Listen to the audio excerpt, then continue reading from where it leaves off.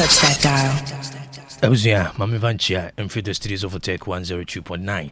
Na Mima Wakwaba, Emra the Monday's edition of Nyansapo. Anopa Isuke Obi, many the entire production crew no. Never some free Sabria Copim Dubako, and in Pemuso. Yampa Jumba Bre, and Chassie, said the die, no. It's answer Nyansapo, yes, and any Bajumba. Mekoswaka no pay, said now what you so, when Yankopo de, a bre, any and na, or their femie. Say ye dear. Our boy say me do as I say so no. Yem fan to your name. Emma Rinfi, because what I will say. Ubia, or body biano, or body and say at the chrono. Emie, dientia, or boss at the chrono. Ubia, or tenase boadiano, or body chrono say, emeye dientia, or boss adiano.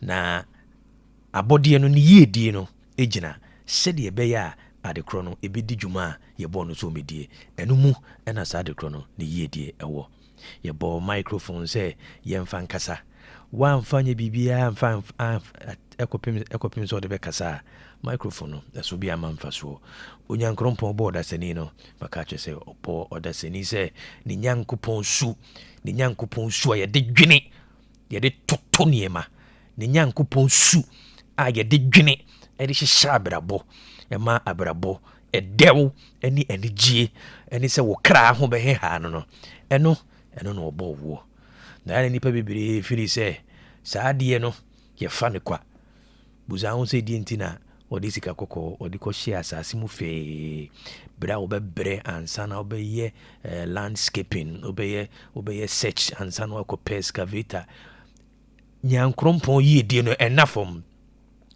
ebi before few say yedie eda fom yedie emfiri soro na eba yedie efiri odasani adwenem ene ne ntotoye sanyankopon su oda ne mu bedadi no eno na di yedie ba yedie emfiri soro yedie efiri onyankopon ne tumi a wode adua nipa na adwenem ene ne krem se nipa enya in touch with the creative energy onya connected with nyame su ne woni mu a eho ena yedie ehyaase empaye enkyere se nyankopon be bibia ma wo empaye bie wani ema nhunu de wo se wo ye na afei ogi ahoden na de akototu de atoto nema empaye enkyere se fa wonsa show deminifem na onyankrompon ebipo na ode ma wo no ono ankasa mfiri soro emfa mbeyi kwan empaye enkyere se totobo da gu gatem na insuo nyini mfawo said yesi wo samra boy no ne sremwa ne sa su fremwa abra wodi nyansa ne adwene atu tirim se ne nyame su ne wo mu no enka fa di djuma hwane nso obo ade bia bo ade a obo ade no ema se emmedi ni djuma die ntia wo bo ade no se wo ehunu die ntia wo bo sa ade kro no yedie wo sa ade kro no mu intime emfrima na wotwi mu odasenia wutie me wode wa video na to Otec 102.9 unyankopon su no etwen wo mu etwen wo adwenem yedie no it is not on a silver platter and that form yedie ne den ene kofa unyankrompon frɛ Moses se won kogene man emfiri Pharaoh nsem wo ye nsenkyene na unyankrompon na ankasa epri Pharaoh akoma onyankrompon na ankasa a osuma Pharaoh no ono osuma Moses no ono ana sa prim Pharaoh akoma ade obeso kyerɛ sɛ obeso kyerɛ wo sɛ yedie ene nkunimdie enafom yedie enafom se wo fiu sɛ akwadworo tirimude ebubuo asrasre ene edidi ya dabi we nyina saa ne ma we nyina no maka cho se ehia sunsum onyankrompon bo se bra na onyamisu no enedi na bra onyamisu ededi no na obra yi munkunim udi o bompaya na osire nyankopon ahoden a eni nyansa ye de toto niema o mompae se odun se show them refem na nyankopon ebe bibiama na watwi mu wona wasi a wokodi djuma wona woni abre so peso yi bibi wa brabom misire nyankopon se wonmoa wo wonka wo ho wona ahomachen wote kemu nam kwa so kofa niema nankopon baabi a wo kɔ no onhyia wo onso matofo wona wodi kan a wo hyehye won niema wo kejeti a wodi kan wo alaba wo bi won shop wona wo ko dwuma so nyina ye maame ni ma wo nam kwa so kofa niema efiri sabi nkuru ketua mu bakumase onyankoropon onka ho na wotwe mu ene de sewo no mfa no mu wona wo tua na mo so ko bibi no anopai ene nei onyankopon onhyira wo na onfa ne dom no endom wo ejanse wansi dana wadansi foni ekwa na emu mutu ana monse obusia ono ankasa ene yo bambo fa no pe nyankopon kan ho ontina nim kyerɛw wona wotemi kanyina baabi a wodura watoba ha bia na unhu ano no osoro ontina nim kyerɛw na omma wadwene na ommie wani na unhunu de osoye na wotwi mu ensi wuye ensi wukra yie wono wabusua bedase sano pe woje bre na onim twetwe nkomo mame makwan na no nsia kasebo no entoa so.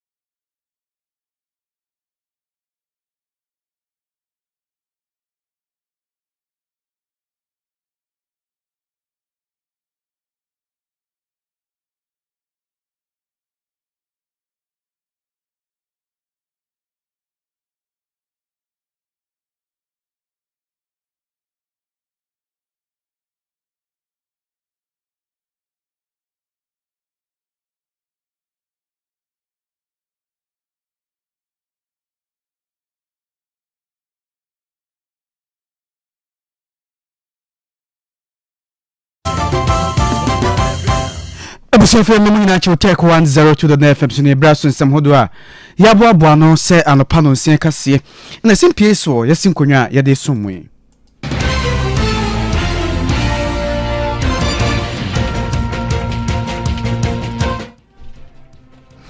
enyo mansam do so emudi abati eni osantini ko Canada memu na oni asantiman adehye ho me ko hia nkomo ni mu no wakasa ya fa Ghana aman panimfo no ndwumadi onu adie ho yede mu nsem ba na yade secure cell ya wo akwada wone so ne kwankwa bibie ho no doctor ni pan bi o konfa no chia ban yare sabia de ato dwa sisi ade wo mo betumi aya mana yeye na se wo se beye na mmom sika bi ewo ho sanso ana aban ayese obehwe na waboa ama enwuma buchitu arekacha famu oswafo hwe sansam ne so wa cheche san komamu enu da Father's Day aka ho ebi ama mampanyini ade ensimo bia tudwa ama womu a wawo na enkwada no wotete womo woye na nkwada no so woboa mo manyi ya tete wonum nyina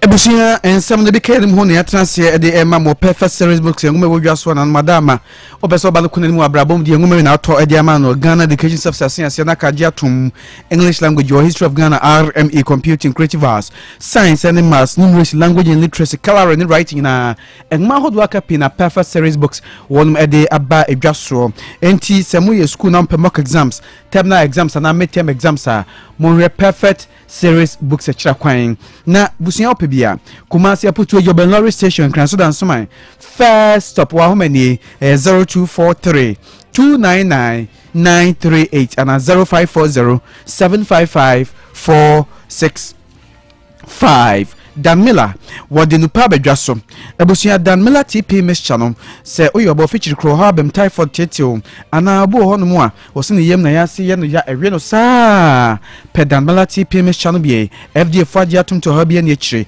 sansa onya Dan Miller heba Mission bia 3D na tete wo a wedra enono Kokolna heba banye bia to dani heba Pidang Fredimens PFA Pharmacy Misty heba Ako Pharma ne miahodo to no nyina obenya dalmele nupa maboso ebi na onso wan mama ho abaawo amanye 0256 86 79 64 and 0546 439944. It's by kitchen restaurant and so bia ukudi diama ho atowo enadwo da yatena sei ukwa catfish omo bino asama free side dish aka ho sansa shawarma Tuesday on se to shawarma no ncho ano ne free eno da nchi pizza Wednesday no to no acho bia kan obenkuni tilapia ya wada bia ya kan sei no eniema ebosu ina da bia bekubia no obenya bi se o ye dwumadi na person besoma wo mbeba de duania besum se ya badi nto yi ana se o ye bibia de domba be hia ko na abusia de tie nie se okọ Barbara Sports Stadium traffic light one mo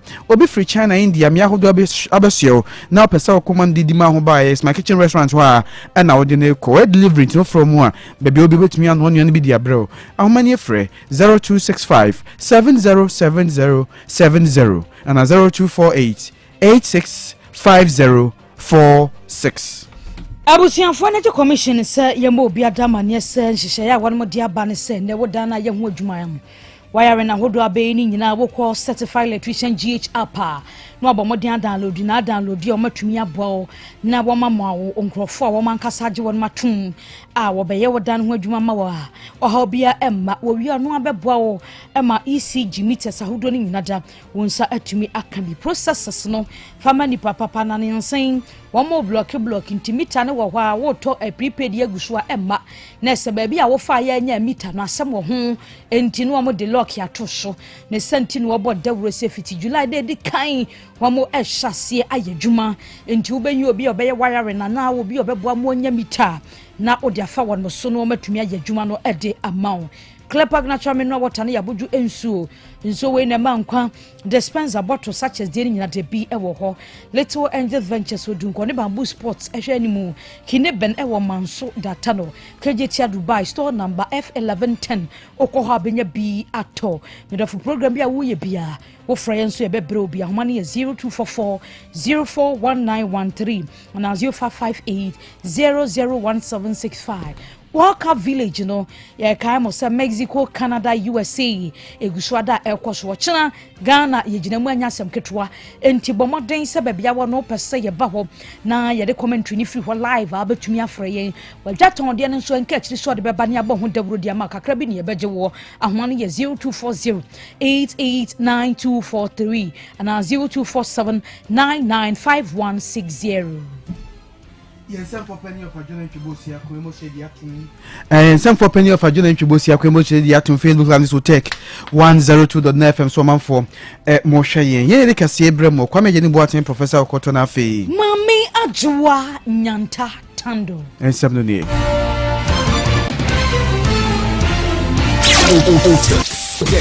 Otec FM 102.9. Don't touch that dial. Abusia fashion some no so sentiment in ewura ebo sese nani chirem wo Canada adwuma koye de bebre na mu no ne asante ade hye okohye to ato adwenhwe kwampa befa so na asantema ye de nimpuntu wapia ama akọ animu na o transe do di tudwa se edru ba bia adwuma wo yenti no ya na nkrofo etaa de hye no se osante hene wo ye NDC ni bi se wo ye MPP ni na so no kra de omo kan na ha no no ade asoso so osanso ye CPP ni wo so no amampanimfo a abanyina wo ye adwuma no no ya no hwe amanyoko bi o wo se Ghana fo yi die no mpuntu asanteme die no mpuntu ntino eba die nkrofo ka bi no boni eguso na mmom kita onye no mu di na ese ebeboa ama Ghana ma atumpon Ghana so ndwenti ebere osante hene etena dwam no ne osanteme hye wodi nkomani anom yentie bie ani nyina assign politics e wo Ghana menka ho eni aba ni nyina assign 99 beto President Rollins and wo menene sane kama ewie ye President Kufo ne ba e meta na chi kama ewie President Mills ne ba e menene ye adwuma na President Mahama befa so menene ye adwuma President Kufo Dubai onso sa menene ye adwuma President Mahama ba menene ye eso medie ne se aban a Ghana fo beto aba ma no se ye nyina to do no se we ni ato ama no there was something in the year, man, foot you in a damn maker. Oh, my betty, oh, my inche, and so, men canabonte, that's a model. And Gibiana, and Nebuwa, or 2 for your NDC name is my fat. Or 2 for your MPP name is my fat. wo kan so an makazi pipi nso meka ho zo ni nyina meka ho zo me yesa Ghana mancha zo me yesa sa asomdwe beba Ghana man zo ebusiafo de ti no nka osantema nyina ra otumfo osei tutu otosmi na Ghana fo bedi mo Canada ne central focus and watch say eno kwasem no santena hye Ghana man ni asantema munyam woso wani asopa ensra ohene ebesra won ba hanu bibia e mama mo hwe dom abehia ewra dom no kwa nyama nwie na se de santene ne hodo sitie ne de ne dom sitie na echa santene kasi ya oye nti maje obedi ne ha no ye mo atie nyina se be adu ha no mo a obia be pesa santene se be ahwe na maje obedi ne ha se be bi obe bi agba wie pe fiti bra ye bi adu ha adwada dom no se di akona be Santina na mo hanyina ye medical ka say ye ho Nyankopon won hira ye wura no ma no kwatentia anwode sonko ewo mu na ye eniji da kase pa ma Toronto adehia ne Canada nyina ye do twadu ampon nyame kase ase ene nananom say je wo mata ye chi do mu sunsun mama enhyehyɛ ya mpanimfo de gu akwam ene dai atumi abaso asomdwe mu na wada no nso ene ye de ye awia da so kama say de mu hono no so uhwe ne koso he ya obi e baby ye asantifo nko a ye wo nkrafo ye wo anworafo ye wo akuapefo achimfo mfantifo obi e wo hese bi bibia ba kama ye wura de se o sidim no ye be som no ye fa di agro ye de no nya de free Ghana de aba ya ba body chidom me ya bo buja hene ohene ba bo buja me papa do no tisabe ba bi obeko bia no ho de nko ade na mo nko ade a na o se mi de chidam ko body chidom ye som no mu ne ye wo na mo se ye nua no bebrebe so wa ha tradition so mo so de ji ho mo ba ye ni aje bibia e ko kama pa enyanum wei Ghana fo binumu a wonim ewo Canada mamu obo santene chidom ne ate wonka no na yade abaako a ha dwene pa na wo ba kwa wo so no wo ewia eye sickle cell yade no aka ho bi ema emu ensem na kwakwa bibie ho na san sickle cell yade specialist ba kwa wo konfa no cha ban ya resabia e de atu dwasa sisi ade potential cure bi aba na cure no edin adaso eye gene therapy no kire sa therapy ya waka ho asemi wo ya wofo na wo ba wo sa yade bi na wo benya $3 million ya na se eno no wo mo betumi aboa wo ema akwada no ya correct sa mistake a eba ya akwakofa sa yade ya ba na question e bisa ne se sa $3 million no awofo san dodo ahe ena wo momofra e wo sa yade yi bia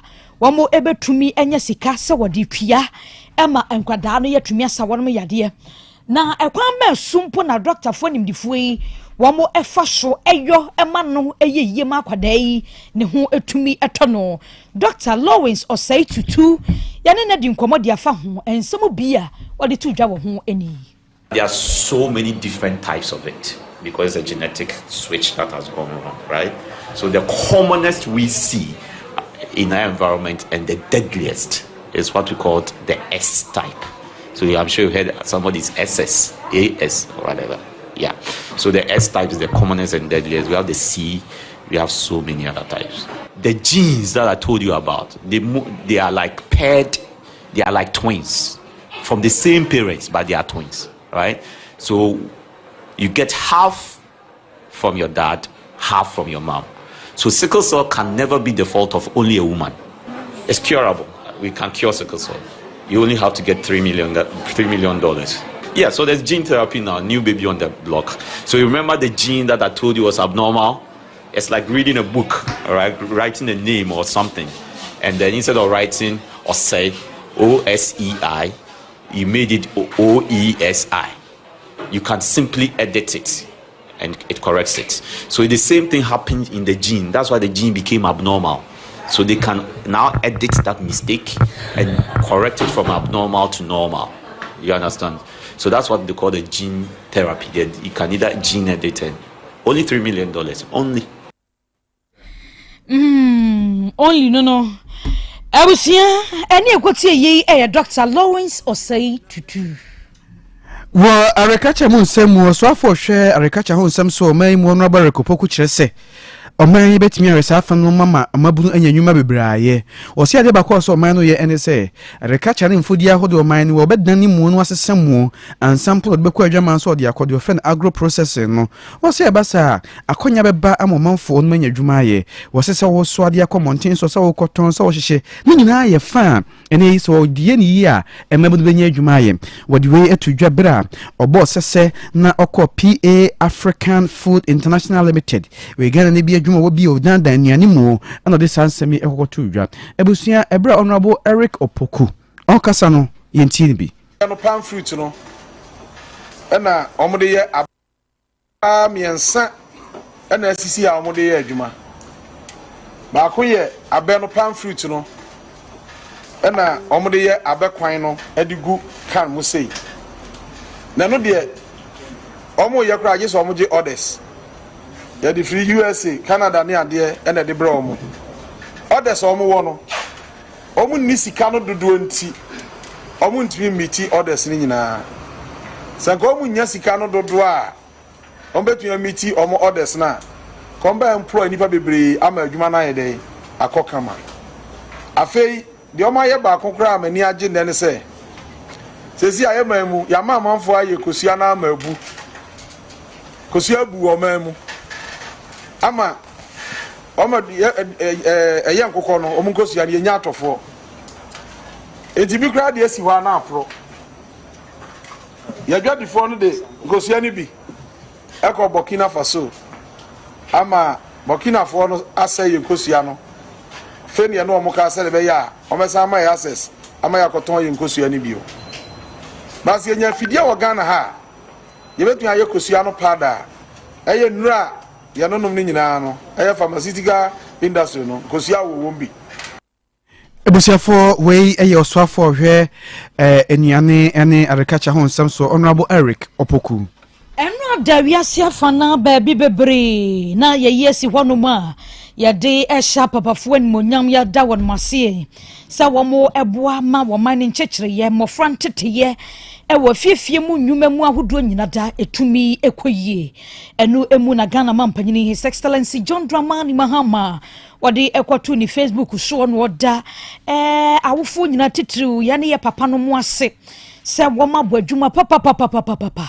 akwada benyine behwe no bekọ school ansakra no obewade awade mu nsam so wobewo enkwada befiri maba ni nyina yam papa no mu wonum edimu akotene enu nti wa born mabaswa sada won masese womobua ema yetumi etete ni patitru bebre ewo omayi emu wode atu dase si ebeka so obi eye eja no ya na nafom asudi edahwo no esopa wo yiska wo fie na atua fees na atonuane na wo ye wei ni nyina mu obi ye ja na ba mu wo su kura hu se ni onia no wo su na ehyenimu wo behwe fie aboa fie ntino na wa ye din na waboa enti eno adade ya seda money yonsam ena mampanyini John Dramani Mahama wadi tudwa ema ye papa num nyina ye nyina ha ne mfansam na mra na wie san for penny of John Ntwibo siako sanso ana emos che die ko Facebook ni sami ko si kwa chinchi fidie ni from mama ni ma oti yenka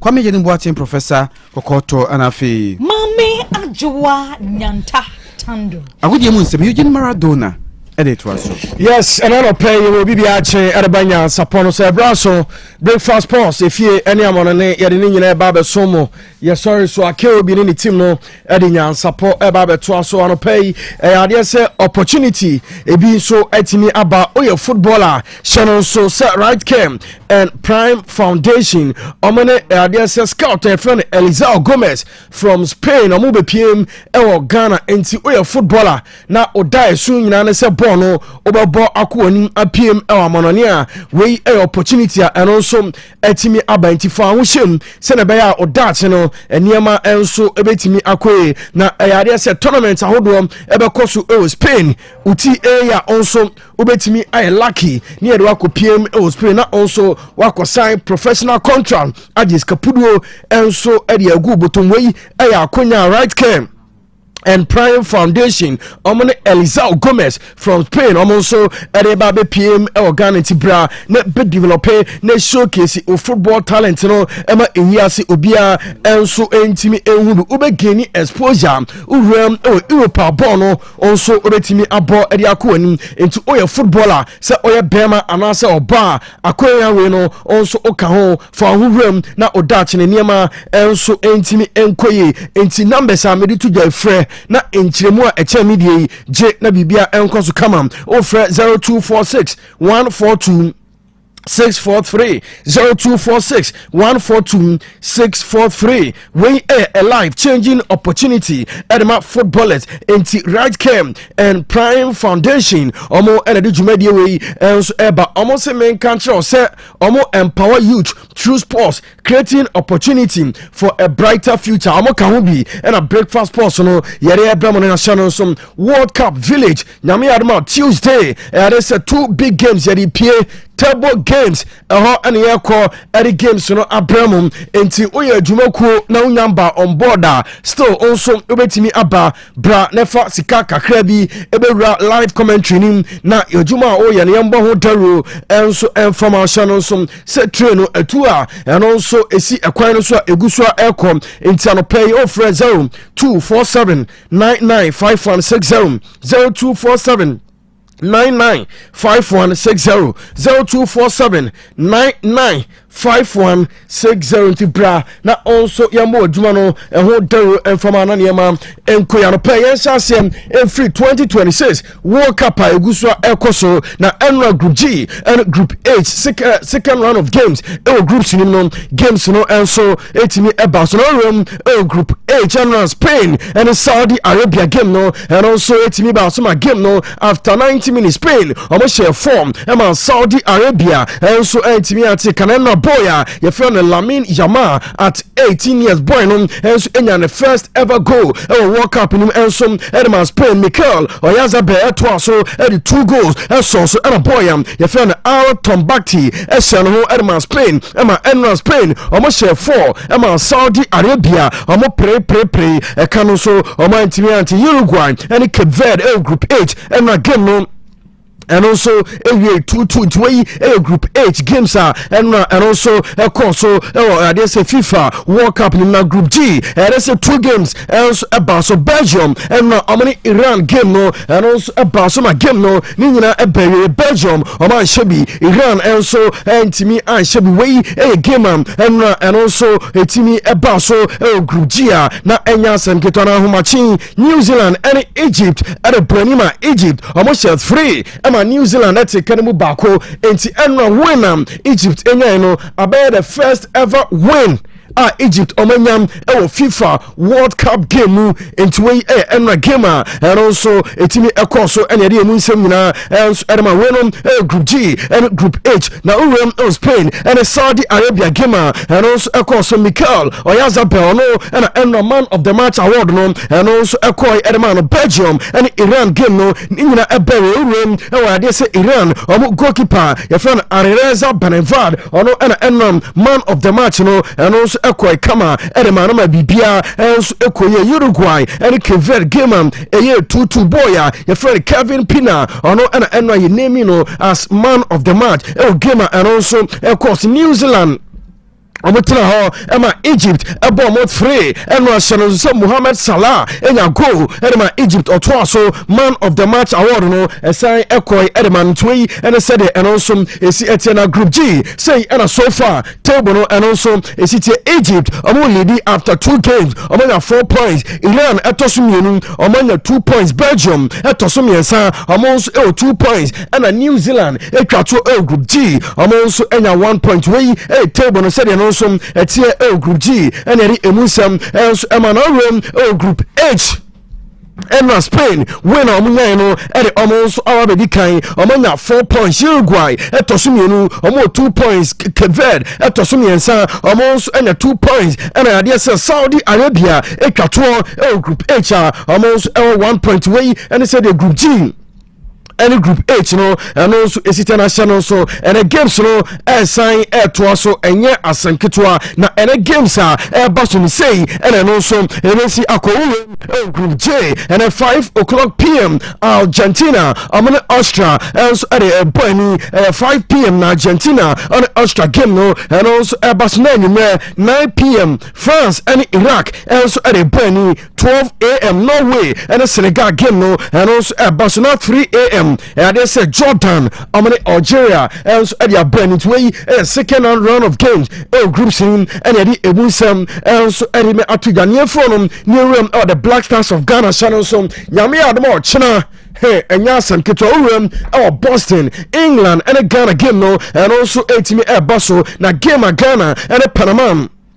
Also, everybody channel so set goalkeeper your friend Lawrence Atizigi Bueno first half Oprai and my second half Benjamin Asare Ebedem now report no na Ebase there's Lawrence Atizigi every crowd tournament no and ya there's also ebetimi atoa so and the Blasters of Ghana now preparations in Egusua Aircoso ahead of a China anywhere 8 p.m. England and Ghana and no any Bopia Blasters and there's a goalkeeper's coach and no Daniel Gaspar and then I didn't come over being and therefore goalkeeping department said the Enyama and also AC Echo and all an opinion if you're Daniel Gaspar and also Akasam and therefore so far Lawrence Atizigi said in the progress no AC Echo said I'm more Chinam obetimi Adam and the Ghana against England and also intimi endem Yentie Daniel Gaspar there's a goalkeeper's coach at the Black Stars of Ghana. Yeah, I can tell you that we're extremely happy with his progress. It's day by day. Obviously this is a medical issue.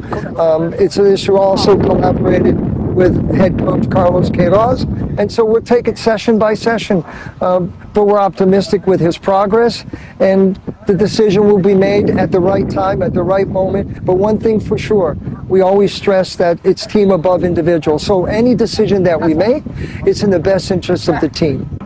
Yes, I know a goalkeeper's coach at the Blasters of Ghana, Daniel Gaspar, or say a kakra, they say Lawrence Atizigi, on your full faith, but more share, say boy no, Nenho, and so ebetimi atono, na oye any busanum, say Fatal Dada, or no a deputy goalkeeper's coach. Now so far, Obaya Obeso, Jumanin, and an air Juman saying, and I know between relationship and also is here. So far, it's been great. I've been enjoying my collaboration with Coach Fatal.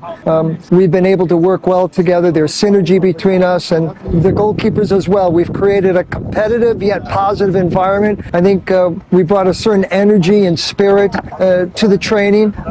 So I couldn't be more pleased. Cooperation has been unbelievable. I have nothing but praise for these goalkeepers. I just admire not only their talent, but their humility, their character, their devotion to the national team.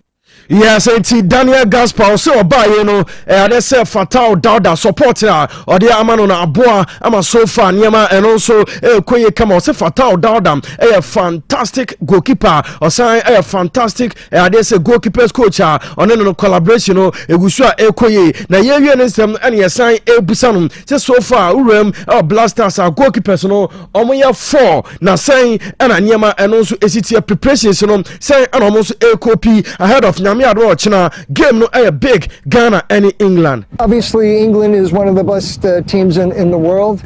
They have a certain characteristics and style of play, and we're exposing our goalkeepers to those conditions, and we're preparing our goalkeepers not only for the timing of catching but boxing, but also the physical challenge that they're going to be exposed to. So I have no doubt in my mind that our goalkeepers are prepared for all the conditions that they're going to be exposed against England. Yes, Daniel Gaspar say England are one of the biggest national teams. We are say until only Kosia or say preparation no Bibia and so across come so far. Goalkeepers fall or more campano obia ready and they say nyame admo china onya akwanya no na odema ono som ebetimi deliver way a goalkeepers coach at the Black Stars of Ghana Daniel Gaspar and no edin komo afa Blasters goalkeeping department and odi emunsam and so at the MIA na shanon so said me kan nyame admo china ye realm or terrible games 2 games 23rd of June channel so say 5 p.m. Portugal and Uzbekistan game no and also baso commentary no ya the free turbo game and also the Abanti channel so shia our turbo game and you 8 p.m. England and a Ghana game no and also eletimi atwa so same venue turbo game na Opec turbo games are Udru Aunaga Johnson Street Asqua New Road Kwino so oko wanima go filling station baby a Milan and Meatman wono and a turbo games and so on China and a 2 game Portugal and Uzbekistan England and Ghana live commentary yare eba amabibia and so akose kama inside and come for Acheke Plaza and from a weno urem ayeduase KNUST say ope Acheke Papa Kroma Edia Acheke Plaza na weekend kwao ono so edidi mabibia and so akose kama na urem Acheke Plaza omo package no yemu ahodo amiensa your standard package and no 60 Ghana cedis and they say unya Acheke ubenya fish gizzard no na fresh vegetable so in your classic package and also your 120 Ghana cedis and we have more check near my fish and kesia bako kokwa gizzard na fresh vegetables and a premium package we know a year at my family on our wife and our ma moko 180 Ghana cedis na maje and also a check fish yabema in one near my ponche kakra kusuam and a kokwa and a fresh vegetables into we know a check plaza and an pay make for else at the amount so chroma opa check and also papa rem ayeduase KNUST na kope bi na to na one family no mo enjoy na bibia enkoso kama obetimi afre Acheke Plaza na wa police wo order 0552 163 604 0552 163 604 and I say 0552 036 847 0552 036 847 tuemo adwuma kwa no pay almost as na breakfast pause na ebra momidi ada yujima dona samwa kwao any cinema na mozi eso masene e ma show no bibia course kama na Monday ye dey see ye twa ba ba KOB any team no my ready at the Monday's edition of Nyansapo eba aba to so by channel some say FIFA World Cup they say 2 games 5 p.m. Yes, you better not say. And then Argentina, game no, and also so Austria at a burn live commentary about 5 p.m. Then France and Iraq 9 p.m. Yeah, they also about Amabibia because come here see a crown by a bar Nyansapo air to us. Mama. Yes, Junior. Papa na obey vitamin canum no or saiba. Oliver Twist. Aye, Papa Oliver Twist or saiba. Mami go yi me vitamin choco and a vitamin champ. Engu me school bag mu and yes sir. Obefa command man. You come where? And you madru heavy. Akwada penism. Daddy. Yes. Make cover vitamin 250 ml na. Udiako sie empanwasen. Na me manubi. Everybody be ya penism. Enkoda sempadi. Me anso me duabo. Efina ekro. Meto vitamin soy milk drink. Vitamin energy. Cafe ni artificial coloring bia enemy. Vitamin choco. Vitamin banana. Vitamin strawberry. And vitamin 250 ml. Abremonso. Ye pro vitamin no ye nim ni fruit no a. Ye original vitamin. Na me vitamin ye nim fruit no. E do da menum o. Vitamin. E me e bre bia. Any bia. FDA aje edwedwe nkrato yato. Hey, Opani. Mashusha wache. Se perfect series books here. Oma me koto obi ma me mano. O wejajai. Abua wa mo se wo tumi kenkan kama. Wa kabrofo. Na nkontabu akura de ejajai. Wonderful. Mese Ghana for GAG perfect series. Atumo no de jai. No de animdifuo ene tre wa nwoma bia. Owo crèche, nursery, any KG, books bia bi. And owo science, creative arts, maths, RME, history, coloring, computing, OWAP. Ni nyina. Every basic 1 equals basic 6. English every basic 1 equals junior high school. Ne ba ne combine so a owo ni nyina bi. English nom and maths nom. Me say books bia ni ho a perfect series any bi. Na GS any naka enso am approval enti obata bia nkoto bi maneba. And na say we there school bi kura betumi akotu akoton amani students o. Na eno kura de wo table no so say hwi wo mo sa set mock exams, terminal exams and midterm exams at the mass school so a ehia wo mo a atufo nko aputu aja station ho a enkran danso man first stop any omamu ba bia ye tonton books bia for 0243 299938 and a 0540-755-465. Perfect series. Your world's future is secured. Nansei mi amidi ho dance pa se made huna kofam ade ban mi o ewa chiro mi woni ye papa asa de ebo asi mani so mani ne so ye wisi eso ye mi kusu mani prunsuo efemfeme ewowo me ensem sei na wo kadia ehia pa se Dr. Reni be show bra by Grace Eye Clinic mayen fe fidie hwe wani no so enkosi wani na chi nyehwe se de nyoma sitie by Grace Hospital esanso obi a yehwe asomu ehwinimu ene eminimu mehwe ENT Clinic eti mu amota kwan mu minimu ana wasum tai kekau ne sentu de nyoma hudu awura wasum setakra yi wasum penti hairpins matches ene nyoma hudu awura wasum no Mr. Jai ne bra ma ENT for ehwe wasum ne fama da ben na hunu dentist emo hwe wanu mu ma wo wo kaso bi ho no kokọ na chi bra me nye scaling and polishing wanu mu nye hwam kama wo se na so bua bra me hwe ye de bi besi so ma ye fe ana mpo atu a ye besi foforo de ama wo kaka bi jejo wo se ye tu a ye betu enwema amaka nyina opesi ye befie be hwe wo a ye be ba by Grace Hospital so Kumasi Breman eben DVLA office no bibia ni amienkasa 0244 97 68 05 Jerinas Mesa Numbi Malaria Numbi Fever Jerinas Herbal Mixture. Jerinas Herbal Mixture. Jerinas Herbal Mixture. Hey, na adwuma be na Jerinas Herbal Mixture ya mamu a mo body dis ano. Na ya yembre pa. Ya poswa go nanu mu ato. Ene yekoye test ya malaria mu awa ibi wo mu. Wo ma yen Jerinas Herbal Mixture no ya. Eni na nsa hwem. Malaria no da tutu ekoyi. Ahodena ba amada na de gie. Ya ni dia ajepa. Se wo pedodo a ene Jerinas Herbal Shop, Breman UGC, Kumasi, 0241-81-4677. Afe Abuabu Station, Kumasi, 0244-50-3603. And Accra so Tudu, Dr. Tina, 0548-26-25-23. Jerinas Herbal Mixture. Oba onyem anade oma akwadano fo. Unya mfiedu mienu atwai nsa no wonu madrid. FD aje jedu nkrato ya to. Jerinas Herbal Mixture to fino.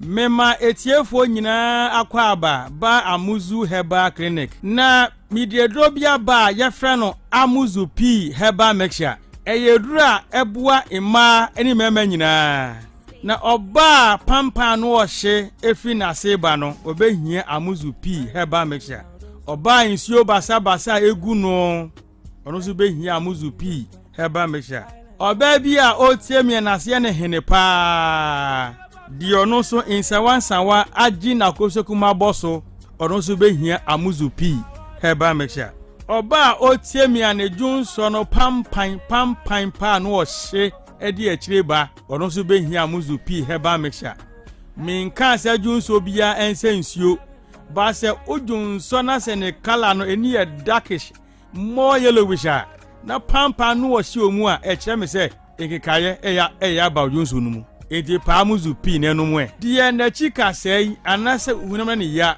ono so nkopa Amuzu P nonom bema so a otiemia odwonso mu papa ye ono so behia Amuzu P Herbal Mixture bema bu ha odwonso wie na bi akam obehia Amuzu P Herbal Mixture dwonso ade dwonso a oti de kakra se ugunsuo na se ya nko a na otia uhia Amuzu P Herbal Mixture ensese bema dwonso na moja di akireba enti bema dwonso ane dwonso moja di akire no kopa Amuzu P no mu na sa ni na mfiri ho bema ne dwonso ebon kan uhia Amuzu P Herbal Mixture obi se doc eya na nso totoro efri bema no oba se bi chim kakra na abegu ano white uhia Amuzu P Herbal Mixture insawa agi bema na aboso uhia Amuzu P Herbal Mixture se ba se uhwe aba no emu ya uhia Amuzu P Herbal Mixture obi se doctor emehwe ano ahono mesrew enye hwe ahono nyina na yankwe baba so muati mo hwe ahono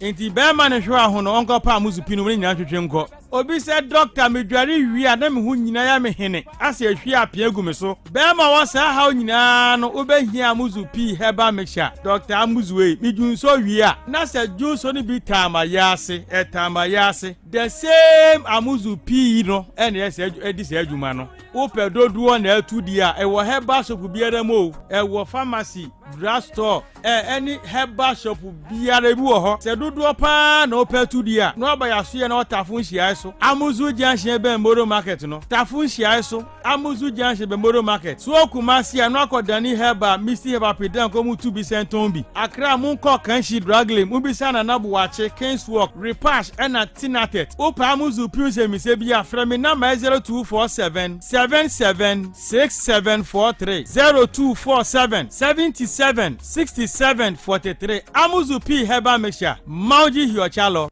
Every day the grind goes on.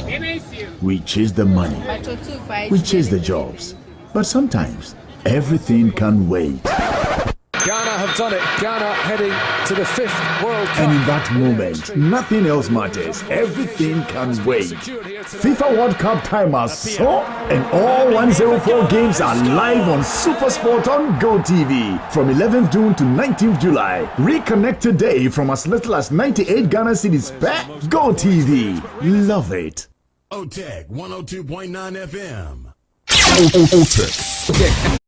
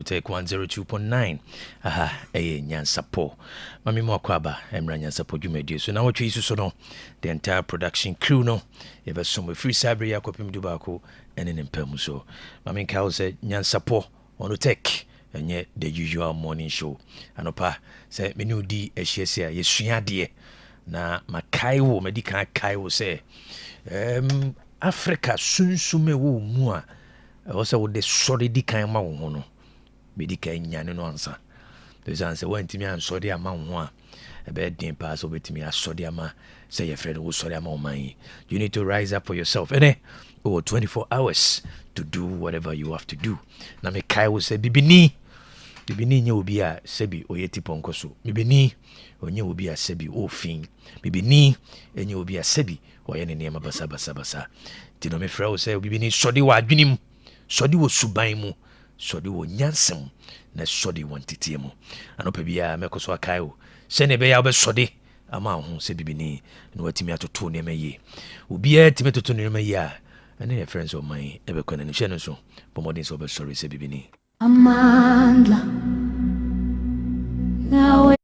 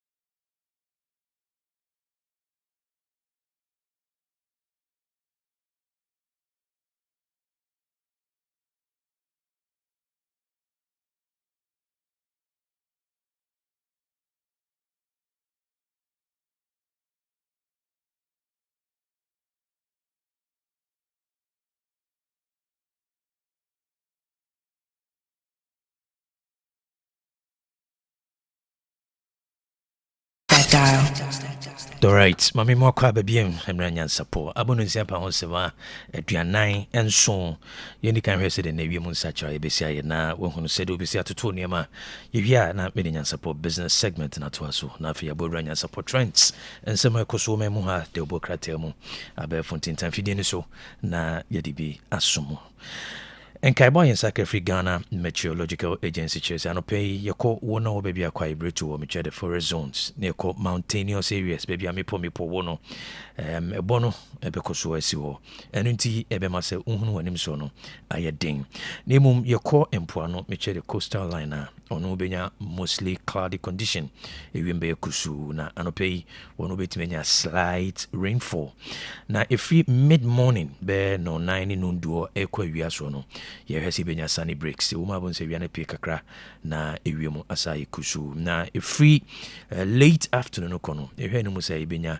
nso betimi egugu kakra ne tichu wono wompoano meche the coastal line and afi the middle sector infinfi mantem na uko etifi mantemwa yehwe ni musa late afternoon if you be no 9 no no kono wono benya thunderstorms and as nso no ebetimi egugu kakra anope yebe kumasi a yebenya misty condition ohwem from ananti monyu kakra we 40% ohamu ebopen aduanan na temperature na 24 degrees Celsius awia yehwe ni benya mostly cloudy condition ewembe kusu kakra na temperature no ebeko 33 degrees Celsius enyumre yehwe ni senso ebetimi ato we sebesi and as insi no 40% na temperature no 26 degrees Celsius maminka wo say anope the minimum temperature 21 degrees Celsius ekota kradia takrade be recorded the minimum temperature but is 21 degrees Celsius axim also be recorded the minimum temperature na in which the maximum temperature anope 25 degrees Celsius jirapa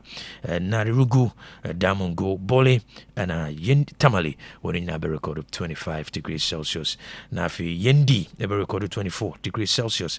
Bogatanga so be recorded 24 degrees Celsius. Na wa ebe recorded 24 degrees Celsius. Kitikrachi ebe recorded 24 degrees Celsius. Yeko Aflao and Roga in crying. Kaswa woni nyabe recorded 23 degrees Celsius. Na fi ho so recorded 23. Obuase takwa and so be recorded 23 degrees Celsius. And afi yeko Tibubu Ejura na oba Techiman Sampa woni nyabe recorded 23 degrees Celsius. If we area echo enumereno the minimum temperature ebe 28 degrees Celsius and axim na the maximum temperature na 35 degrees Celsius. Jirapa ebe recorded 35 degrees Celsius. Afi wa Narirugu Bogatanga Tamale woni nyabe recorded 34 degrees Celsius. Na Bole I recorded 33 degrees Celsius. Yendi as be recorded 33 na Damongo as well recorded 33 degrees Celsius. Ti yenshane so we and in carbon in Sakafri Ghana Meteorological Agency na in carbon say ene epono eso be rough pa inti wona wokopono ayana wahye so Yakoso aka usene May June bosome na date so aduonu mienu 22nd June 2026 na yenebu no aka 192 days ene aduokono mienu 192 days na 2026 abana wiye na watchi no aka 27 weeks na watchi no aduonu enso enefu no emiensa 27 weeks 3 days bosome no aka approximately 6 months 9 days bosome nsia ene enefu no enkono don hwire no aka 4,608 hours mpem 9 ahensia ene ngotwe minutes no aka 276,480 minutes mpem ahenu ene edioson ensia ahanan ene ediwotwe 276,480 minutes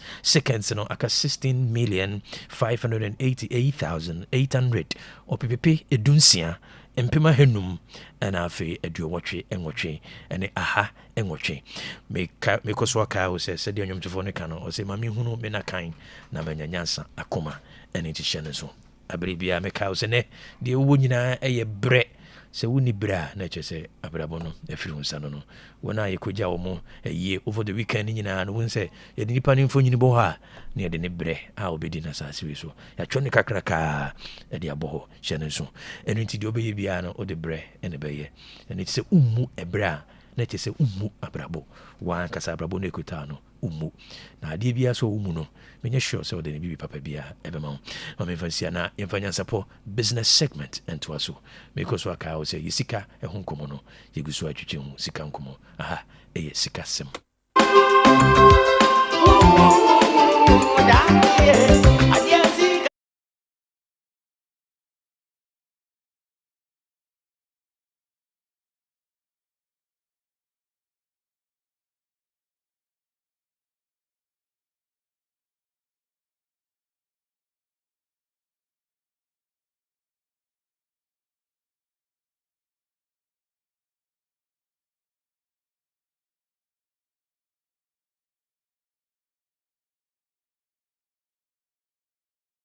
Nyansapo business segment.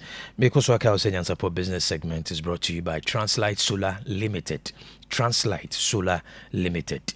Mekao say omemuha anyina mukania no problem you know yenyina ye face a regular interruption of power supply.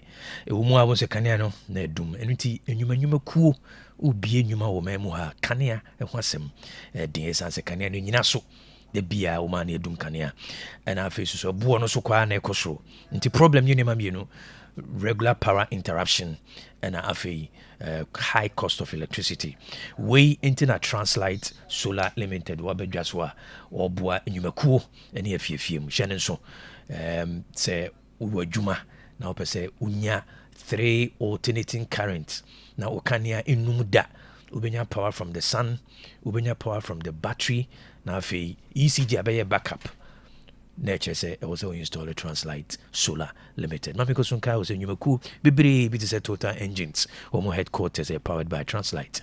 Oko Free Zone Authority omo headquarters and also powered by Translight. Melcom omo warehouse one crime and also powered by Translight. Obe kumasia Rockstars Roofing one also powered by Translight.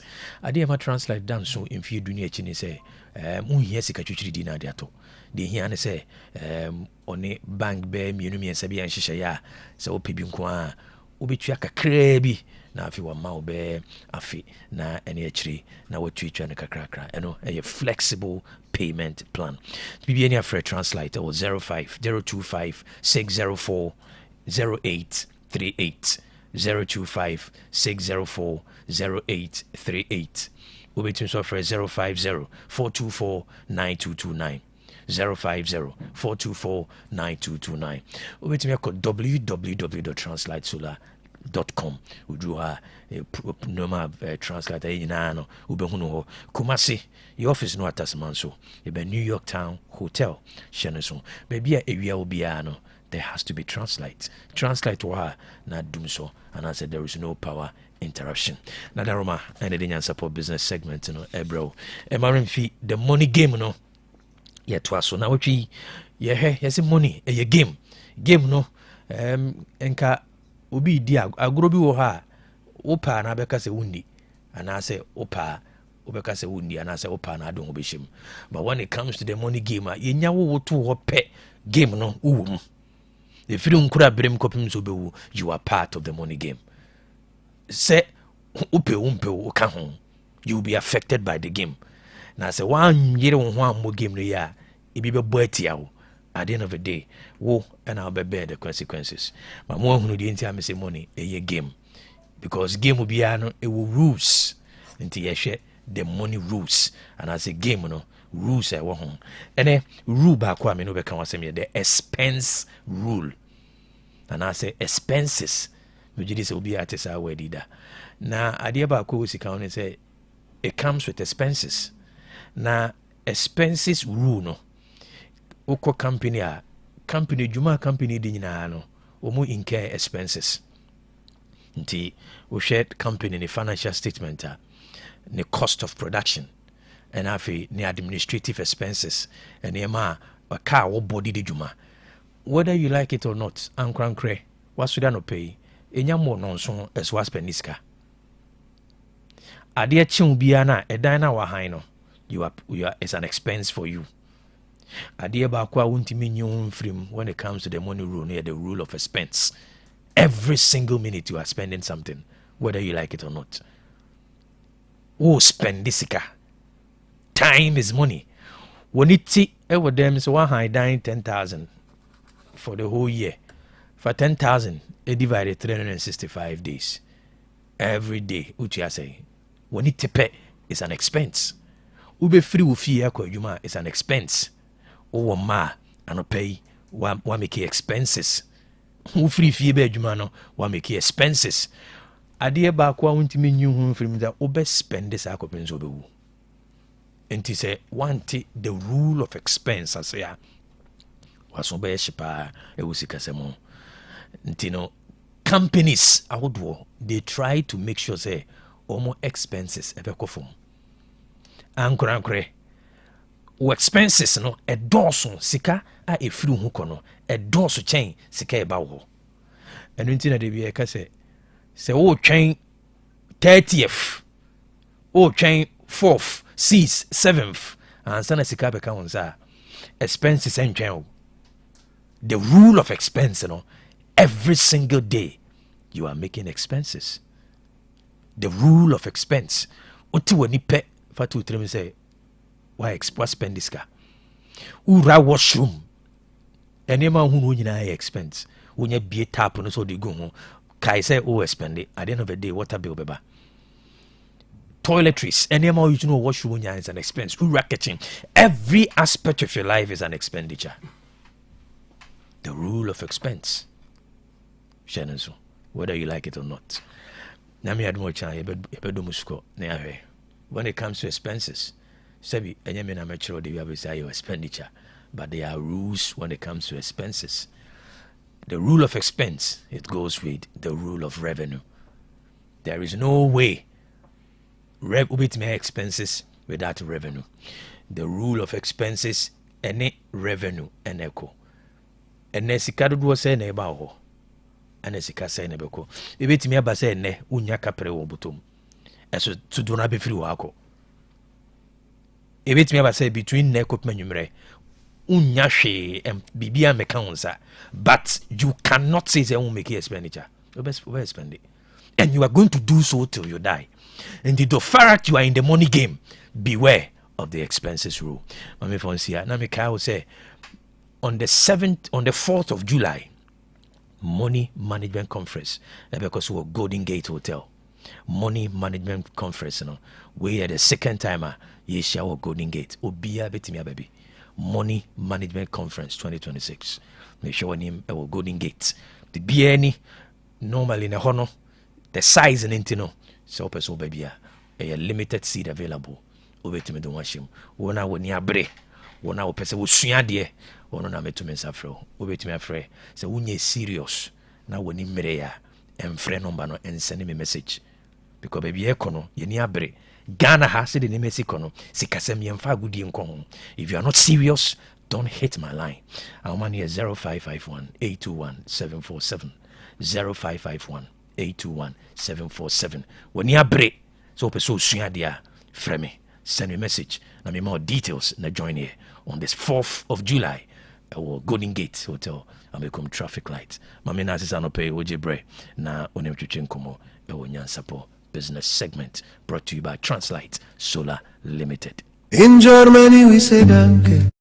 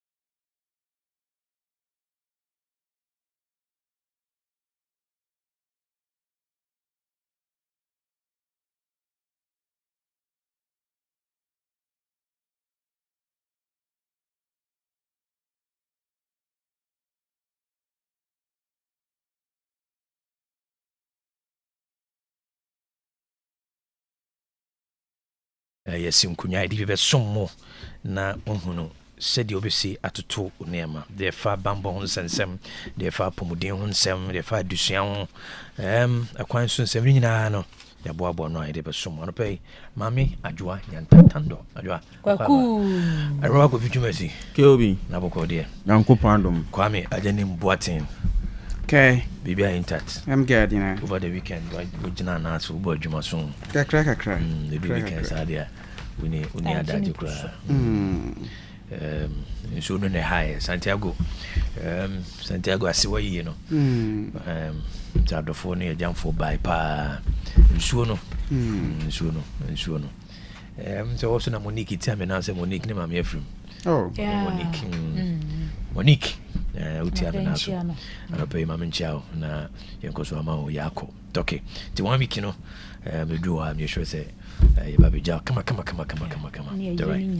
odo Monique all right okay Jumasi keobi bibia intat nyankopon adom odi yakotwa weekend na samba idi esa hoden o that's great that's great we do weekend I said na Saturday they sorry nko Saturday in the full day sorry nko okay okay all right yamfa trend no and she just on Monday hot Monday police clamp down on siren abuse, arrest 19. The Central East Regional Police Motor Traffic and Transport Department, MTTD, has arrested 19 drivers for various traffic offences, including unauthorized use of sirens and strip lights.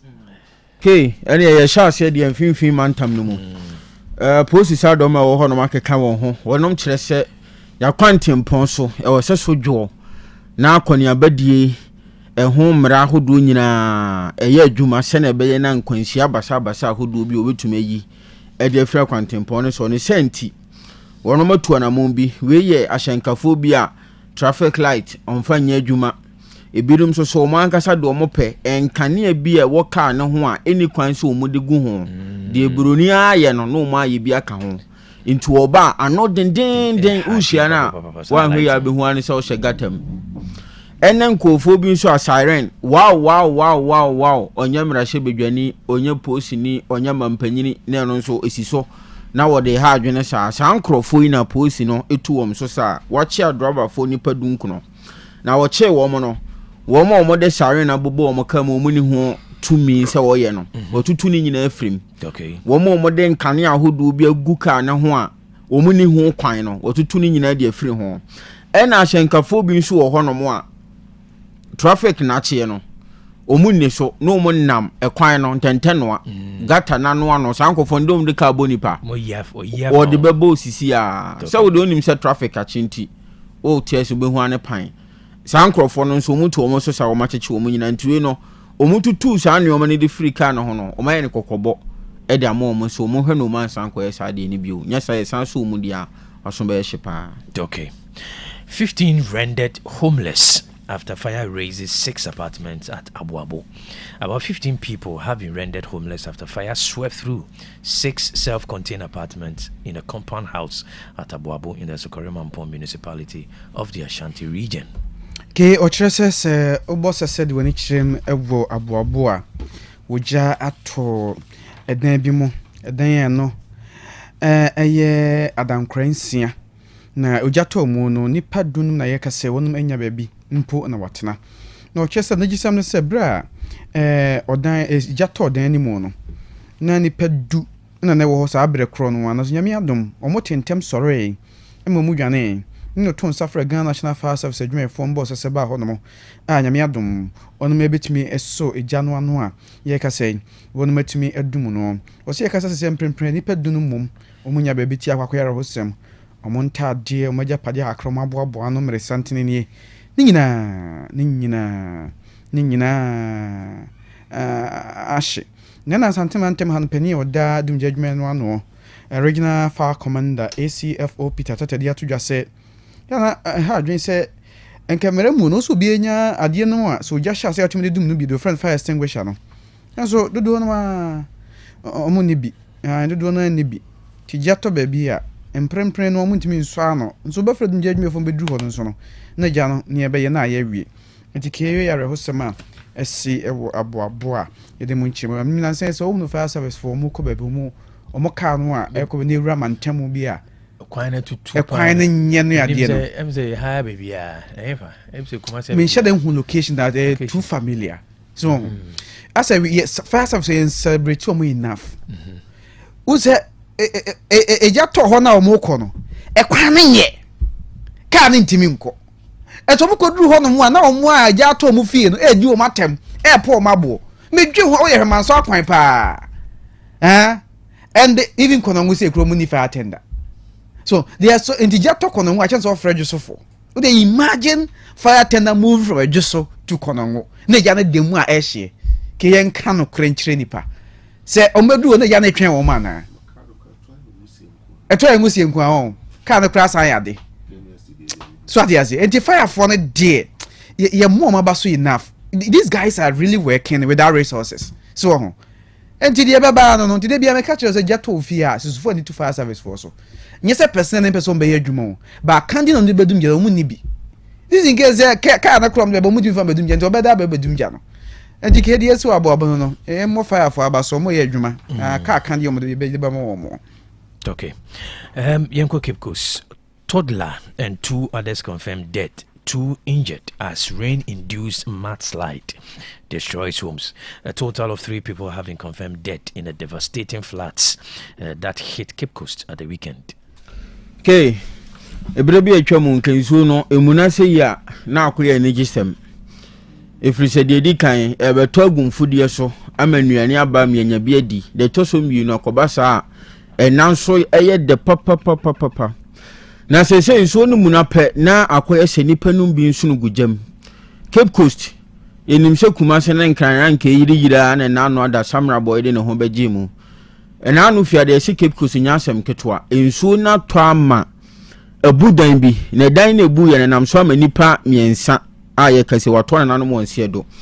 De odi kan wo 12 years ono wa free Anastasia abeka 40 year ana afi adwo baduwa ono na 40 years no ana akwada keto wanya abosome na duonu 20 months na kire se afene abosome nwotwe no ono nso ato na nano mo nse do a akoya reho sem papa na dumja adwuma ku won potem ho no mo kire se ahomache be se no nan aba pa ho minute na duonum num ana onya akọ se de nsu na to akofa bani biaye ho no mo yiri esa abudan amanipa kam wakoye do betumi bia ade achen wo mo no nsia boy ma minute na duonu kura san beto so ansa na wotumi yi sa nipa nan yi a na mu miensa ato na nanom won se do a afoforo bi e ka ho nso wo mapira pa mpanifo chese wo apomodi adwuma yefo nsema sa ankrofo no nso epere wonom enkwa entinsu etoye ewo Cape Coast de nam so akofa aba no ajapade ahodo asai enipa miensa nso ahwere wo nkwa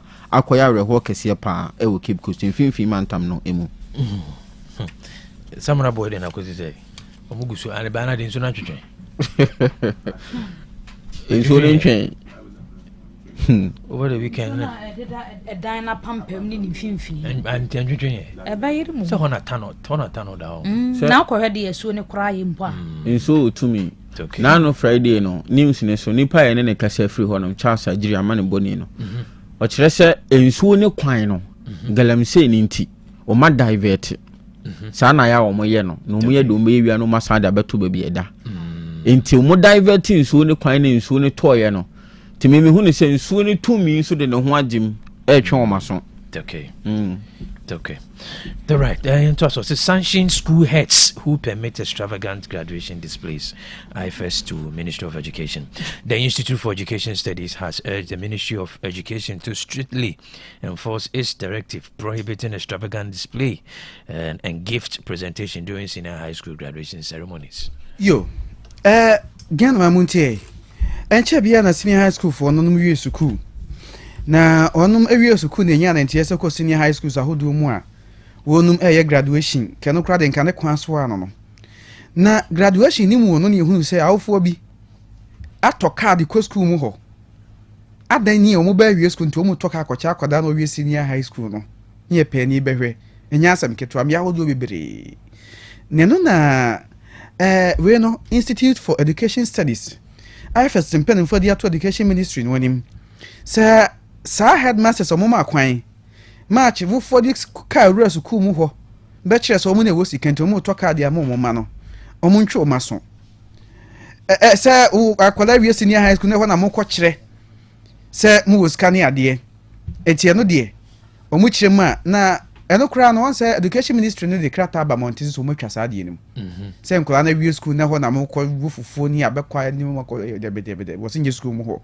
wo so wo bibia do ma akwada no a ye ne kama akra no be fia de waboboa no ha fragana centrofo yina o megu ho no mo na fa de kro ne ma no enye school mo ho nti a first for so de abeto so se mpenfo nhwe no muntu ho anamon na ke unim minim mpenfo ne adwen on se me madwen chiro de ma me che madwen ma me che madwen on se you be a friend convention your tradition convention no any traditions no a way of life do be a ya ne abeji ato na ba be ka ho no so adame ka chiro say sa graduation no mnyema nkwada P1 graduation P2 graduation P3 graduation onko muntwam sabe ni ma any kwase so wakwado junior high school graduation ya is accepted owie senior high school graduation no ano no owie university graduation ya obi ense ho kwan but just imagine say akora wie senior high school na mo so graduation na wato car e dia kwa kosi senior high school ne premises ho se ho na ade kwa che oba no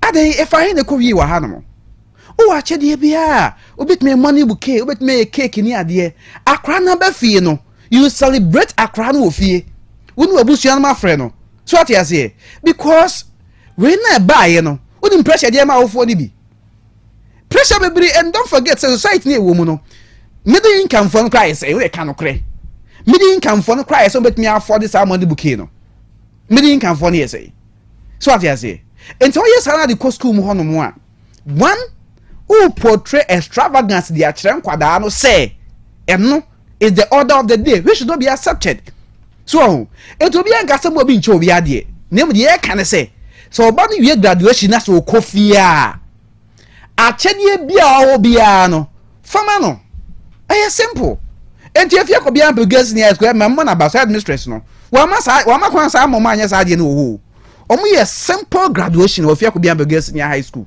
ano bia ko ni fie enti obi na so so de lu prebecha oba o de lu prebecha oba obi si ukwan enti the education ministry ya ne de ne kwan so anya say eti ha ne nkrofo asa waduro ne o manyina ko school mu hono mo eye school ya training kwala no character any moral ne kire kwala no hono mo okay point made also onya oni ne ya adwen quick okay oh me ne kwa me ya adwen oba bi ba bi a me ne omo nya adwen na say education ministry ne nya adwen ye say omo twen headmasters na so okay the enti america sa ne say me ti school mu amete me office no me headmaster obi de ka be chane ba so me bo mama ne ansa obi hu ane so de aba enti wo betwe headmaster so wo wi so a me hu aye wo mti de me kan ko sini se oba no apam se mama san fa ko na so wo me bo mama ne so de be ma ne ba de bi ke obi de me kan am so nya kan secret ni se fino ko obi baby on sa no obi ba graduation no da ne kama obe da hu so de be ma ne ba no aka chen so fansan enti no yen so saa de na esi ye no ye mo awofo no kokose ebi mabiem na ye ntwa so ha no ma na se wo kwetwe headmaster so ho de owofo bi menyi ni so owofo bi kokacha headmaster se me bre me baka e wo school mu honom e na wansi ho kwan se wo hu ni na wansi ho kwan de afan ba dodo na menyi ni se omun nim se bibi se na ba bekoso enti no omun hyehye na wo de aba no enfa kokobo emre timamufo se saa de wi yen so eni kwan se bi se biem ewo ye adantamu suku ahoduom na sanhye ye bisa atumi ba na okobo headmaster na sokotwe headmaster so de menim panifo nya say asotwe na waka no enye necessarily say bia me sure say on say right now we ye akoye parent nepe on say parents are also me pese me to ade ma me ba and maybe they are trying to bring in the headmasters in senebea masters no ebetimi enu makasa kopim say sa de ne memba because who allow because say at the end of the day no masters no ekoswa engage parents na compensate besi you know they are trying to give the responsibility to the headmaster say make sure say we school mo be sense because we know some parents will also think say one know say what to the command but one be say most of the schools na omo friend say war school no na omo security tiano these parents come with the car decorated parents no do na the car na they decorated the car So what you say? They decorated the car. And so the critical of the race I do. You should spell something fishy. You should ask questions. A school compound. So and to be a man we able to make us say okay, aba a idea novel. And tia so train say they be Rebecca no. Yen train so name going forward no. At least Cabro so anka money bouquet. So na no cry no. You bet me in a simple way say they are drying wa hey. One wa dry money bouquet no. Very simple. Abenkrofo bi kwa. So be say na swadi akono. So who is school na mama afa bi amre wa bambebu. Sure. So what you say? Enti any say beboa. Okay. UTAC gives government June 30th deadline to resolve welfare issues or face strike. The University Teachers Association of Ghana, UTAC, has issued a June 30th deadline to the government to address some outstanding welfare conditions of service concerns affecting members across public universities, warning that failure to do so could trigger nationwide industrial action. Akyerɛkyerɛfoɔ a wɔnom edi dwuma wɔ suapɔn ahodoɔ mu ɛwɔ ɔman mu University Teachers Association of Ghana UTAG wɔn nkabom ku emu mpanimfoɔ na ɛkasa yi National Executive Council no wɔkyerɛ sɛ wakodi nhyiamu na nhyiamudie no nneɛma ahodoɔ ɔkɔdwene ho no ɛyɛ nkɔmɔdada wɔn ne aban wei wɔn nsɛnkaeɛ ahodoɔ bi fa wɔn akatua ho a ebi yɛ akatua ntumu allowances ahodoɔ bi a wɔsi tua dem a wɔn 2026 kura wɔkyerɛ sɛ book and research allowance ɛno nso adile ɛma na nkɔmɔ wɔ yɛ a yɛdie no wɔn ne aban yɛ nkonwa mpanyinfoɔ atena so nkɔmɔdie na wie no wagye atum sɛ bɛyɛ sika no bɛba ɔmatwɛn akyɛ ɛma ɛnu nti na waba abɔnten ne ɛwɔ ka ne sɛ bosome ɛwɔ mu ne de ɛtɔ so aduasa no ɔma aban no saa akwanya yi da kɔ akɔsi saa berɛ no eduru na sika omo hwɛ anim omo nte bibi papa bi amfa ho sɛ yɛ betua ana sɛ yɛ tua ɔno nso mu dwumadi ahodo a wodie wosuapon ahodo nyinaa mu no ɔmo de bɛto hɔ no matena fie kosi sɛ ɔmo bɛte bibi papa bi ɛde afira ban ne hɔ. Interesting. Okay. It was just a warning shot. Chris Asafo lawyer on a Joe Asafo shooting. Now it should be animals. A lawyer for Chris Asafo Mission of Ghana, Nana Kofi Kantanka, has provided the mission's account of the shooting incident involving former Domi Kwabenya MP, Sarah Adjo-Asafo, insisting that the gunfire consisted of warning shots intended to prevent her from entering the private residence during an installation ceremony. Ebusia wadama nansen watene mframa mu se kanem rahye bi Domi Kwabenya baton pesu Sarah Adjo-Asafo wa ukrofobia ko sane to agu ne so ama o wa ya sabia kra ogya ya hwemfo ina hodo ebe ne ka hunu se bibi e kire se to aboba na ebusia egugu ho ne ade a ene obi aka ne de na krata efri Kristo Asafo wo mra nim ni eho aba a ono so abekirikire mu ne akoso ene se yo munso ehunu asem no na won kire mu no ene won krata ode baaye no enian meni mranim ni ne Nana Kofi Kantanka na Kofi Kantanka kire se na Kristo Asafo no wonum edi wondwuma bi na wamamre ne amane a no woye no na woye ama Apostle Dr. Kodwosafo nyen ba bi kro ono ane ba Israel Kodwosafo omde si Kristo Asafo mission no so na wodi opapa de ama asore ho totoye nyina waye na ebra mugu so eye saa amamre ne amane no alomo hunu se baabi omo wo no ekwan ne ba ko a epono da no pono kese ye bi omo te gbangban e wo ho no omo koye a ka bi na esi ho no mo a chese opeso owuramu na wonna wo ha amana nwuramu no otuka no apan no de abo gate ni opeso owuramu enti ama bambofo no bo no kokose onya yom ko hwe mu amame Adjo-Asafo de timu no se mame de hoye de betimi akofa asem abo wa hwe ne ni peplant gyan nya ne kwatwe nkiru ahye obaaye o je se nkiru ahye ni mu no ana tututu okobaaye na tututu no kra no wo kire se omo Kristo Asafo won ba bofo na wo ho no de ofra no one shot ne bie ana ototoye ne so ansampo na one shot ne ba no na ye ne ye ne niam bi asara Adjo-Asafo aye osusu senke betimi kofa ha waba no no ye sase be beboa ama bambo ho sima wo ye begina brane wose enseme nam framamu so ma hyeda asane tu agusa Adjo-Asafo so ne ade no wose de bi enye saa ne tie na besi ne no Sarah Adwoasafo na nkasa ma abonten meka bibia ana Ghana Police Service fa krata bia ma abonten mecheche mu so mu ye nhwemu mu ko o ma hunu bibie entike ye watwen ma timpo no de ne ati anwem ye twan ne ahwe ne ati ne a aposifo anampo Sarah Adwoasafo won so fa a ode beba na mu nkyeremu no ye de ama atiefo don't know on da easy ai ni tirimu dia shekoma maybe your second de number una so ready monya na de ekoso the only difference is that we no nye the internal family matters but rather the money are sorry no there sorry no there so and our son arrangement now personally I'm not privy to it say opening one ma ehye be no mo ye say omini success na dia say ti na me gidi say e ba na ebe hu nti we ya abai say the adwo kan ebusua no so de no say na beko ye wa twenye ebe ye di ewo ni de obewu na kira sam de ebe ya opekura ozo obetimi ya na pese wo kire be ba say mo bre bia rensan ya de ewu a obi ankufu obewu a na wato no wa chiska na mankwala no ene mo bre bia fase ka cho onum wu a obi ankufu no ni wo japade yo because you see kono de dia kana onya no de fama kwa na ha jone ti wo hwana sen kokra bone ba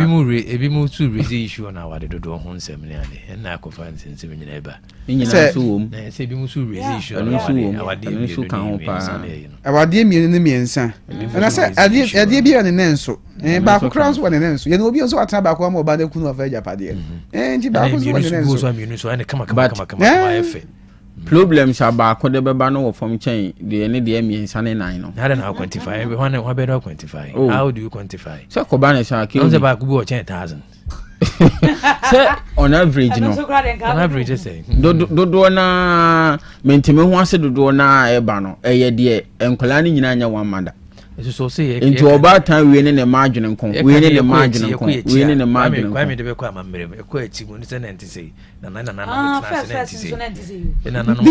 na ejina hyehyɛ ya abeye tani ntise ni na ejina hyehyɛ ya abeye ni na ejina hyehyɛ ya abeye so kama one in a million tani intensi awa hoye na man intensi ultimate yes one wajai so ya man insi benti asa wa do na nye bone.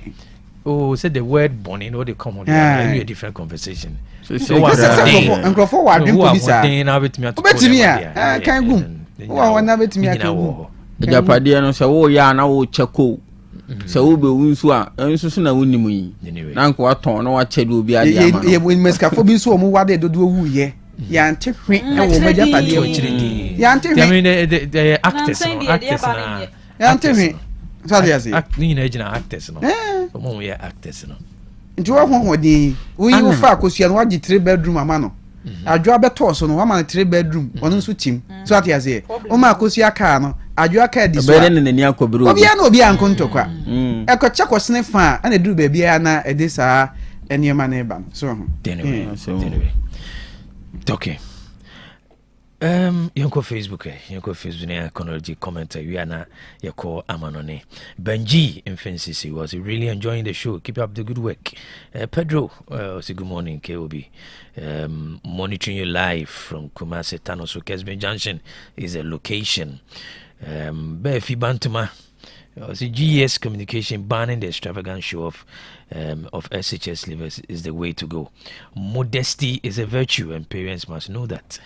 Speedy recovery to Honorable Adwoasafo Saidentri. Was a good morning KOB from Saidentri Manso and Kwasia Kikakwa. I'm always listening to you. Almighty Allah bless you. Yasebe, I'm a Kuma Himfi. Was a great show. Nobu Kwabena Esuman was watching you live at Obuasi. Kwabena Puku was the best show ever. Piao.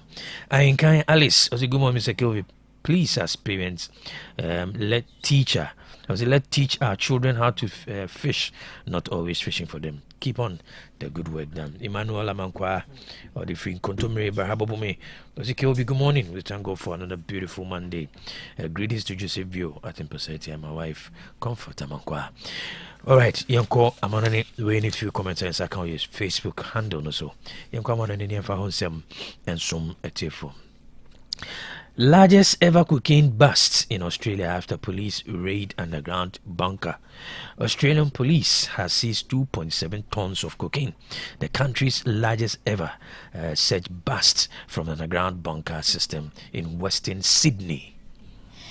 Abusiafo yenkopie mu ewo Australia manu emu na sabre ya yekasa yi Australia posifo akeka wono ho mo makwa container bia ya chase cocaine ayemu ma no mo chese sa operation ya wo mo eyeyi wo ma nhase enura anana de chie na wono ma bopo no ahase achichichi bia na nano memrenda ene yese sa nkrofo ya yakwakoche wo mu ye de mo kwakopie mu atemu dwanenim na kwadu de bo wo mo ne de sebubo wo mo a na se live imprisonment ene de bema wonom ya chese operation e kwa so a yakwache won mi wo ba Australia man no won mabakosem a we ene ye kese pa kokin kese pa ya won mache e wo Australia man no emu wo wiase afana nyina UN World Drug Report e ba ye enche ya wo mo chese New Zealand and afi Australia man no e ba ne nuboni ene wo magimu captain band no no mo de abo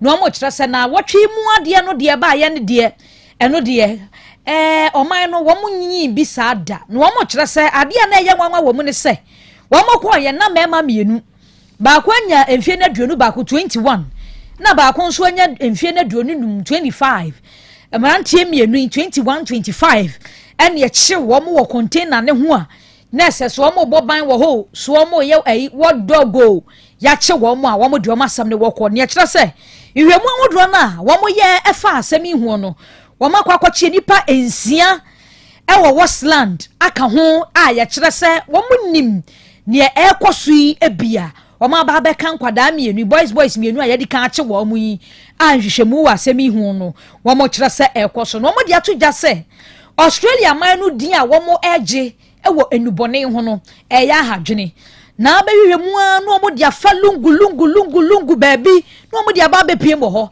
enu abia na de ya ache wo mu wama ye ya wọ́n dia ba be piem ewo Australia man no emu asabre wọ́n akeka wọ́n mo homa akopie mu ewo North West Queensland wa wọ́n akwache wọ́n kire se wọ́n behwehwe mu a na wọ́n ta kire campaigns no wọ́n matumi akwache wọ́n sanso wọ́n ne se 21 years ni 25 years yi ni wọ́n kwa no me adwuma wọ́n masters a wọ́n wa kire ya wọ́n de ye nche wọ́n nji no wọ́n be ye hwehwe mu na kwakosi asia ma wọ́n a womo edi akire womo nim ho bi a womo de saa kokai aba be pie mo ho no yatumi ache safo ni nyina ma emra no atumi atwe wo maso na court kire se we na buba wa live imprisonment enya appeal assembly straight ni ye de wo kwa akotum. Okay, first round of US-Iran talks ends with encouraging progress, according to mediators. The first round of negotiations between the US and Iran to reach a final deal to end the war has ended with encouraging progress, mediators Qatar and Pakistan say. Abusia yenkopie mu US, Iran, Israel and Tokwaya na baba beto just say negotiation table ka se na watwe atwam wo mo kɔ yampa na wo mo kire se sisi ano deal no in the next 60 days finalization ahodo ni nyina da ebeba no mo kire se wo mo hwɛ nim se Strait of Hormuz no ye babie uye munso Hezbollah ukole bano ntukwantu kwaya wamo queen eno so wamo de aba beche mu se all front wars ahodo baabia so obi seize fire ni nyina ka negotiation table a wamo kɔ ho no wamo kire se baabia wono mo de akwakodu no first round ne de eyara wamo make progress in the next 60 days wamo hwe animu se wamo de bibia beba na wieye na de won magia tum agreed road map amani nyina kwa benkro magia tum no wonom atumi ede aye adwuma se de bia beda sori bia na de sini bi ba be kan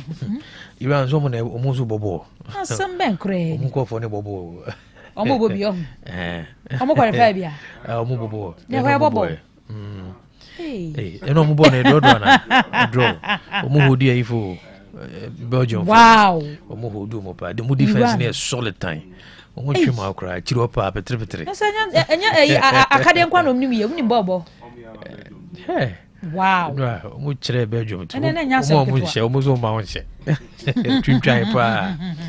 Anyway, very interesting.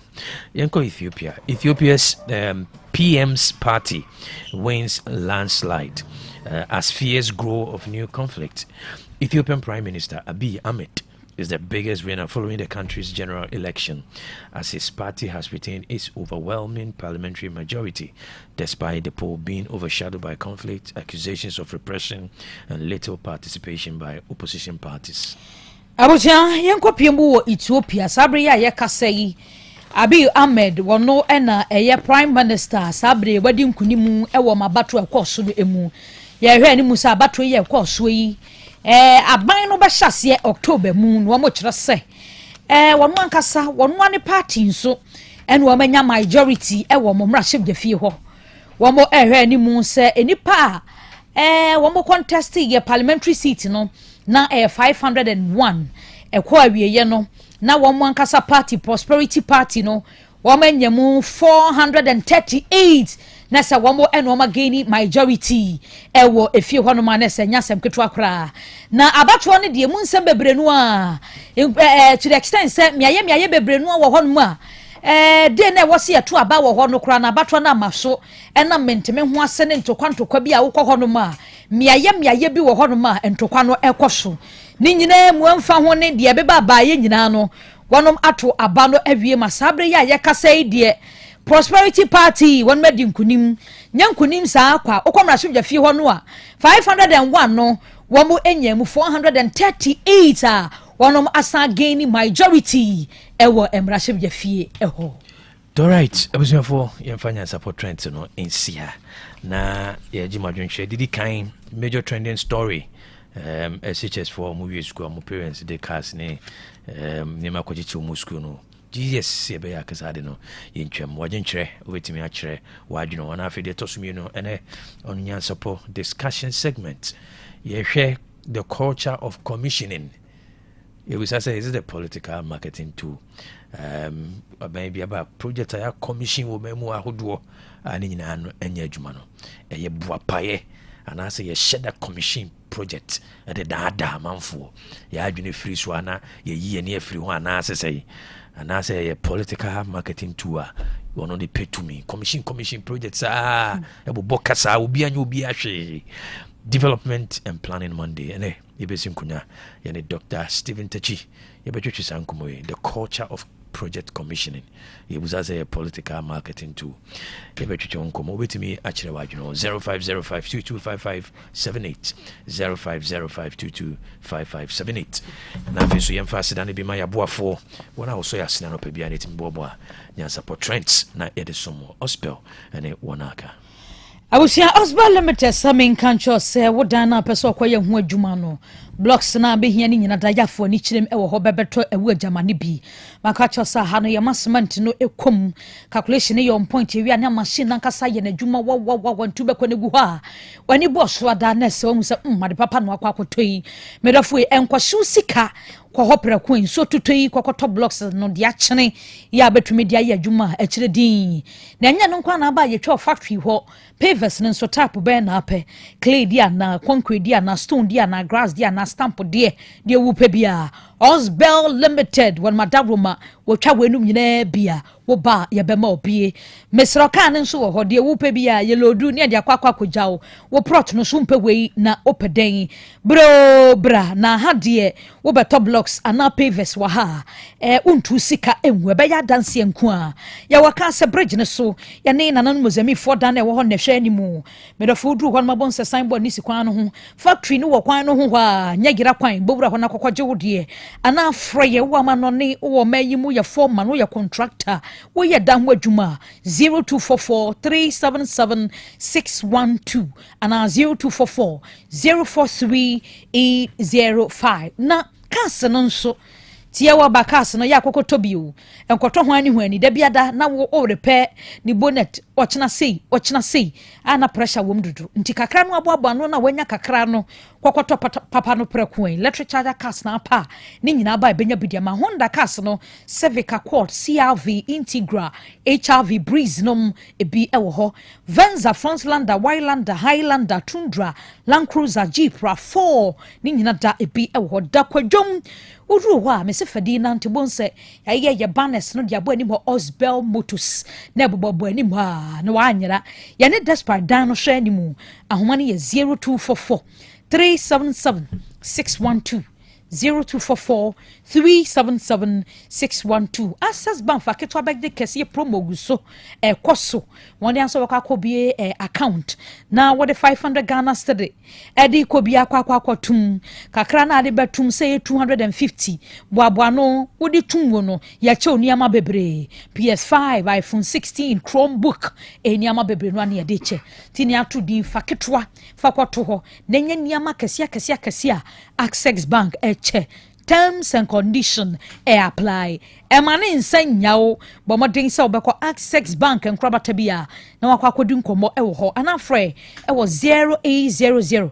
004400 0800004400 ambapa mo anamde wakọ akodu tafo ma 3 sakasaka park hwa dia na wo pe fridge na rice cooker blender kettle microwave oven bia na dia wo pe bia ya sodum niama ebebo ma fiu asesna na ya kama no ya bowura ho na kokọje odie ade ba ko ne se bobo niama na wo pe ne ma ya be delivery no ne dia ma wabra wuntu through office fie ba bia wo bia ye ne de bebro live band nso ho ya ba wo topno convention retreat ahodo de wo ye bia wo be hia se nwom beba wo beba ba be hu nwom pa latest ama wo machine no dede bia ni mu no eno ane he papa live band ahwane ye 0593 386 133 and 0593 391 848 na ne wonom atumi akasa Yanko Donima Steel Complex na yanko ji adansi hu nioma no nyina nuanom de tie nie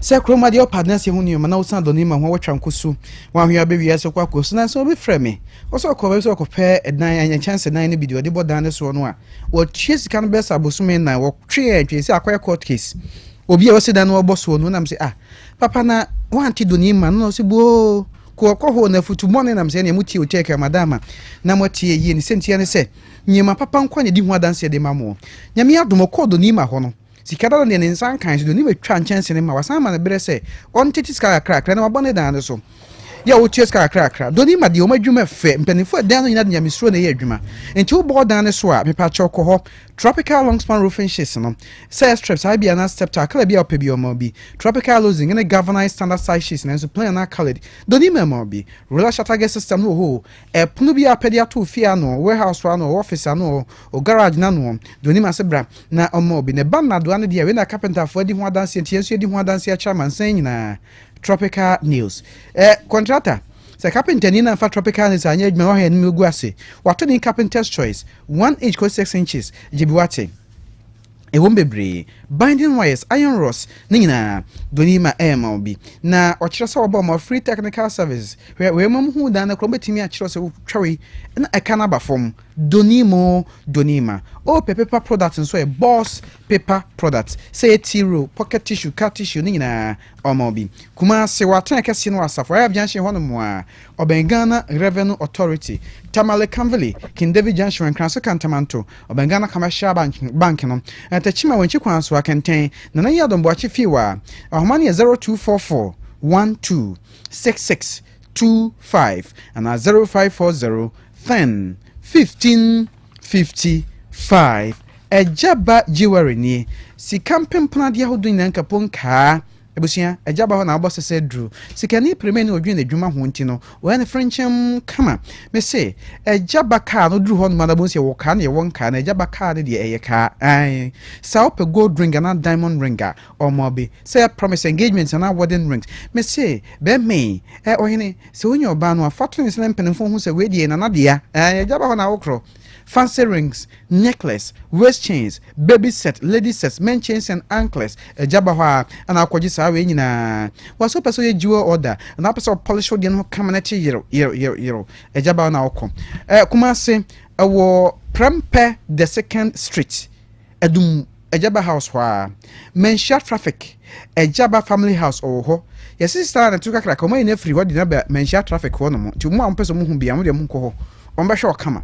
Ahomani e friend 03220 26708 and 0277 10 44 88. Na World Cup no. Abusia.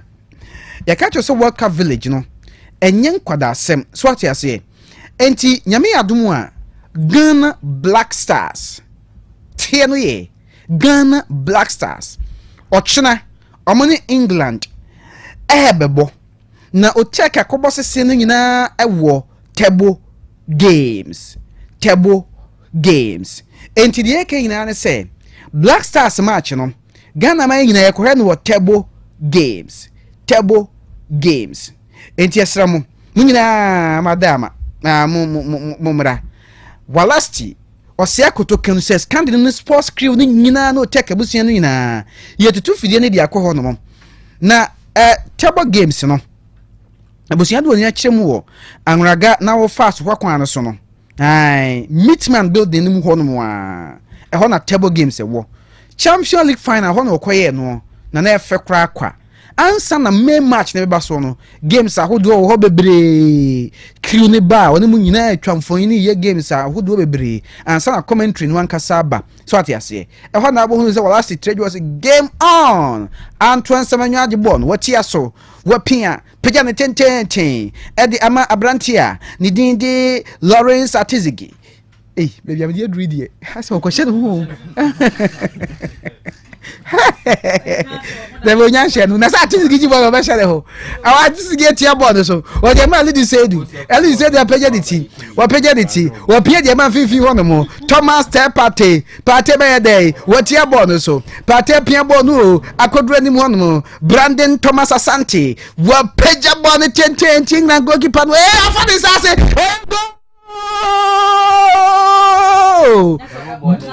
Ghana was in grab nil. Referee pound 76 minutes say pound here really. Referee say nya botre mata ebusia time na so. Masa commentary dey ka nya nkwara asamo. Oh. Ufa ngo fikesi em na mo ko piska. Wani.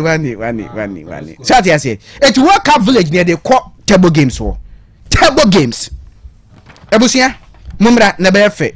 One say Portugal ni Uzbekistan match na kwa 5 PM. On be sa commentary no. Cristiano Ronaldo, Alvaro dos Santos, obesegwa na onshegu. Obesegwa munyina momra mehwe. E boy ita na Ghana na England match no. Aba, so ati ase. Nyame adom a eno de eken ye me ebina de ya ochene ya.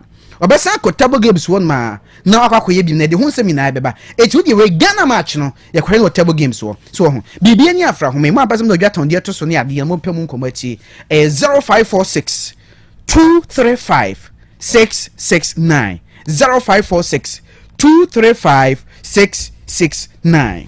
Abusia ye call table games na ye call no hwe hunu se osika wo de ato yie enya sa ye nkwaji animra na akromanso de ko enti kohwehwe amanse community bank plc na fa osika ne koja wom na akotena se na se woje wani a akoma nyina de akire nya sa woje wani nyina na sa wo sanso dwedwene akire koba ne sa ayemwa enti ani amanse community bank plc nkoto kese no mie savings account current account so account any fixed deposit account ne bi infama ho he ye won krofo bi wo hono mo a omo se omo de bank a ye kura scan de omani nye ho busa ho se wo kasa nkofo ne bi ho ena nka ensuyire a abai ebi ba wo mpotemo a enka abai dai anka abai dai he ewi ase bridge bu a aboanoma emfa ne ho edifo sika no koto amanse community bank plc de besi bia wo sika e wo honomo ne tie bia so nsabeka ebebo papa ntimfa sika ne ntompase bibia betumi asi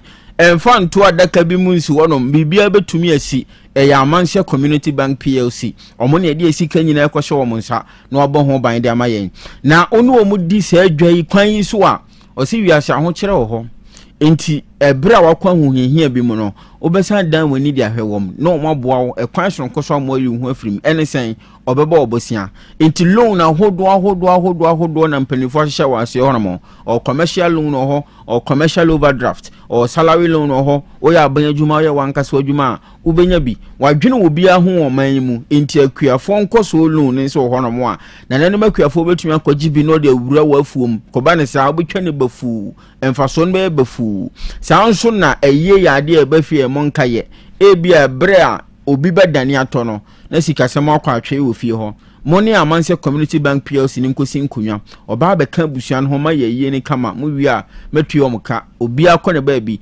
ensure no asore mpuntu loan obema mu bi susu loans ahodo da bia de wotede to honom na obehwe ho no obobosia flexi anase flexible interest rate ane da sika hodo de ma wu nyina ne so eyade a ensi hu no ewo fompa enti wodi enkofa ha obi amfa mraw enya mpemanim onkwaje 10,000 kutwa 20,000 ni bia eyade ade wutu aka ho no eye kakra bi enti wodi a oho hawo ema otumi de ye nyoma hodo bibire bie wadwuma mu ene nyoma hodo bi aka digital banking services ahodo ni nyina omo nso na eye ATM services Ghana Pay mobile money switch ni nyina eye Amansia Community Bank PLC o man Ghana mu a baabi bia wo bia no betimi no mato kese iTrans ebeboawo sanso na wona wa ma no ne odisika beba fie Unity Link wo ho Western Union no mo ye ni nyina bi anto akro mu behu wom eho na atena kese na nkasa wo manso data no manso dubia manso nkwanta wo modi djuma wa so ya hodo nyina bekwai o ko post office honom no behu wom anyan kwanta kuma so bo ase kwantempon ne so ho akokare college of education on campus wo eno mubutu Roman Hill o Kote station na sim o class campus honom ahojo Atenga Junction Santase Opokuware school ho Sofo line e shenjina bia honom obehu Amansia Community Bank PLC 0247 200013 and 0501646414 ya homa be from fearsome train ye ntasanu bebo amu apomuden ho nsem agina yi kwabnane hwe wapomuden ho nkomonidi cc namo ne nyini che enei enkwada bia ba wiase ke ohododo kakra bia bonse oba wakwa betete o ohe woni akisa uluman baby eka kuidie o mabi mu o be charge pade no ho no mo a enti papa fa fearsome train ka kire oba na se wunya ngui o tiase o bre so aba u be di wa de ansa no wakro enti wonya se wa betetem puma mu hwe se o kwa na unya nkoi se wunya nkoi de a e fearsome train na bebo wan fa ho antoso de a o tiase ne ye charge pade no nunumuno yi bi nenyi hawa hodo bi e betumi anam so ma wa firi wiase ansa na wo branka se duro no entu ase mfamfiri ho no mo enjojoya de stroke no ebebo ne bongalat diabetes hypertension wona wa ye kesem no so typhoid fever no emema no bi nso a bibia hyeye den so kompa mu a enkoyi eye hepa plus pavi plasmos enso o hotopa ye ho de obenya bia beboa wo amopomuden ho nsem agina yi ehun nkomoba hodo akamu bia no Dr. Beneza Ajimane ekofa baye na homa ni tudwa frɛ no na ne ntoa so 0542778572 and 0542807907 abushafo Otec School of Journalism and Communication Studies eton safre uye disuani o wani swadi hunu se unyansantwere adwuma ni bia beye wofa ahia woni namfie ba kire wonhunu ne wo kone ne wo ba no wanhui okwakofa abayama ne ne dia ba fane bra Otec School no magini mde owofo tuana monkro ya bi ne ma kwada ne mra emfie mienu no otete ne wonsantwere adwuma mu a onwie na ne ti abobel eno da nkyɛn a afeko no de besoma ban national service one naptest ne nakabo ma wodi se adwuma yi abodi nkrata ye de ma emfie mienu na chi eye diploma in journalism and media studies oje santete yi wi a umu ayedu ensantwere adwuma nkora bata hodo nyina betumi asom na wasom ne yie ose wa watwere wasi nso hwe SSC nso eno atwere 3 passes ana ohwe ne mu se obetumi di aba A level for no so sa mature student 25 years ede kura kwanya wo homa wo wona watwere nso ha wo results nyamaye awaiting results for nyina betumi aba ebere esemu no na makwa akwaje na mode aba betoa enioma so abusafo Otec FM ehaya na school no ewo nti wo ba enye yera kwan kura enhyehyɛ yahodo nso na mpanifo dagu apono so wa wo tie nka fira chirichiri ne benche ba bia betena no agye ontetie no how bia ni ho wasiesie dada nti no emane nyesi akwan emfa maw fira suku no mpanifo ne no monto ankomobo ne so ne wonte ase bia busa 0547823005 and 0243842007. All right, Abuziafo Nyansapo Health Tips na yedru so no yekoso aka o Nyansapo Health Tips wapomudi hunkomo anope bia ejibre na yene Deputy Chief Dietitian ewo konfanochi etwetwe nkomo anope iso yensaka dietitian.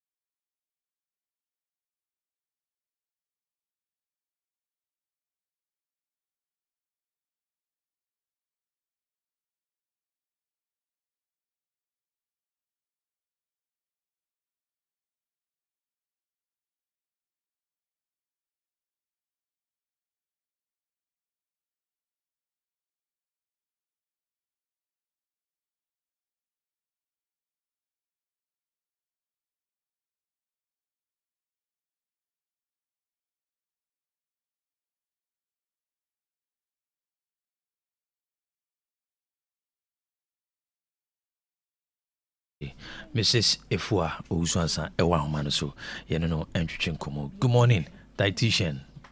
Good morning, KOB.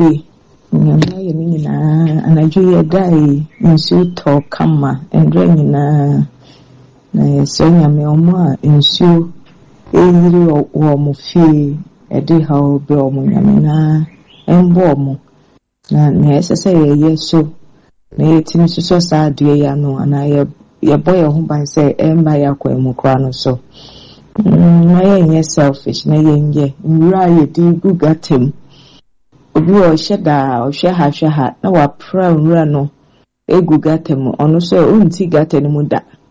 Apart from that what to asase wo baby ensu da ensu de o ka say wa kana hye wa fele but emre so say opene kwan a obeje ne kwan nti yema yeninda ho na yenye ne ye ewo mremu ne dase you be this enra na me chance on social media bibia circulate say nkrofo bia ye nhwehwemu no mo ehu say omo ye nhwehwemu with mmoa nkra e form na e fa guinea pig nti ye de nkra eye research ye de ye nhwehwemu hu say bibi eboa na emmoa titu nuane ne nro afam na omo de nkra du mienu ye na ye che omumu mienu one group ye mom strade aduane a strade no wo fam na omode esichire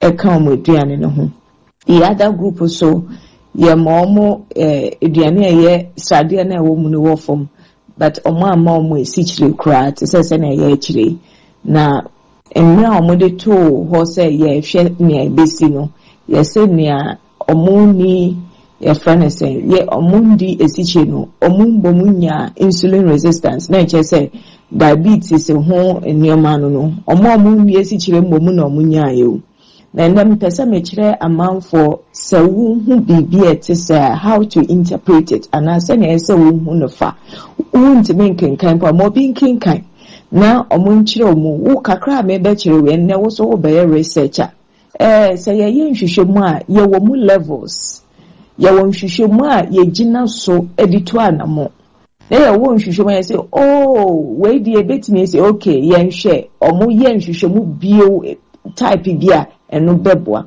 say ye hwe adesuemu a nhwehwemu a eye lowest enye say ehun hia but enya dia wobetimi a translate ana wodi aba nipa mu se saa net because ye hu ni sa eno ne emmoa mu enhwehwem say ya nhwehwem wo mo de mmoa bi aye nhwehwem na wo say oh say ko say memmoa na saa na be kwa ama nipa ye mmoa ba ye wo mu ahoro ye wo mmoa mu ahoro say wo hwe mmoa ye na ye the highest species in terms of levels no nti say ya nhwehwem wo nkramu na wo twi emfaso na recommendation ya ma cheche say okay esa nhwehwem nti yenye say ya patcho wonye okra no ne ade a fatu utrim nti say kase ya nhwehwem bisa say nhwehwem ye wo ade ankrofo mu emmo ana nipam na nipam po ye wo mu aho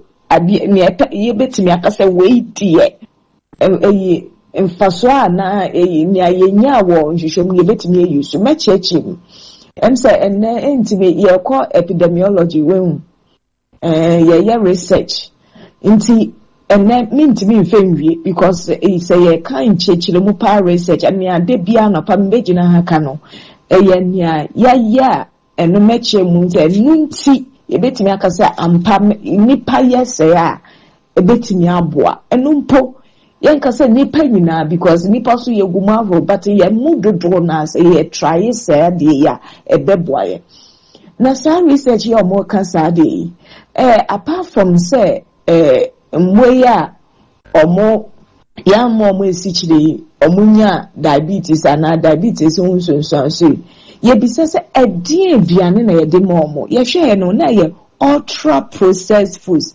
say can ultra processed foods menfa hindi mpo isam a yede yabo fruit ne panwe ne raw state no processed ultra processed ede nsum probio na menka milk ye tonwa box ne box is ultra processed na say ye ho nneoma no ye yiyi nneoma bi efim ama ne de ana ebetimi ache ewo edwom a ensei sa ultra process hu se entertaining ana se entertain woman yate sokra hu se nenchine ne ada nneoma ye kasa ye nte so no ewo mpa nti ewo mu se no mo eyi esichire film but na ye mo no ultra processed foods nti mo esichire nkasa o but if you so we a student of Nyansapo program a wutie me a wonim say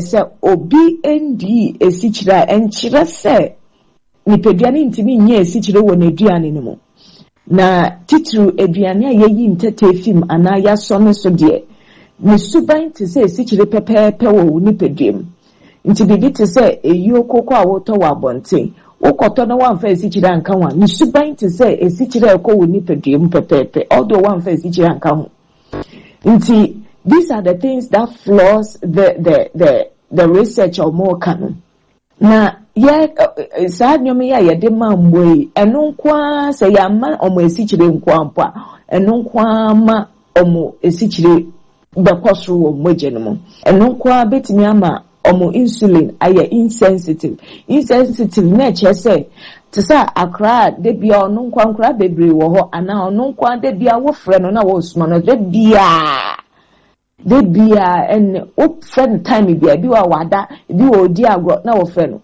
enche akra wo mbo ni dimpo ote wo ho pampan ya na wo dwane. So that is insulin insensitivity. Wasuma na would did anyhow, would did anytime. In Yaniso wood no so ye tetani bebre film. Nti de bia na wo frɛ no obey adwuma enche owo hopa so na we yimene. No na ye friend insulin insensitivity. Ube nti esan say insulin na say be fa esichire fi umoja mi wura wo widie no mu nti wa wabre nti esichire no ebe toaso a ejina wo mboje no mu ebe check wo sugar yese e was true because why wo ya ye penia wo ha nkara nti wo de ende wa ha wo insulin because so wo friend mrano at specific time no nnuane no so a wo di no enye nia ya so hwana ya so no so ntete ne yi ni na efi mu a And recently, obey a Juma ache. That is one of the reasons why circulating way no. It flaws that research. One, and yeah, they translate into human being because more infusion.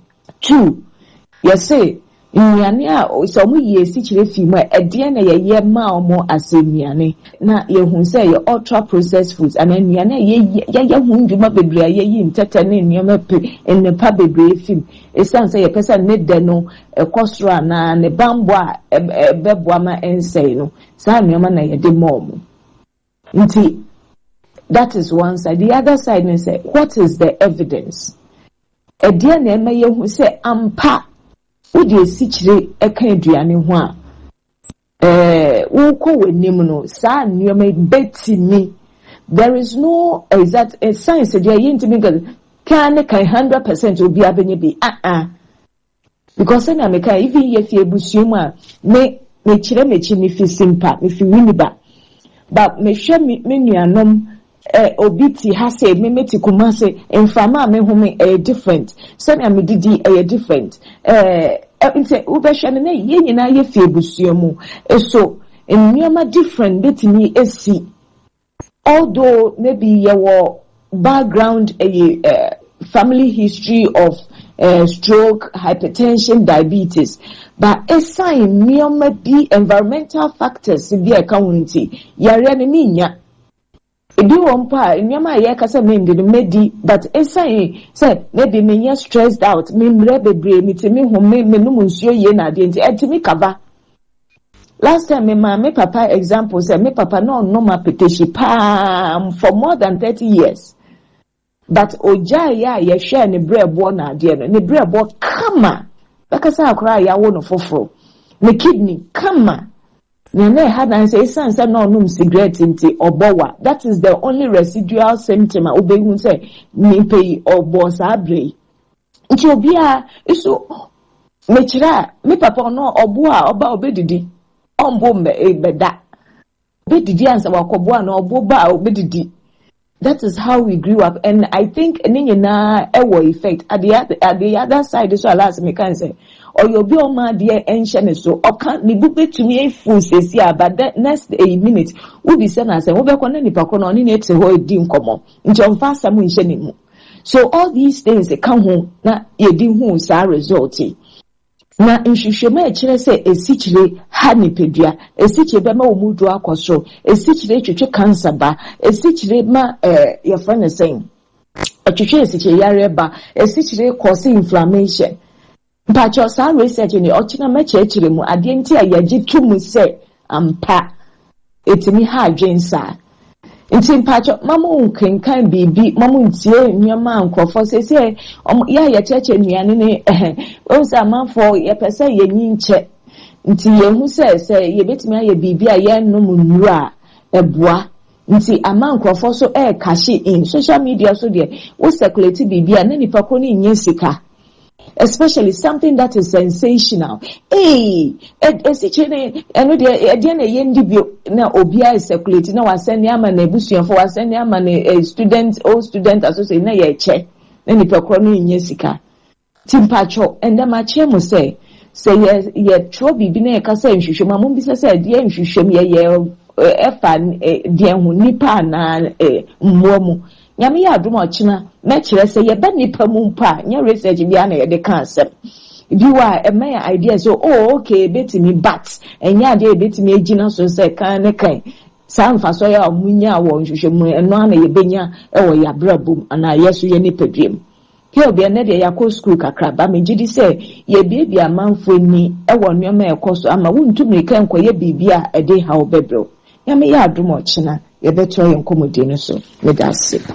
The right dietitian yes so that is anope wajibre na one atwetwe nkomo yemfa sene de bima yeboafo wona anope bia so yasene ne timi Nyansapo health tips ebremu ya Bolivia of the future life ya Bolivia dama eno di future life nnuane no aba Weigh 23 vitamins and minerals, 19 amino acid, omega-3, inulin, selenium, high energy protein, and a dietary fiber. Nyanino, Ashemuma Sechum, your Future Life Zero, Future Life Oats, Future Life Protein, Future Life Smart Fiber, Mortabella, Life Tonic, Repair Food, Beauty Food. When you na yenyane, medofo, Pebi Nedi, na yadia nete oswono, ebeko ema huato. Obi wase me yefun, me nasia tatai, me liver, me kidney, me srow, aduane, enye edroni edibemao.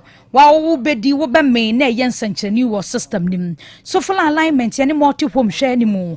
Ahomani ye 0246 010150 na 0242 878 090. Haja mama osididi ye na niche nua batwa so dia hodo ni nyada aha na abenwa bi ato apple no grapes no lemon no watermelon no mango aba guava nom anase wode ne squash asparagus mo ni nyina ebi ewo ho wode ne de green de ni bia na diko asaha alefi bonho ni nyina da enye na ye deliver so ko ba bia ntuntumi ma hojora na bat ne so a bonse ofre hagea wo no abe deliver dia bro ahoma ne 0244 774 115 0244 774 115 na 0243 787-504. In Sony a Klepak natural mineral water.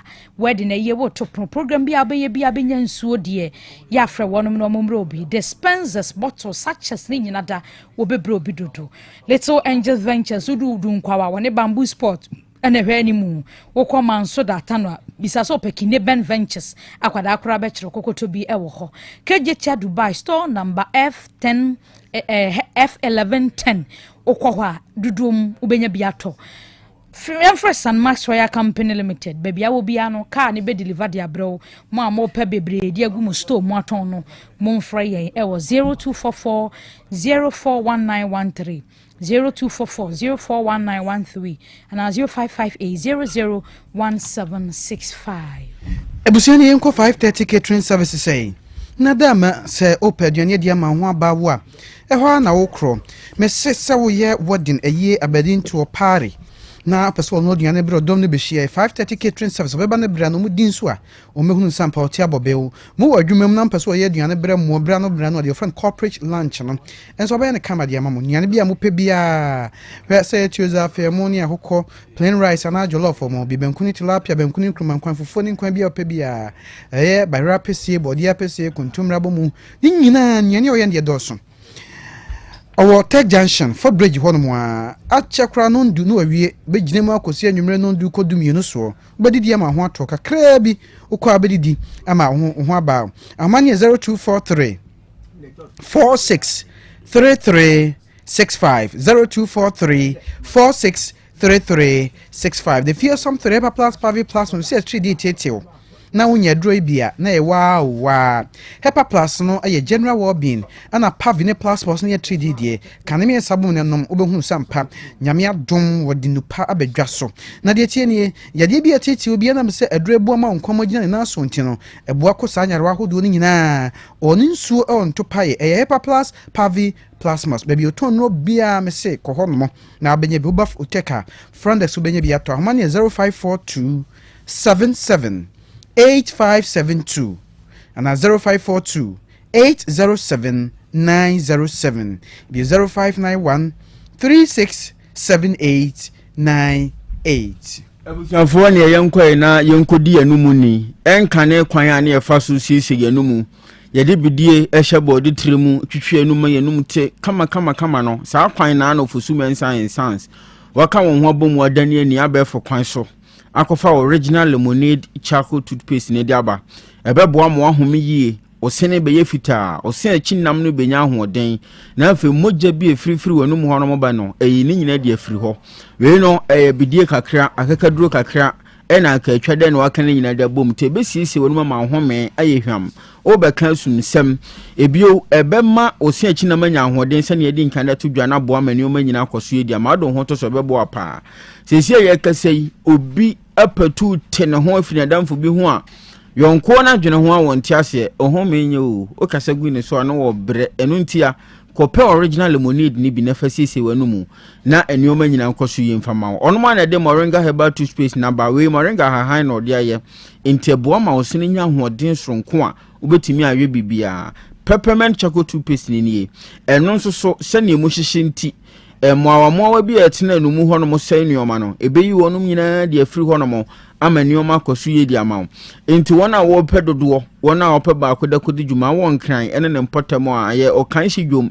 ena ye ko 0243814661 ya homa udru abefre na wakoje enupa yibie sanso na kumase adekala sabro san mu wo ben solid fm ho udru hono mo anwa fre 0248955510 keje Dubai store number F756 Honso befre 0244710306 na wakojibi na nyoma nyina akoso ye edi amount Lightweight Company Limited womaso ye ne yakura busia wonom na de dissolve toilet facility number we enye tetede no a tuma ho kakra na nam so akotwem a wamoa bi dia bafi afi ne fi asetena akoya yade nko a fixe tefre be fa wo chanse awudimu a sete bia be kwa kodidi makonya hawo na wonom de no eya benfo kwan sunti entuma ho ne senti unto cement into iron rods enya biodigester semnya biogas covet bi ehia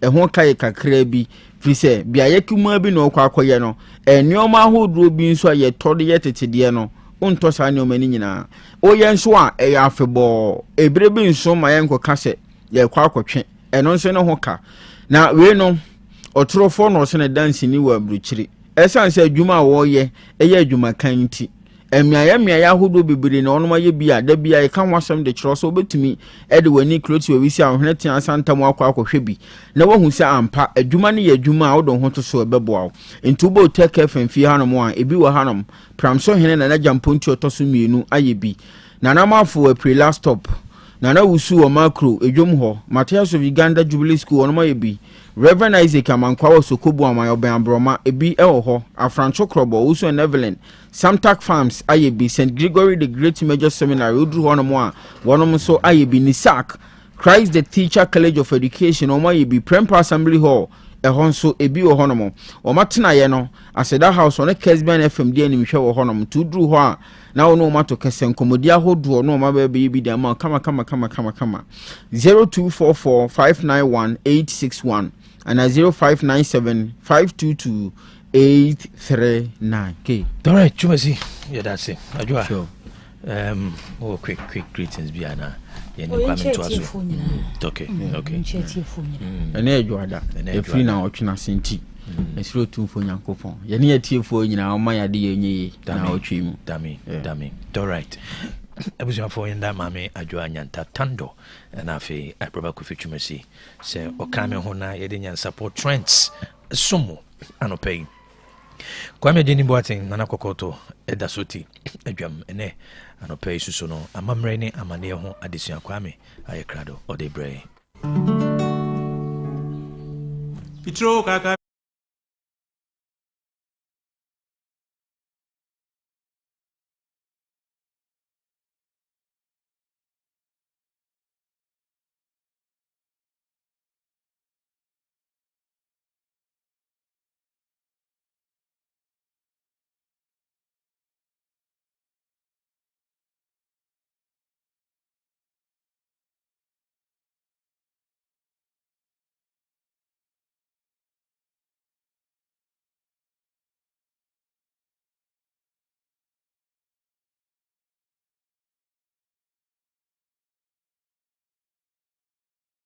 Okay. Good. Energy ya ba simpie so ebesua amamre na ke wadama ese efna baso na edie enti osantime nyine wura ko Canada enseme to from home fiafia ho bie ne ebefa na esua de on say ya amamre praman so de you always try to be practical yeah we de ekoso ne esua de a ebeboa yen se oman ne individuals enti no ho nkomo na ye ba bedie na ke ebra ohene eko Canada no wo hwe edomo a wonu pu baaye eike na nkrofo busa se eho no ye Ghana na Canada ngomso ye Canada na saa dom no mpu bae no ke asante wo baby omubu efo sante hene ho na yema omanfo no na onte ase we street nim we street nim so ate ase o sante hene eba betena ase na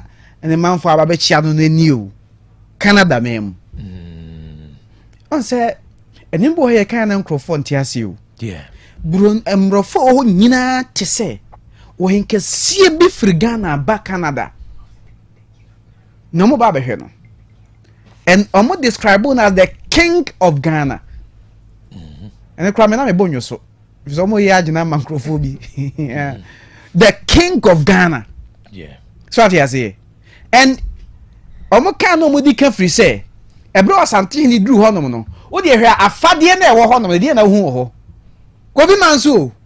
obi manso Canada na kente dia de nchechi hwe se omo se front money ade na santeman franca edi ehim wo ho and on top of it Ghana franca so di ehim wo ho project na santeman ne Ghana the king of Ghana as described by Canada for na no mo wo ho no na ke be na meka ho aso se pupurisa wo so ho odi okubu anu a adi oku opie pupurisa wo so odi okubu anu adi okupie ye ka pupurisa wona konkusi bono saa bede no a omomoamoa ne se papa no mo jani gu mo burumu ama wisie ni wura kusie ni bone mo no kusie ni friend adi oku eno pupurisa no so ho to nya bom pa na wisie ni wura mu se hurudu oye je obepie enti be bi no something ni besi a edom mpie mehwe no so ho nye sa otse crop ye mfiri sande ko hene ba gine ye free se areho mu se enigye mu o de dom ne nam tikere mi anya nwanwa ne na de sua ne mra so na ye hwe nkomo bi etofom ensem bi wo honom wo ho eba ne ya nkyeremu a nkrofo ba fa ne trasa ebre o sante ne ko honom no wo kan asem bi abesi ne nkrofo nte ase na ye ntie no ye edi ke wo se tumi ne kura no onfa huehuna obia o sante ne se o tumi na ne tumi no onfa huehuna obia enam Ghana ho donti ke yana nkrofo ka sante fo omo ye tribal bigos omo panyi mu ke Ghana ha nyina unya tribe bia odo nipa kanipa men ho echen o sante free se eno no de twa wo mfruma ke ba menko abakwasemu bro krufo obri konfa no chi ya mamre ni amane na sante akoko na waje ne ho no woni sabro pinso odi kan na no se ko fit to the two sa na mo no wo sante no odi kan na nim amamre ni mu no omu ka asem be profound a nkrofo adwen ko so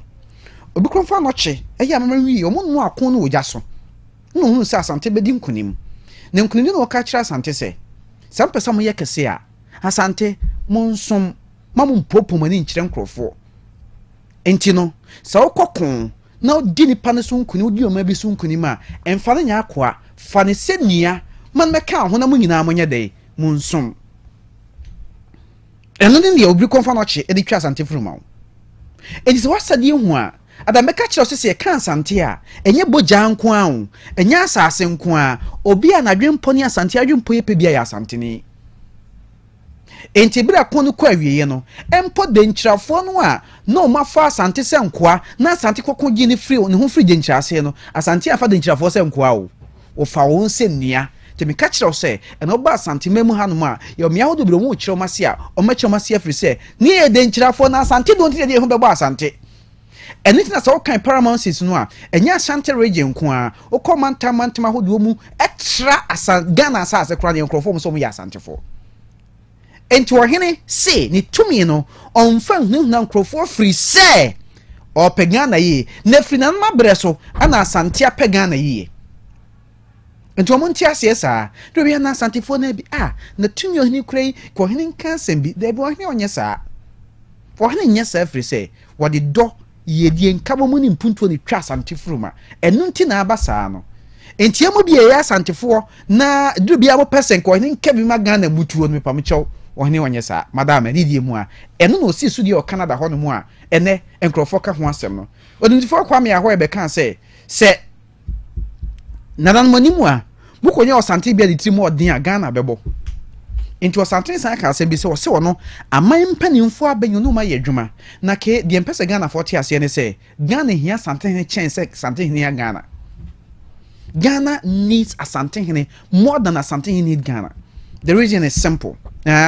Odi nyame mfa sa ama yankuni asante hene bi a why na adwen se wono mo Ghana asem na why no mfa ho bibia ya asante sem na opese wote ne ho die na besie 66 paramounts. So what you say and a shana say and we are regions no a make me aka say almost 6 out of the 10 regions and asante wo mu tumi ekura asante no Ghana ha tribe bia ni wonu mu a ni tumi no edru skedwa kofi and ohwe akon ni niema kasiesie no ha na so wo skedwa kofi na so sa de ni nyina no amampa ni fokura so mu di bebom a skedwa kofi na so ano. And see as a tree near board right to the military, the police near there, near where sa woman what allegiance to schedule kofinua. Say a casse, and now something be ba na or so or can massa so something sorry sia as a minion the gumbo. The 69 paramounts as Santinian the gumba. So what you say? Your cotton and Zimako to go so. So one talk about the alliance. Enya de ketua o enti asante sorry sisia na nianam sorry di na chi a Ghana na wai mun kan kire enhran ko nyankrompon se nanam asante hinima a oma bagina se asante ne Ghana ye die enti no oma mo mprom ye die mo Ghana so yenti ase se Ghana hia asante sense asante hia Ghana the free trade asante yankrofo mo penka bomu mesi e ka hohoya yo se o Ghana for de mpa hoye no e asante ye hianse nyina ebetena se baako enti na mamra prama so ye da wasante hene ase se wo se Ghana ho dunti no obehwe no amanka bomu aba onyankrompon onhyira no na keme so no Father's Day no some the Father's Day ba mu nka bibia dinoja wonso ye father okay oh mama nchia agya no me na me so bema father agya ma ye chomo say abase de drag ni bere ma say hwede mechia me kan producer ase so no me boni din agya no kwanso wo ye agya pa say agya ni bere ma say hwede onyame hia man happy special Father's Day na Emmanuel Boachi fapem ano pay fapem tie ye me kan ke abodi trimku fapem ye ma Father's Day wate onyankrompon hira na makọ esi onwunu hene na achina kwadwen niam otoso num one of the most learned chiefs wo Ghana ha nyina enti no no so ma menhia no esi onwunu hene na achina kwadwen niam otoso nim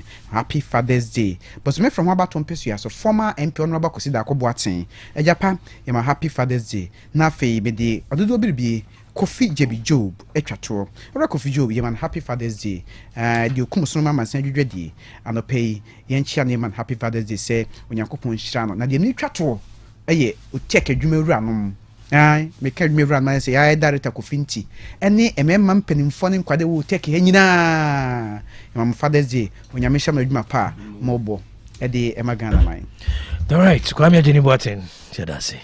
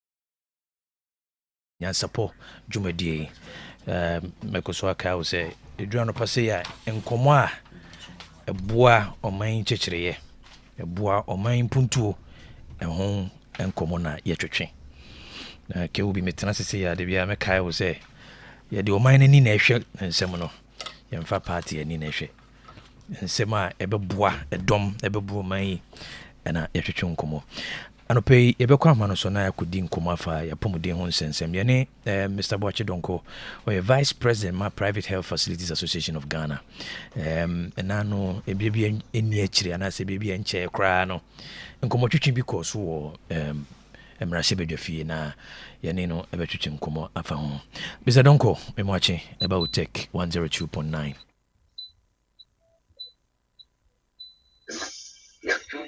Hello, Mr. Donko. About your Timika.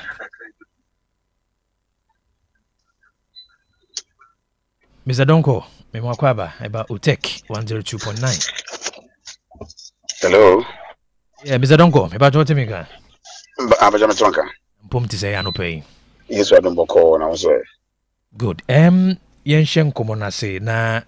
The kind of furniture you can Private Health Facilities Association of Ghana representative for Wankasa say na chire for Nansa but that's it no pay but ya Ghana manyina ne Otec FM for etie sa yenkombo nyina wo baby bia obia ya can Health Facilities Association of Ghana minia ankra ayaresa ayarehwe Ghana ha hospitals, clinics, maternity homes, diagnosis centers Ghana for nyina ya kan mabom and for Private Health Facilities Association of Ghana enye abandia aye ankra for edia ma yiro mo se almost be asabia edia boa oman Ghana.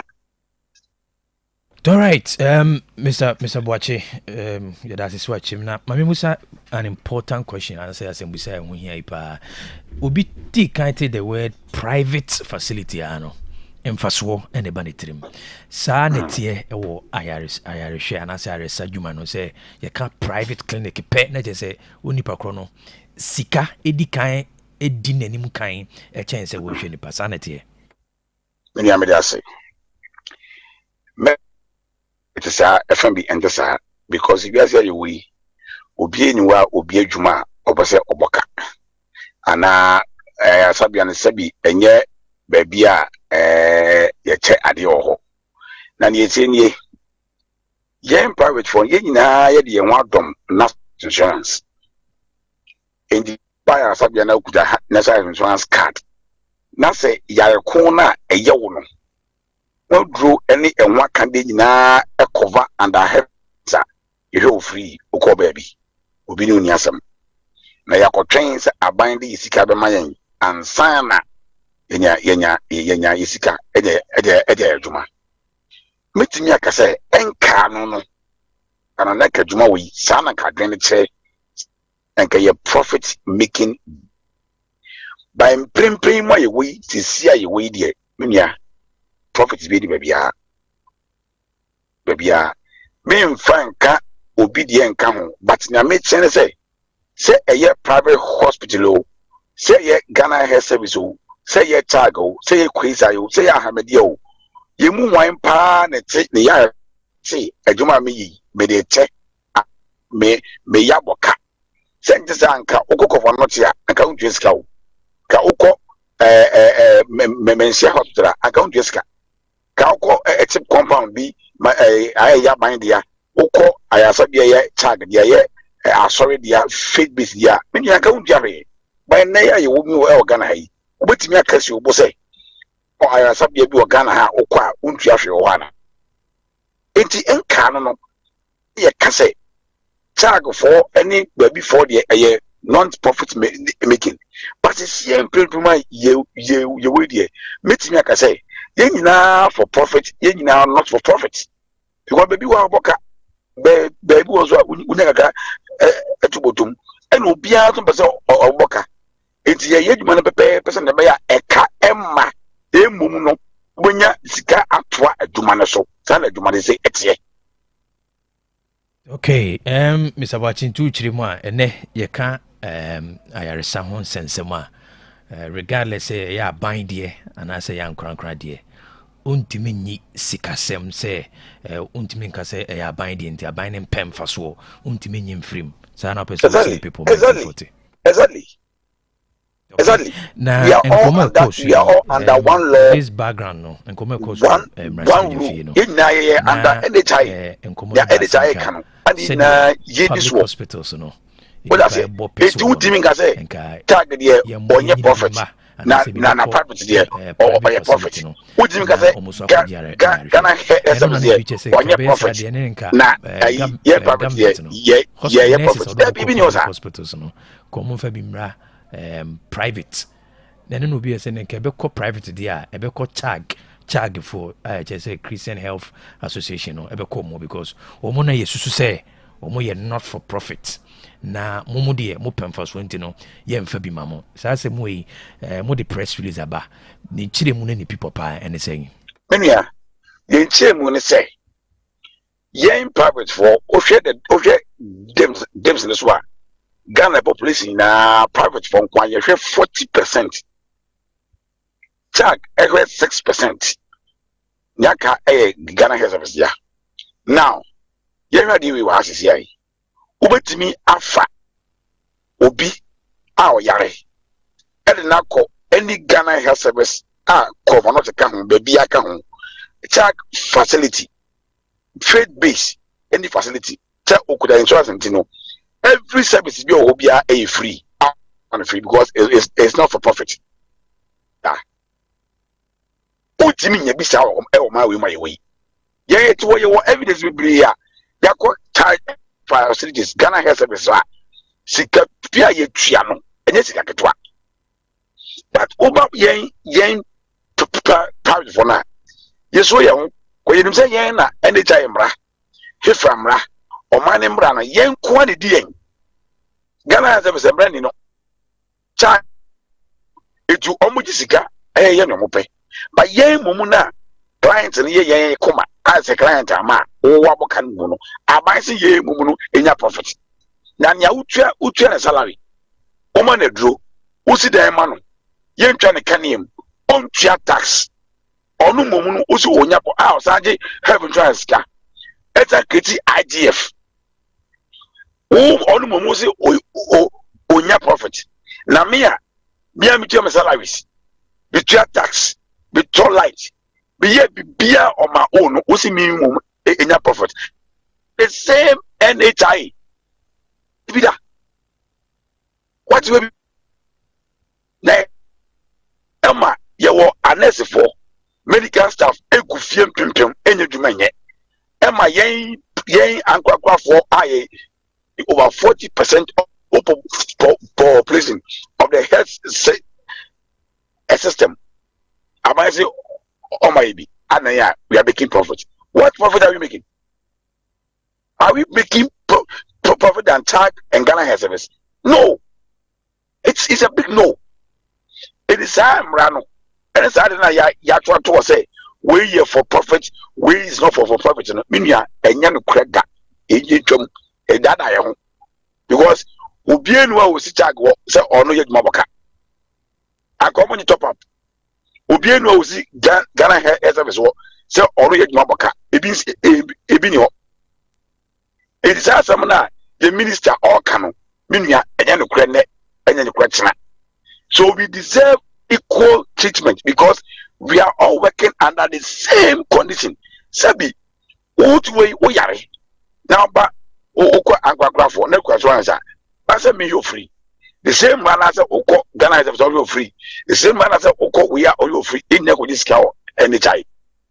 It is in a made make it profit. Now, obedience or make it profit. What will be that? What will be that? And to remember, yeah, mammy medical staff.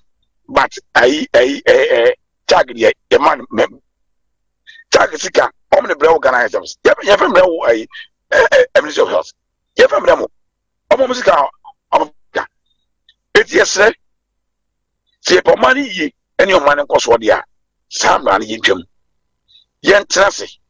ni nyɛ sɛ mbara fofo ɛyɛ nka tembra ɛnyɛ ne mra atwam yɛtimi hold on to that one na ankorakorafo a sɛ bi nyame adom wɔn a ɔmo nimdeɛ so nyuma ɛwɔ ya ayarehwem ɛwɔ man Ghana aboa ɔman ayarehwem no ɔman ayarehwem ɛkreti nyuma ɛma yɛ nuanam a yɛn kwadaa a sɛ bi ɔmo kɔ sukuu ɔmo nyɛ dwuma nyɛ no yɛn yiri yɛn ho no yɛn bie na ayaresa ɛmɛ yɛ dɛ ɛmɛ yɛ hwɛ ɛmɛ hwam wɔ Ghana na nkɔla no nyɛ dwuma nyɛ ne yɛnya ma yɛ de te yɛ ho ba wee yɛntwa wɔte ɔmo mu a yɛnya dwuma bia nya no yɛntwam ɛho hia meti wo a me no kasa yi oba ankorakora ayaresa no bia me nua ɛwɔ ɛfɛkɛ ɛnika menim kura wom sɛ wo kuma sɛ wo info ka me tie obi ma wo kɔ hɔ ma wo de wani kɔrɔ nia ankorankora one person timi ayɛ a ban sɛ ɔde yɛ profit nti no ɔma no medical staff a ɔnya nipa fɔ mu de hefra ɛne ɛnetai ɛma na konya sɛ ɔnya dwuma na fa sɛ si wɔ na egu na ɛnɛma wato nyina ɛsɛ da wɔbɔka wate bi da ɔma bɛni Mr. Boache ne ntiatiam say padeɛ bɛ paa na Private Health Facilities Association of Ghana bo hwɛ Kaban ayama mo sene be ya interesting statistics na ma me say private facility mo hwɛ 40% aban hwɛ 54 na check feed based associations na hwɛ 6% e dey be pana pesa aban ma money mo ye na boa aban ne yentrase minister we ba yi ya tronka ta ko droa ko sia say ye pete sia minister o ma ya konya da ona waka no o ma ya konya say any nsia da any nsia say na metimi aye say na metimi aboa mo yeso de betimi ato table so ni mo go ho na ye no megu fi na ye post mo mra yen no so omunye dwumanye no mo san koma no yes ma ya ni I think the name of Ben and Mabuso, mo share equal burden, equal need. We are looking for partnership. Mo pesa money buying it to kese. Na say bas staffina or be support mo compensation so no. If you are no be someone say na mo timi edi mjuma. Say ya na mo press release no ni people pa ni. Menia ya ka wo na ade a ye nyabri na ehyan yi pa. Eti ye be say one media so mo fa ntum na minister nkata ya trauma se besi sia no oni yinsia ne emu obo ne emu nyina ho cause we contribute a lot ye contribute papa over na abane eni entase ne yenhwe na ne ye no e fata no yenye na o ma ne fa ntum apemfra. All right, Mr. Boache, you better see Sano pay Ojebre. Na oni atwetwe nkomo. Ye de ni beje so bibi ani eche na befre na ya to nkomo no so. Yes. All right, your name is Mr. Boache Donko, Vice President Emma Private Health Facilities Association of Ghana. Na your name is Chunkom. You're also very interesting, Dr. Techi. Heading on over to Mukakra, doc. So follow conversation na. One follow. No more reception. But it's an interesting conversation. On say private health facilities no omo challenge the notion say one say private man it could be a hospital the team papa na say odi penisika into odi penisika ntino ono akasa no say e fa ne bibia ono akasa na oboneka ne bibia but omo argument ne say now healthcare delivery no obi no with me say onye for even though ne buta ne pa ne say on person be make profit but there are some profit margins that have to be made to become sustainable and you know even no make reference with other private facilities say conforno cheni nkese ne so no they still take money and any basa dia any nurses for gufie a o musu ne nka ban so mfa bi mbre o mo nenka bana form hoka na e be a compensation bi akomosun so mass because omu provide 40% according to data no 40% omu share inipa 40% aban here 54 and a charge faith based into that Christian Health Association Ghana no omu so share 6%. I think say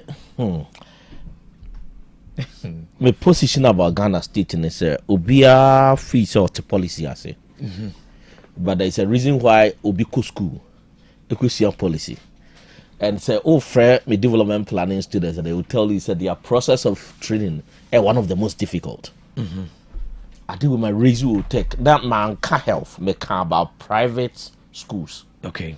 So they have a role to play in the delivery of education service. So, for example, there's a high probability it's a basic school. Majority of Ghanaians will send their children to private school, and if it's the education, for example, has influence on national development, it's due to policy as here unjai private education in the hands of private school owners. There should be a clear-cut policy from SHS to saying our person intervention, mark private universities. So, for example, my mount is a Koti University. Hot role and person will play support Ben was some of them out. Okay. In as much as private, still shaping Ghanaians are will be part of the society to develop them nation. Now the private health yaba. If you like it or not, Ashanti region. So your private health facilities are a Ashanti region health system kakwalibu collapse. Okay. You see, medical says president let her know trust say hospital I am no. In policy wise, I don't know who even advised the president. Say health facility I am menjeno. What do you doctors know? How long do you want to sit there to treat patients? Only family, only rest. So say can you private health ka konfanoche? Ka press na ye hu no. Ka quadruple. It we Ashanti region they are sustaining a private health service delivery. As a government, you can't leave it like that. And I only saw the policy as here. We deal with them well. Now take it who equip or more loan for equipment, but no subsidize it. Cut down the cost of private healthcare delivery because if the cost don't say business because on one from infrastructure the cost installation on one ABB if we see this kind of raw for Ghana there are areas we're supposed to invest. There were areas it made be America but maybe I can see now go disagree so be the ABB but a part of your society it you so control the cost of healthcare delivery or private sector why invest here won't be in control. Yeah. Minister Kobe in policy wise, the entire buying to mean touch transport fare or investing here. And then nipa do a good one. Nipa do. Meaning say, oh, change you whatever. I should be unfair.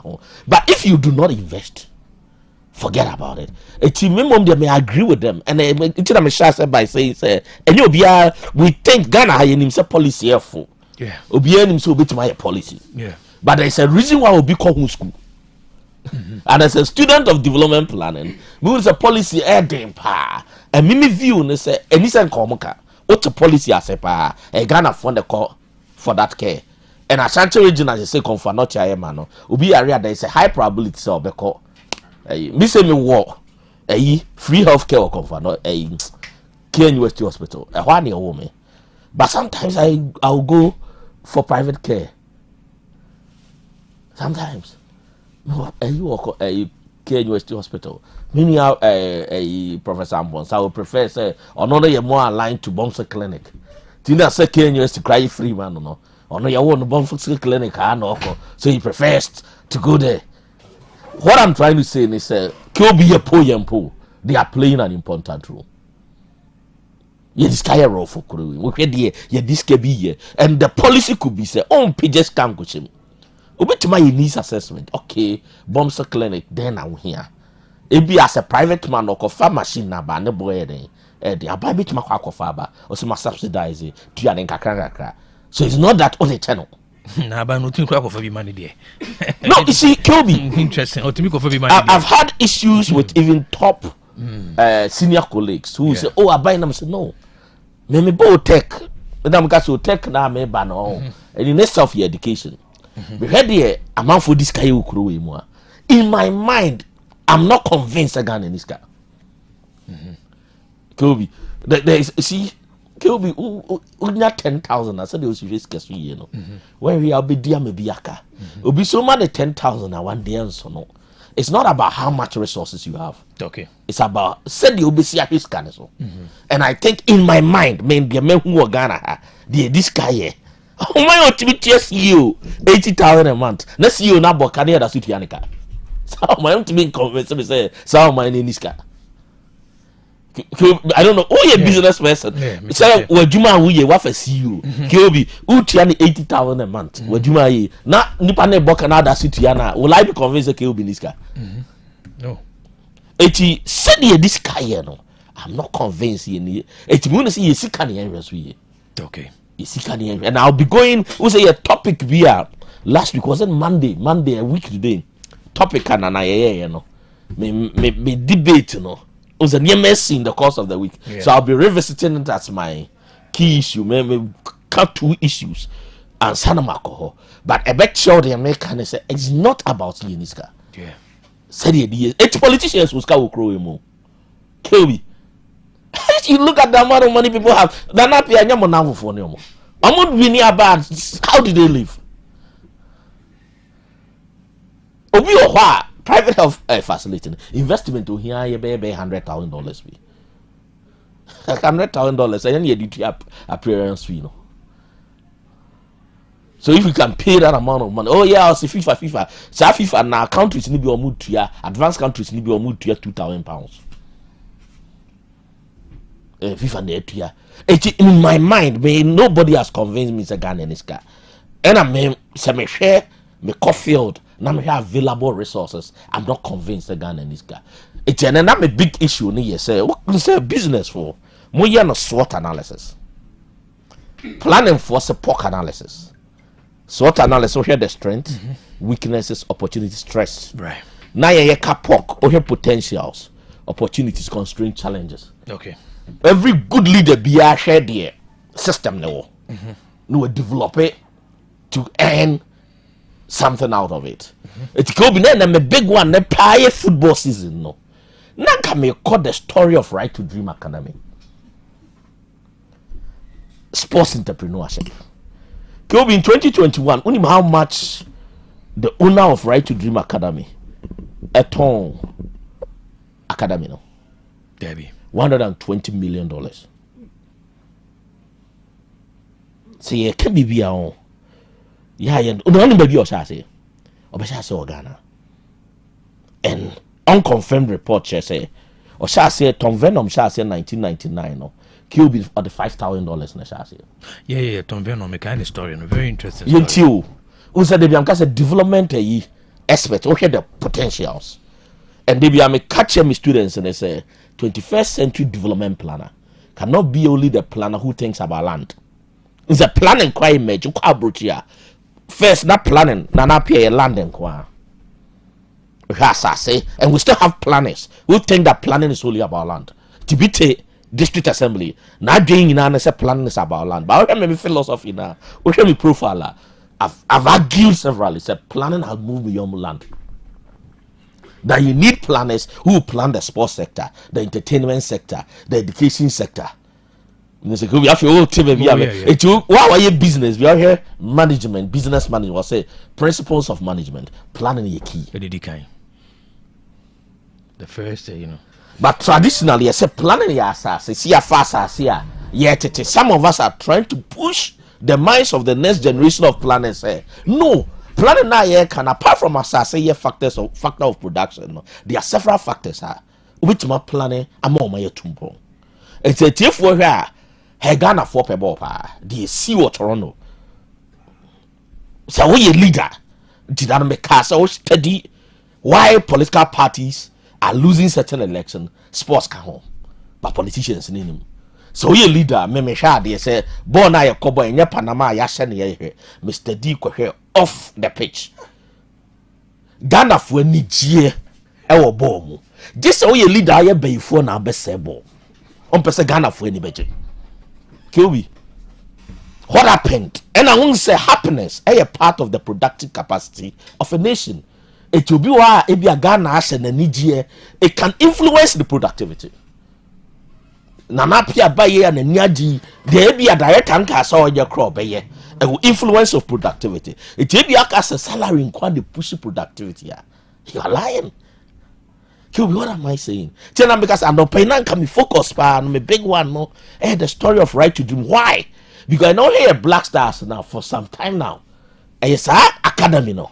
And if you do Black Stars with top players like Kudus, where and Ujenem, and a young man yi gyina and could be makawa hard and say or no brain or buy a ferry Tom Venom no believe in process and or take the POC analysis and I say Chinabaga say leadership is not only about politics. That's my biggest problem.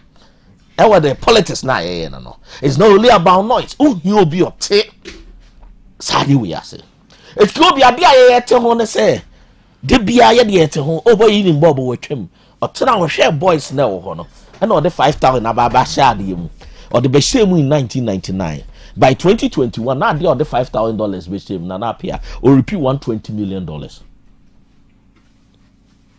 Oh, and a Ghana football scanning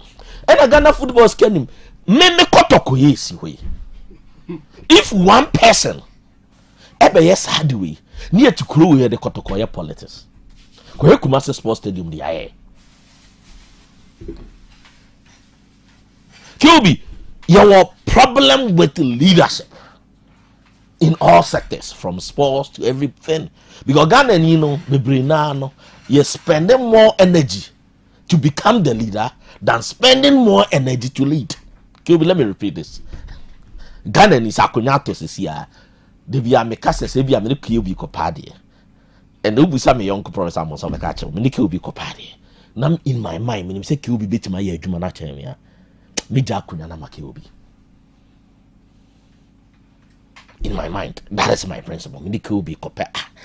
Mini Kilby could be Kilby bit my heart and in my mind, Mija Kunyana Kilby. Namum Nyapia. We go Kilby. Apia Jumada. It's you see? Yes, Subai there is a reason why Nyamia did not name Yonko Michael Ahenkai. He didn't come to and say, you know what, in terms of religion, said in Nyamia Che and Nyamakeobi. And why a theology to Betima say more in terms of religious and I'm reflected ya bra born said in Anaye and Yama. Minim that the Yakokachi Yankopo. Kilby, Minister was steady a year. Ghana for Boboa, my Yabba, my equal. Japan goalkeeper, Ghana and a warrior. Can we sit back and see Nyamia chess how my way, baby? Ghana population in soon. Nigeria and 120 million. Yeah, 30 million. Almost every nation about World Cup we Ghana ni mujawu. Otia de akunyama you complain, you feel lazy, you feel say it's because potential no. Only a POC analysis no. Because a kill me first na me was our mindset no. Me took one go here the Ghana for year or Canada. When they get the opportunity appear. Near more ye. Then no banner in Melbourne yes say or modache. And a member no so munim. Adomatidi nya media maye. World Cup kokoye mapping. Niyanko Ghana for almost every top team. Senegal, Senegal, oko Spain, nipa wom. Em say Brazil penny ni momo crash live trade ya fire. Meaning say Kwaku mensa bifra. Of Spain, of England. Hey, ebi obi adwene maso. Kilby a branch and about us. Hey, I do much at the end of war my way. There is something we are not seeing as we speak here. Sports policy is about blasters since 1999. How many times Amaka say I buy invested? The investment, you know. Says he can support blasters and an apia persort academy. The government can say it's a capital say now here because it's an area. Sports entrepreneurship is a serious area, which I know maybe you take it up to later do it. The is entrepreneurship. So team now because say Mekonia you now to do. Now come the boys no. Is that sports entrepreneurship? I brought an interest on us. I do much then let me invest my little money. And then I'm going to feed the blasters. Say, oh, you're selfish. Now, dream Bonnie team. You are not able to see potentials. So when I'm teaching the POC analysis, Kilby made the textbook in the tongue chain. No, my catch you says, oh, yeah, POC analysis. Obi, oh, you're selfish. Dream money with you be blinded. It's a do much in the room. If you are, oh, yeah, POC analysis. I'll go to the hopper, I'll be say a problem. And now gold is a problem for us. The whole summer boy is underwater. Because you intimi organize said you better go na Ghana ni bi enya ne so na de because person munkunya. Adwembone. And adane bayi we so. Tikobi, they not may hit on it and say started in 1999, acquired by Sir Mohammed Mozua, $120 million in 2021. As we speak, one of the academies is feeding Ghana. Adena GFA Sports Academy. We want to meet you Ghana baby, a northern sector, southern sector, modern sports academy. Over under 17, you enter, you enroll, we pick the best. QB, is this beyond the country? QB, no, me doc, me on say me you didn't come say ya. The be I don't say I respect it. Environmental argument. Once I say me there. The beyond I'm a switch about internal locus of control. Bruni no Bruni inti. I know what say. Is this where they be a Musa question? Tom Venom no. Ni things are different. I know nothing better best sport talent with over only 5,000. And they are a grown over years at ton such amount and I say it's for I maybe need $5,000 on betting there. You see, this concept of entrepreneurship there. I have me were different. You see, that's why I'm saying it's a doc. The entrepreneurship disposition was in Ghana. So I'm coming on. And I'm happy so the Tom Venom example. Oye Bruninti and would bet $5,000. Ebe se sankra build that academy. What ton is Ghana for do only $5,000 ni be committee there. How did they not see? That is why they be American say government rule ni there. Any leadership rule they also more. But nations are built by individuals. Industries, talk of any industry. The starting point, you know, yonkofobu how also munye do no mutimi defy certain system, no mutimi jina eye name bi sankofo ne ana me channel giving the chance to say yes, very good. Government was omo ni mo so mo ye but we need to raise nkofo they have the capacity to set on venom no or maybe because I'm not for we scar money that Kobe, let me also help you why the political system is dangerous. Do you know now political entrepreneurship is more lucrative. If you want to know that's an area you should look at. Yeah. Sebe kutamisika. Sa $5,000. Kill be some pajama same. Or your campaign to become an MP. Now obey minister. Sa $5,000 no. Obey a good car boot. Make me a repeat. So now no entrepreneurship na shift amo funding into supporting politicians. Because the system now because ultimately a political system in itself, you know. Entrepreneur looking at how to get my money back. So now if you look at political entrepreneurship, the scholarly works being done by political scientists, especially with University of Ghana.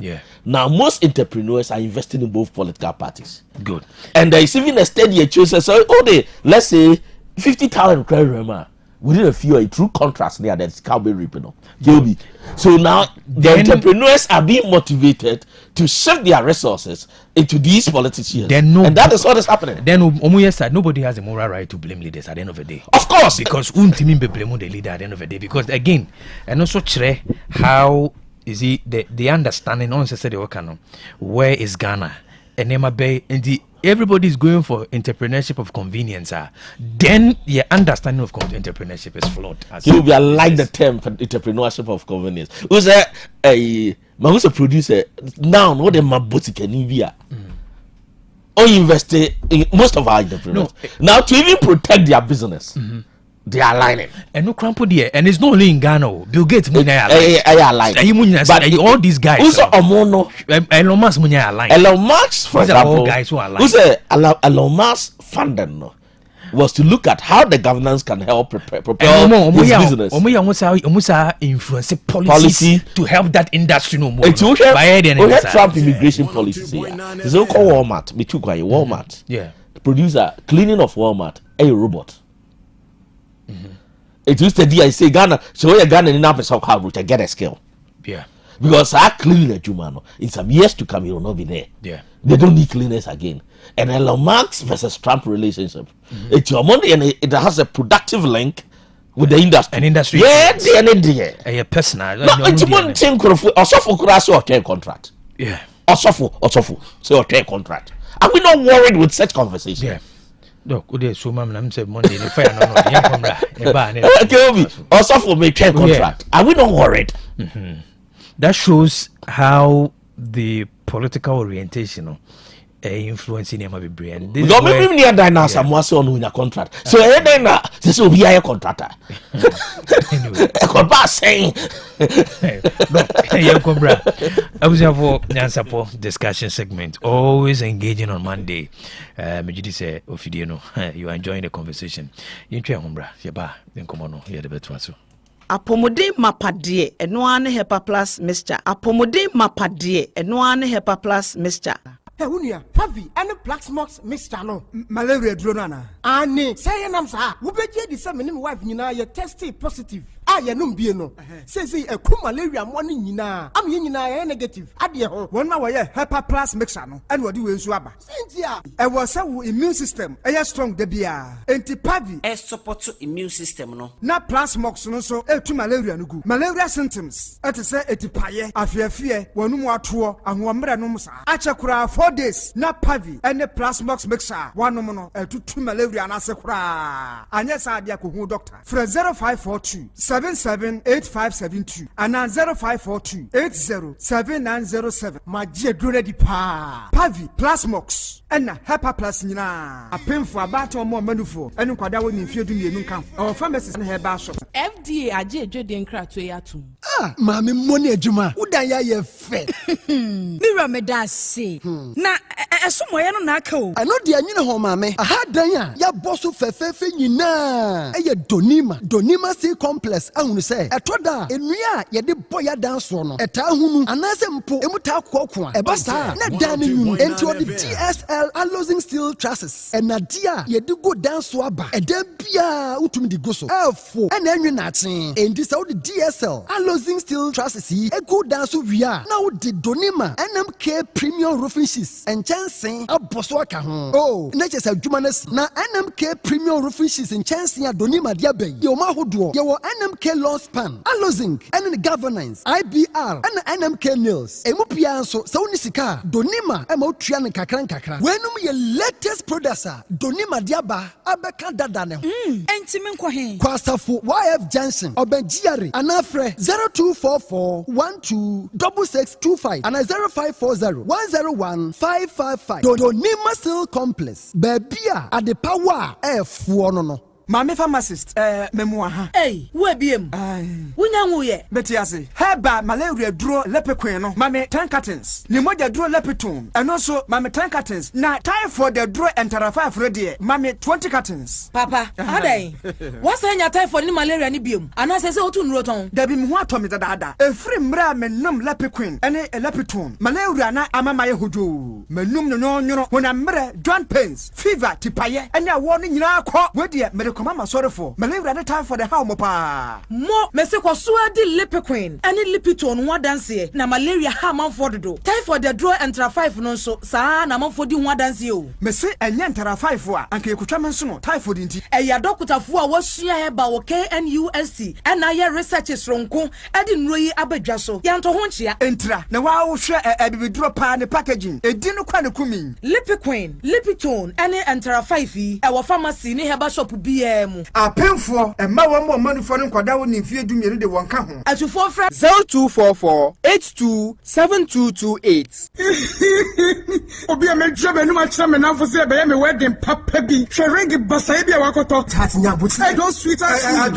then mama bas sometimes so am dia buda but we jam wo ka bia ma me anasa be ka bia ma de wa fie kan de recruit sawo wurin so de nya papo monko ejaba jiwari e hon wodi pure gold e ya gudie bia Ejaba jewelry. Ehode na mepe. All right, yebeko ejaba jewelry. Ejaba jewelry. Ehon na wo pe pure gold. Ya ye dia ye wedding, any engagement rings, bracelets, anklets, waist chains. Asumade komade papa. Ne border for mo ubenya. Wo ye bi e wo Ghana no aye bi nsu amano ne. Enye kire hoy. Wo Ejaba house. Adum Kumasi, 22nd Street. Monfre 0277 10 44 88. Ene menhia wo Ejaba family house. Menhia traffic light. Monfre 0277 40 44 88. Website www.ejabajiwari.com and email info@ejaba ejabajiwari.com. Ejabajiwari. Ebuje papa fie no. Miss Chania Disaheba capsules. Madame Sieni. Hey, and to what in your pan and what's the sad Disaheba? What is Sasa? Mandia, wouldn't be. And that year, for once, my jewelry at Disaheba Messana, who come from Mammy. Oh, my number Tiwadas, Miampa Caneno, Namis, Namitrina, Chicheme, Nami Coco Yadia so teaching me. May no more Disaheba Messai, and the Maya free. And to some radio, yet tried you when you watch it. Yes, it's a young pop rock as a Miss a person crony at Martin Baby. Sanya do Sahaba Mr. and come a woman. What don't I cry, Miss Mabua Pasu? Nancy, Ujina Brand. A fire do Sahaba capsules no. Say, Mijina, who's a me a Bamamua. A Jenny, a young crap. I do some way, obia to me. I just a painful. A battery I won't go down for. Anyone I want to fit to me. Kumasi, at a phone out of Fonko do Sahaba Center in the clinic. I was swimming macro. Go filling station down Wemu. And the swam Pentecost I sold down. I feel and then I have a shopping from a CPM. 0500110 115. I do Sahaba, my dancing.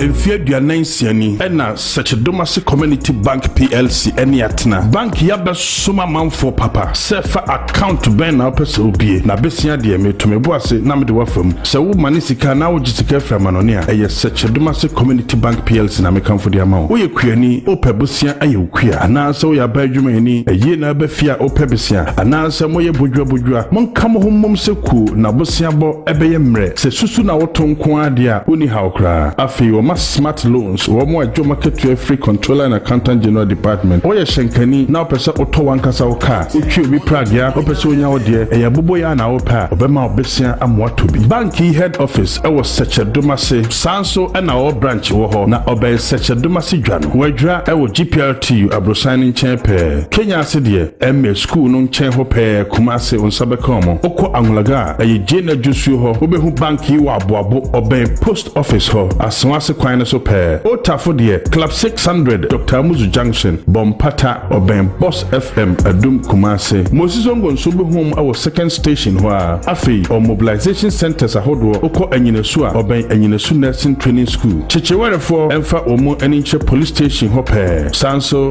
na edidwan obe home health center ho fre 0501682737 and 0501617924 Sechedomase Community Bank PLC, a bank with a vision.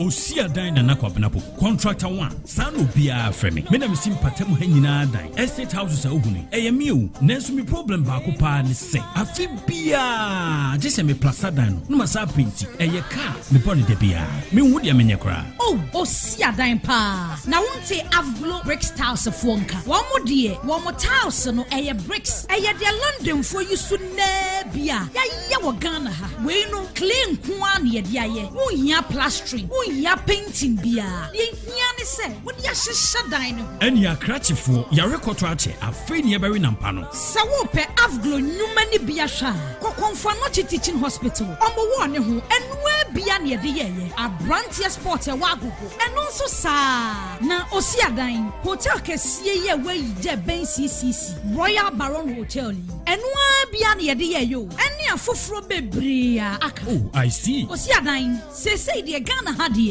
Avglo Brick Styles and one na bebre na yusu aso eni efo number na mame na me from say sie me je honkra eni efre 0244992928 oh eni esi say de Avglo ti me champions in the bia enwano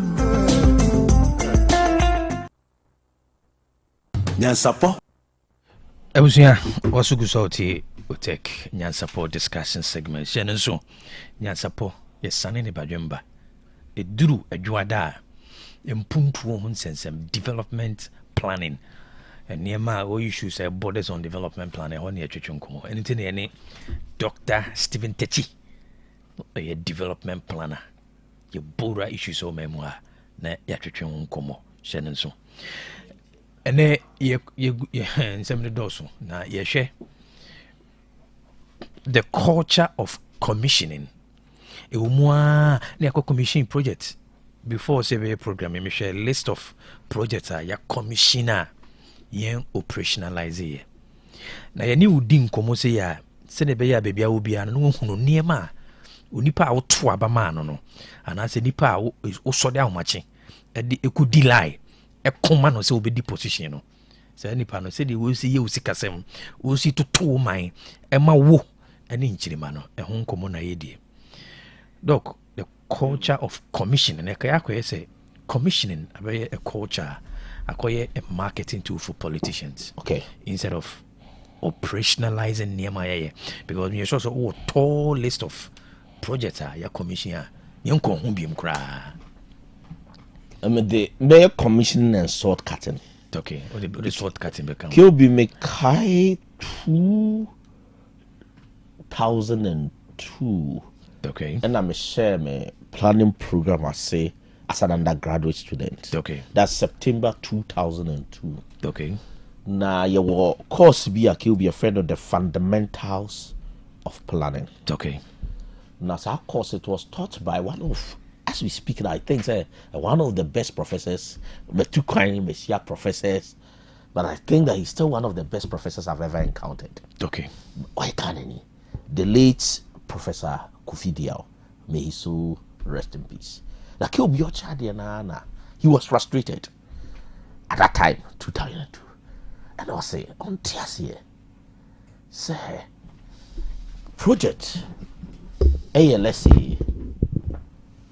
100,000, but yeah, baby to say beer, what so? Not the dignitaries are faviate, a beer for plane. No, my baba bear, cut a sword, and ask to commission it. Now, we calculate it from the planning perspective, we calculate the cost of a beer commissioning and crowd. Sometimes, yeah, they are more than the project cost.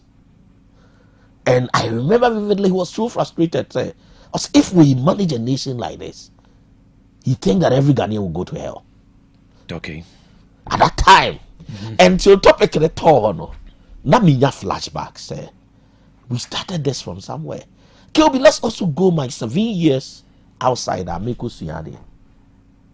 And more chairman on the Mekacham say, more important role to play in the national discourse. Kelby, Okobe Nani Bibi Ekoya. How do you do? You learn. Me say, and that is how Asia for a developed. Kelby as a civilization, shall say from Egypt.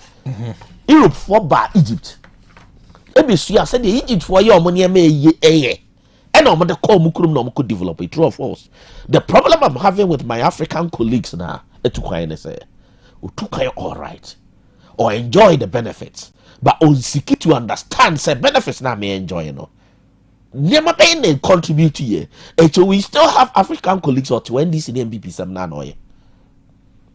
They are not contributing to building and could be 7 years now. And I think Obia Watana Canada or US can challenge me. So that's 7 years now to now. How many times do I say Obia at that time now? Very free prime minister no credit. But later Trudeau came. And let's say more US, you know, how many times will say President Trump say cut a sword and now commission project be? Does it mean say project Bianco so Americana? I'm talking about a nation. Say snow togu asphalt so asphalt snow near salty. It's asphalt ne papai. And it's once again Ghana for Adomated. I'm walk Queen's University. A Ghana near branch or chemistry or tech. And we now funding and no study how they can solve the problem. It means after Asuno, most of the rules no more repair. It is abroche coin no. Papa they monitor no office. But it will be a topic no. Maybe some projects koso. They are more bigger projects. It could be steady and I'm saying no. So who say president be? Onamha, no that time commission project. It means that they are pretending to work. Well, Kelby say, okay, man needs assessment. That project say cost of unda kwa ino commission project.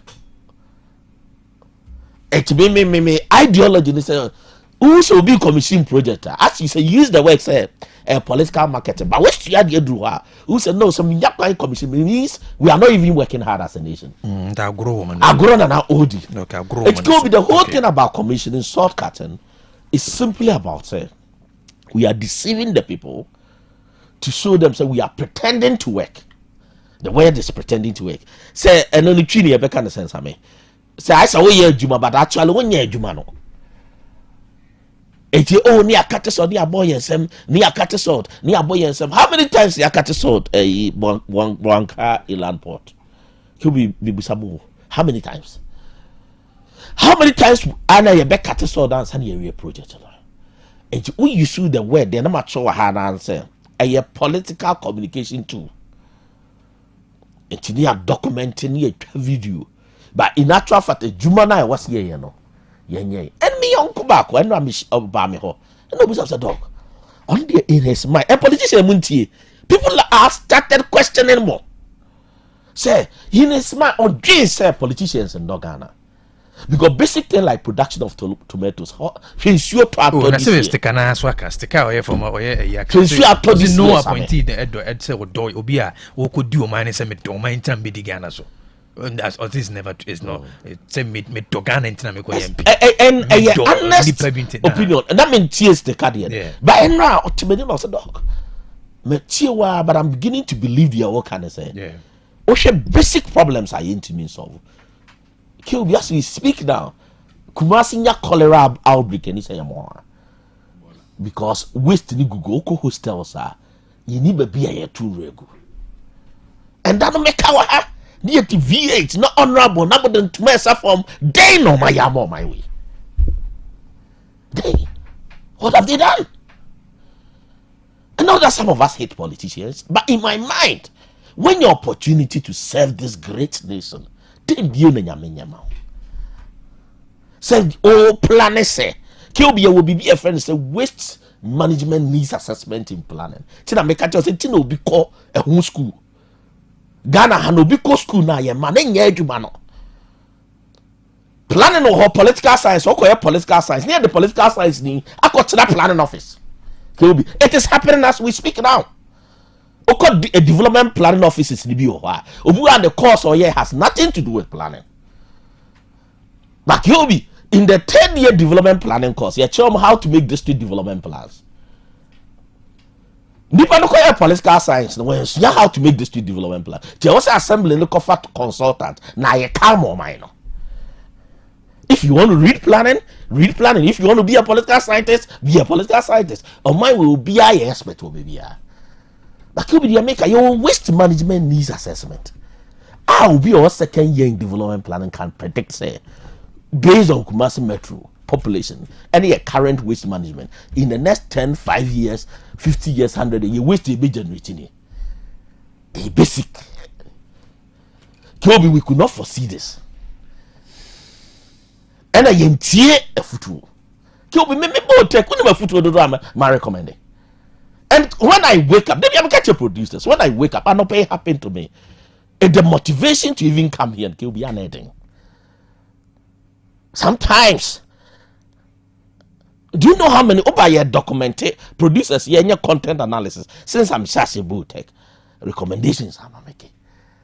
So the whole Kumasi Cranny space are here too rego. Kilby, we are more interested in say why Ben Sonia be convincing the panel. Said we need the next election. So let's go and commission the project. Let's go and cut the sword. But it comes with a cost. Because he will be V8 in Ebano. Say fool. If you free Accra presidential jet to the two, do you know how much it takes for you to move a jet for 30 minutes? And can you have financial loss? But he will be add commission the crap here now. I remember when I was the patron of the Ghana Association of Student Planners. Students become a it was nice for the department. And I said, I'm catching as the patron, I will not advise them. Their mistakes are leaders need make here. I will not want the future generation to make it. If they will listen to me, they didn't do it. Me catch up say baby I don't know. Obi who be say fair. You be say there is no need. Kilby, see, I hear Kumasi Accra Kwanya. Do you need to commission before we know that we've done it? Another make calculating, produce a more assignment. Go and look at the number of political communicators we have. We have more political communicators than medical doctors, than engineers. This is not a serious nation. It's a baba work to us, sorry. And they also building the career, no suya, the journalists and manakunya, and no didi penny at them. Sa baba and baby be minister of state. It's a half big leader because in her mind, no, and this is what the political system can be. You ain't mean kind entrepreneurship, the development of the nation without discussing the political system. It's your development planning. You see your institutions, your economic institutions, your social institutions, your political institutions. Set here your constitution, the political institutions have so much power, and could be a state politician could do because of power. So we can't discuss that. The business environment. We took a crabby obiju baby. That near capot. He will be made a moa. Also me pegadren. Into me tomoa. Last time I'm going. And have your day ban. He will be to interest you. Or say dog.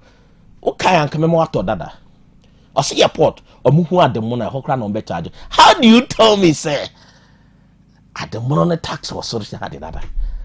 Kilby, your system and mindset needs to change. That make us no when they are so full. Nana so full Gabriel Justice Anoche.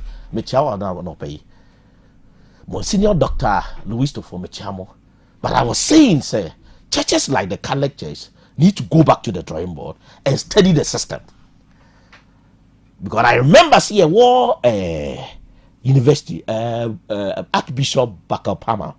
And no be busa the question be say, Your Grace, the church used to be very vocal during the military area. As a church now conform like and I say Archbishop Carr said now we have democracy. It is saying no, everybody has the right to speak up. But kill be the friendly democracy no, and you dangerous than the military rule. As we speak now. So now no. So they are serious and they say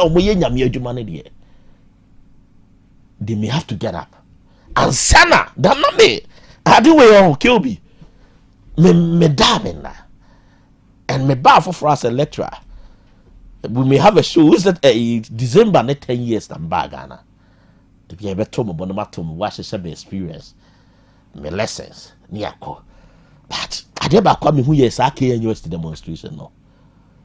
Nobody saw it coming. I'm sorry, I'm very close to students, Sammy. Very close. It will be saying the security system in Ashanti did not hear. Yes, sorry, I'm a bad lecture. The student has sending me video from administration down there. Our demonstration. Nipa. Doctor, do not come on campus. So then I'm maker. Emma politicians underestimating Mebuno.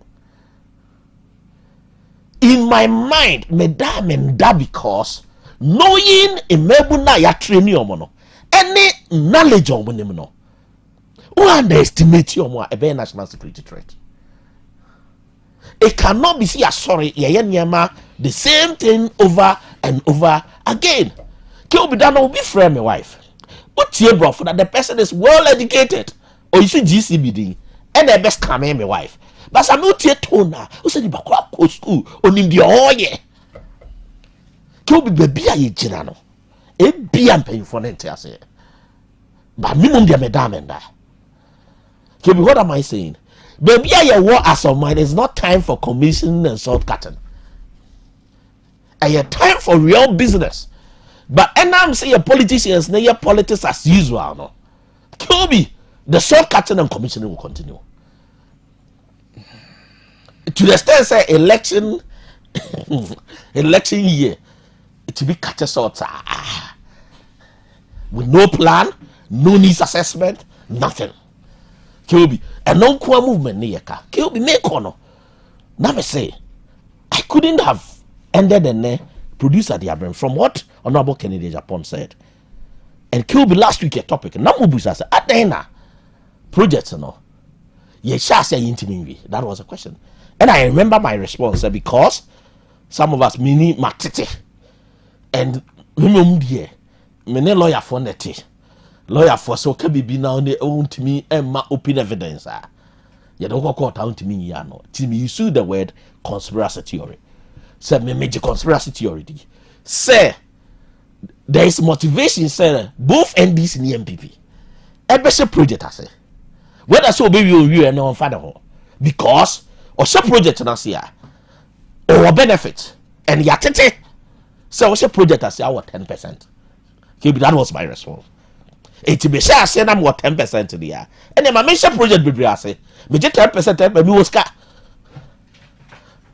So I use the word conspiracy. Then we are vulnerable. Saying say and matete the honorable kind of matete, but I couldn't have laid claim. But you don't underestimate the quotation of Ubia Watnam. Minimum how many years are honorable Kennedy Japan koi. Why a presidential candidate for a party like MPP. You don't underestimate that it's still the biggest opposition party. And maybe papa ya tete or tete me with Jinemo MPP deeper and no pay me child. You don't underestimate that. But Kilby on the key statement be name who ne say and your media be Kilby and war mining development. We respect the media, but who say assemble the media's focus. Is it about sensationalism or development? Kilby key things are me picky or say agenda 111. The ruling party was collecting 10% on projects. And no psycho say within this government, Obi approaching a year say, or you ready to obey the contractor, they are collecting 11%. This is coming from Honorable Kennedy Japan. Kilby, and then the conspiracy theory now, Honorable Nyamedoyen, I confirm no. So there was enough motivation because the catcher say agenda 111 policy wise, people disagreed with me. But I'm not planning school for 10 years. It could be a combination of theology business. Only maybe in terms of planning, you don't sit in Accra and propose 101 college. That Dr. Barnabas disagreed with me. But planning your training, you're different. I told you, say, baby or why be not necessarily in your hospital. Maybe you hear nurses, quarters, medical doctors say, we needs assessment. Your levels and hierarchy of health facilities. No, okay. It goes beyond. Then I'm a site example of a room over in Cleveland now. KNUST hospital and now any a cocoa go see cocoa be intimate kate. But that KNU to rem technically doesn't make technical sense. But yeah. But Kyobi me argument is the motivation they say. Obi we need election now award of contract your business. Kyobi. Award of contract. It was a choir. That make me feel bohu me 2 years I'm the pump see so. But what tell how many and say that. But how much did it cost at that time? Let me say I don't think say now 10,000 as 8,000. Can we are buying yes I don't know about 100,000. Can if we don't ask questions on these things, me when is Ghana is serious to develop. You see, your father said normal. It's honorable cars. I know we love the noise. MPP before boy ade our man the party unpopular me we bebu now who me who say all cast as we are only mobile makumem because it's not about political parties. Me na me penny or beka say no yen calm down. There is something we should investigate because when MPP the pen or kind and I make a be or can both. And that is what and na ya ka ho asem wa ha say untimi nchechero maya obi onye civil engineer da or your contractor because or your party communicator. Then we should close the civil engineering school. We should. Any serious. It could be what's the main problem now has been the political party. It to answer your question last week, Honorable say agenda 111 contract be at 10%. 10%. Do you know how much money we are talking about? Say your maya. By this time, your committee are investigating. Or say people in this government are approaching the year. So a contract on 11%. He is serious, and can be investigated. You know what? Let's forget about it. Nobody will investigate it. If I could check, na come now we are banchano. Near money 10 years. in prison. We've created a system. It works for the politicians. The politicians are protected. They make a living out of it. The dividends of the democracy, no. Shareholders or mudidi pay politicians. Now we are Ghanaian. What J party as one? We end this in here. Yes, or be on contract 11%. We MPP near. What they calculate agenda one. When you break wakuma. The time has come, so we be set back. No, case they be make us say, "Oh dear, tobo." No pusa on say Ghana no de ekono. E ho na person uja nananom. Ana me say producer case. They be a Ghana ekon de ehu. Is this how you want to live this country? Tikobi, to answer last week's question, honorable answer my. It may be dear. More contrast means more 10% or 11%. And they say more to because cost of living in cost. James say do 11%. So the more I award contrast, the more I get money. To keep me dear, there's a motivation to award more contracts than to complete the award because you did 10% and that. To be a jihad and I meant to ask. Doesn't make rational sense. Yeah. It will be a jihad and I meant to ask. The whole public procurement and contract award system needs to be revisited. How much money we even spending on maybe a 3-unit classroom block? Can be who could see our projects here? Maybe a 10 times lower than the Abayisi. Yeah. Abayin now, OC be brain now, bro. You can say friend economics of scale. It wasn't the cost of the buffer, no. Your democracy, no. Abayin projects more danger individual there. Kilby, it doesn't make sense. You're very normal. And so the journalists were more interested on the noise. But the substance they say we have evidence, maybe I want now, no. Your project contract, billions of dollars, yeah, 10% or so. Not individual couldn't bottom.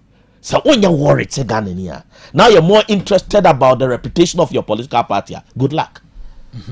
Good luck. And Meme Kase, he highlighted the two major political parties.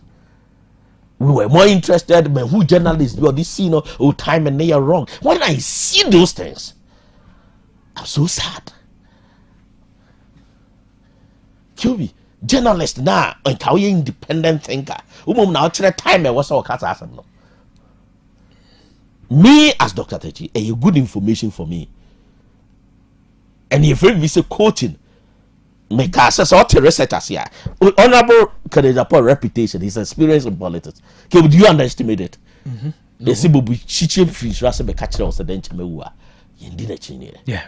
I felt that it's something that, but on mining in now, okay, this is what I'm saying. You say, "Near maybe I am normal." So now 10% near normal. Corruption is normal. Now you see men of God so comfortable with these people.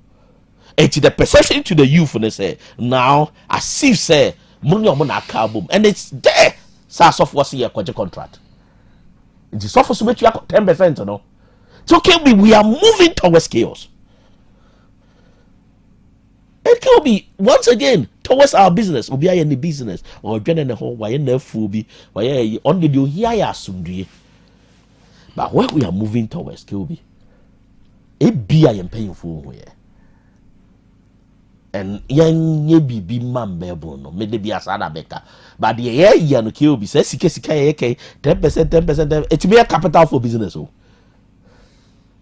Kill it affects the quality of the work in our way. It's an air choir, a quite be a yeah. Kill be so toy your pothole about them. Because you had 10% quality also yet. It means we are paying more for something I was saying you see skaket to it's a idea can be to my baby, you to be quiet them. Kill me. So mind me too, but these things should be taken seriously.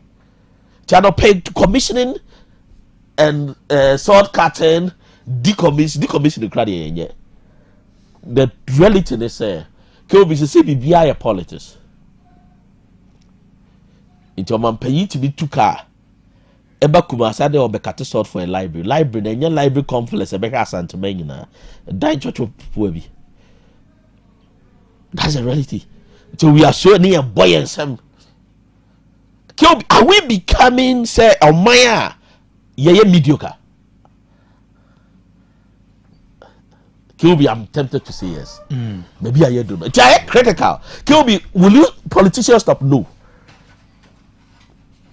But the truth is, and the social media, but oh yeah, then our crowd we come out. Kilby trust will be chat. Oh, I buy an idea. May say your work speaks for yourself. See, your politicians, they hear Juma, and just like a Gabriel converses are communicators about Becano. But they should not, may not that the party communicator and a bit of convince me. Kilby, I have the data, I have the medium how you are performing. So sending party communicator can convince me. But because say a Juma no money and to me, card shortcutting commission, the party communication account. Didn't you hear party communicators on the say? A Juma no money. It was almost small, we might be convinced. I may say a Juma yaye. Would you ever follow Dr. Cashew? May I be follow just to look at the mindset of the OBSU because I'm of one of the base use and the mindset. Could be a reho. It's topic down. That na meet Dr. Cashew on the Confanoche TCU issue. No, guy back. Maybe I finished. They have forgotten the argument. They say there's what called secrecy. You see, and now he misinterpreted Niama. Kill the argument. Now meet Dr. Cashew. No, there is something we call secrecy. The doctor now should have kept it secret. Can you believe this? But he nani background with a master's degree. Kobe, may you see you of Confanoche. A why my doctors, the name of Bunka Momoso. Yes, your man paying the statement about say, why you more Jenipa? Kobe, and yet a baby mema. He an assassin with. And trust me, and the mutia, see you only be, you know, that make our the political system because a idea na MPP CEOs na kavaso. And that's what they call secrecy. Make that my story as something by my mind. Some me encounter or Confanoche. What me money no so for phone say secrecy. Oh, emergency. Oh, here special bed. You see a fountain from the entry tube. See secrecy. Omune eka secrecy natural letter no. They are now leading the country. You is serious and we hold them accountable. Say no, the situation Confanoche me say. Si kaka kredi akebiano. Yes, MB before one, but let's stop discussing. Say, oh, MB before one, and most money. Most money. Yes, a secret. See you now, Becca say, Confanoche, I meant to me staff near the overwhelmed. Or no, mum, yes, a secrecy. We're breaching a. So the health minister continued to justify why the man should be suspended. Is this a nation that wants to develop? Then I can't say. See, you should plan in a year. He'll be handy over, maybe a health minister. What the other ma'am, yeah, Saturday is what I will do. I'll do what we call the health needs assessment. This is the first thing I will do as a planner. Okay, your major hospitals, Oko Tamale Teaching Hospital, what is the situation? The capacity, as a doctor send or many report, no. If you can many report and answer the CEO Naka. Mr. Go to the American say in handing over no regional capitals in now. Okay, open men go from your health needs assessment. We spend the time and half you go from levels or district. But what the major what is the situation? It will be a briefing. No one intervention at the health minister. And so the CEO no cry respond. The minister say me clear. So moment tell the American say Tifonti say as a health minister tina kunya so na. Tina that me can say the papa Muanka health minister and I have questions to answer. That he didn't know that Confanoche was our situation. No. It's not about moving around. The Macas I'm moving around content creation in a waste of time. Who some student I barely move around. I get briefing. I don't pay many student body in your program. Be at the faculty level. You be faculty week. My first president 11 o'clock. Me free tech. Me do 10:30, 11 o'clock. Give me briefing. I will not move around. They will move. But the health minister needed a briefing. What is the current state of Kwaku? University of Ghana Hospital. Confanoche, what is the state? Okay, yes, use. This is the situation. How do we address it? Am I clear? Yeah. You don't push the CEO at a level now, but take a sad decision. No? Then party communicators, they are about to go CEO. No? So. Are we serious to develop the nation? Then what Becca said, no, is secrecy. That no many doctor can say, for example, journalist can be your privileged information. Obi bet ma fraka tells oh same we na course and no obe cover nipa na the information here then amount and na say cabinet there are certain things that happen who oath of secrecy and na say Dr. Techimetiwe sometimes who privilege kill be ade we dey na ha me but member we anyway nya then enter no secrecy but obi you see you this is a situation of the teaching hospital or because say secrecy because of political party are very unpopular kill be this is the mind adwene edi your mind no so no eti ya dwene na cry flood ga dwene na your politics you be an emergency there are certain emergency situations na ultimate financial flaw so I'm not a medical doctor but I know this basic thing an emergency you be time na ya dey kasa no see you respond any see you net na okay you be here this number of bed okay you create space be na immediately you respond na you pay be embra you be time na ya dey kasa no we could have responded it uber planning score say there are certain situations you don't have time to debate Kiwi say that topic be channel planning in emergency situation there are certain situations that you don't have time to debate at the time now, my suspending no, when suspending yeah discussing no, we could have responded because obi but it will be a whole life no. MPP person protecting a reputation. It's honorable candidate Japan ko kind no. E wa me MPP ani megu ase. NDC person protecting a reputation. It is CEO no ko kind no. Wa me NDC ani megu ase. But Ghana de ani megu ase ya. Inform ho. This is the state of the nation. With the State of the Nation address. Otec State of the Nation address. And a very interesting conversation. No, doc. You didn't come say I said you can't send a bear to do no. Any be bomb wants not to make a decision. Because on my mom said do na ain't me reading between the lines. You don't know what is happening. Or do na so na twaba. Dosu. Because Kilby, it could have been responded though. It was Kilby. Yeah. Oh, come on, Kilby. Maybe the lectures be all Kilby. Or say, Doc, believe is cow politics. Once again, you preserve the identity. Or say, a professor, but me coach appointment. See, can't mean in a month. Then a year salary as a professor. The whole year. Kilby, there's money in our body politics. Kilby, many issue. So also will be a CEO, one man is car. But could be idea was all there. Yeah. That was away. You cannot tell me see about 80,000 Ghana cedis a month. That is teaching me. Watch out the 30 years. He will be the biggest a year marine fuel take. It's when Minister Santiago, Senior Santiago, reissue. Same, yes, Papa Biti ha. Or she Papa ne trade will puku and make crama and cotono.